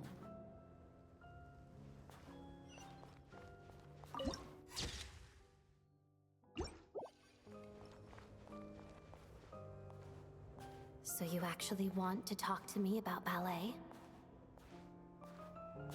I just think it would be a pity if the dance was lost to history. She didn't teach it to you, did she? That was an unusually subtle taunt for you.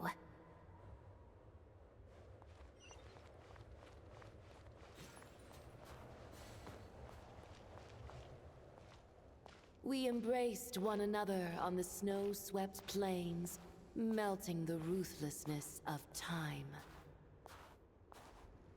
But when our bodies, in pieces, are cast to the winds, what of our love will remain behind?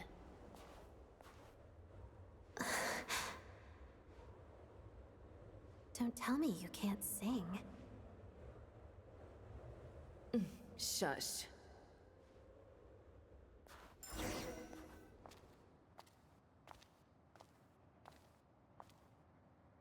I understand her hatred. The Fatui robbed her of the life she should have had. I never opposed her dancing. Yet still I became an enemy of her ballet. I'll just keep my distance. Many despise me. I'm used to it. You're certainly not one to shy away from confrontation. But children, they need a different approach. I'm hardly the most maternal figure. Yet, she is a child. In my experience, while a father commands authority, he must still yield to love. You should tell her what you think about her dancing.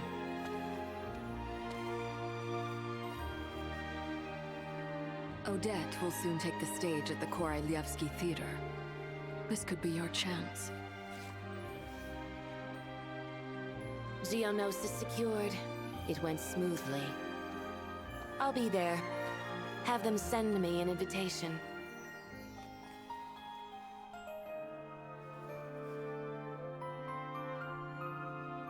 Sadly, things didn't work out. Her final words are inside that block of ice. This? Aren't these for monitoring her subordinates? Not yours. This one isn't her witch's flame, but my two worlds' flames. The two worlds' flames can burn away memories. It was my parting gift to Rosaline.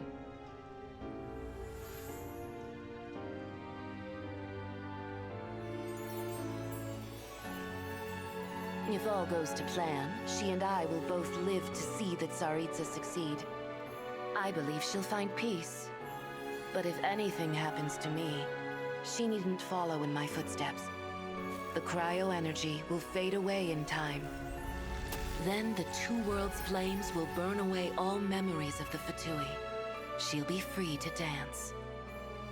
She deserves this. I will handle the aftermath. The choice is yours, child.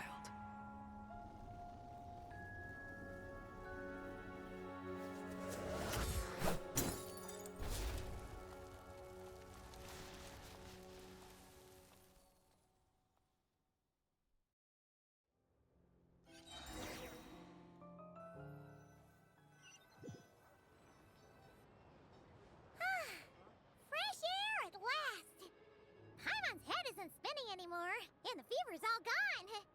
Paimon's finally free to fly again! Oh, it's nice to finally know where Paimon came from, too. It did make Paimon a little nervous at first, but it's such a relief now. Like, who cares if Paimon's a creation of Celestia? She's probably not anyone that important. Probably just the fairy of food and fun or something. And like you said, this doesn't have to change anything between us. You're not gonna just... Hey! Hurry up! Why are you walking so slowly? You've spent the last few days lying in bed and stuffing your face. I didn't think you'd be able to fly this fast. Says who? Paimon's as agile as ever. They don't call her White Floaty for nothing. Paimon originally wanted to check out the bookstores in Snezhnograd, but she's more in the mood for flying around right now, so let's save that for later. Wait, they've got light novels from Yai Publishing House here too. Huh? And this is Paimon's favorite mystery story from Fontaine. Wow, it got a sequel. The local Snezhnayan books look pretty interesting too, but also kind of heavy. Not the easiest things to look around. I thought you were in the mood for flying around. Paimon can read while she flies. Hey, look at these two dolls. Which do you like better? All right, boss, we'll take both. Paimon will have the other one. Oh, I thought we were only getting one. All right, fine, I'll pay. There you are. Thanks for visiting. Paimon will grab this and then... Huh?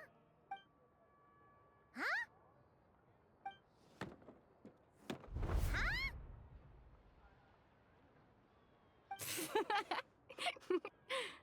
How many layers does this thing have? And what are you laughing at? Huh. You knew all along, didn't you? A whole bunch of people are gathered over by the plaza. Hey, look! That looks I know that voice. Of course.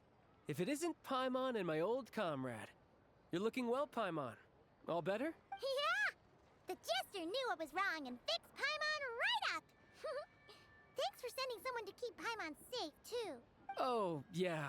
About that. That was kind of embarrassing. Who could have known that our director would go looking for you in person? So sorry for the misunderstanding. Oh, right. Let me introduce you. This is my little sister, Tonya. Hello, Tonya! Hello, hello! Firstly, I'm really sorry about my brother. Sounds like he's caused you no end of trouble. Hey now, why'd you have to start with that? Not that it isn't true, of course. So she's the real Tonya. She said you two didn't manage to meet up at the theater. She waited ages for me, and when I didn't show, she got a little worried and went outside. I know, right? He didn't bother to say a word to me. I searched up and down the city for him, and he only told me about it when I finally caught him at the gates of Glupov. I've been rushed off my feet lately, so I didn't get the chance to go home. I just figured the Traveler would fill you in when she got there. Well, the snow was bad, and you're never late. So I was really worried about you. How was I supposed to know that you'd stood me up? I'm sorry, Tonya. I really am. I'll make it up to you somehow. Just... please don't tell Mom and Dad. Although the mix-up led to a series of misunderstandings, it's probably for the best that the real Tonya didn't get caught up in that mess. Besides, it's obvious that Tartaglia isn't usually one to break a promise. He only gave his ticket to me because he had to look into Lelek. No, it's fine. It just meant I didn't get to see the show in the end. By the way, what did you think? You were one of the first people to see it, you know? I would say... the best is yet to come. Huh? What kind of review is that? Hey, look!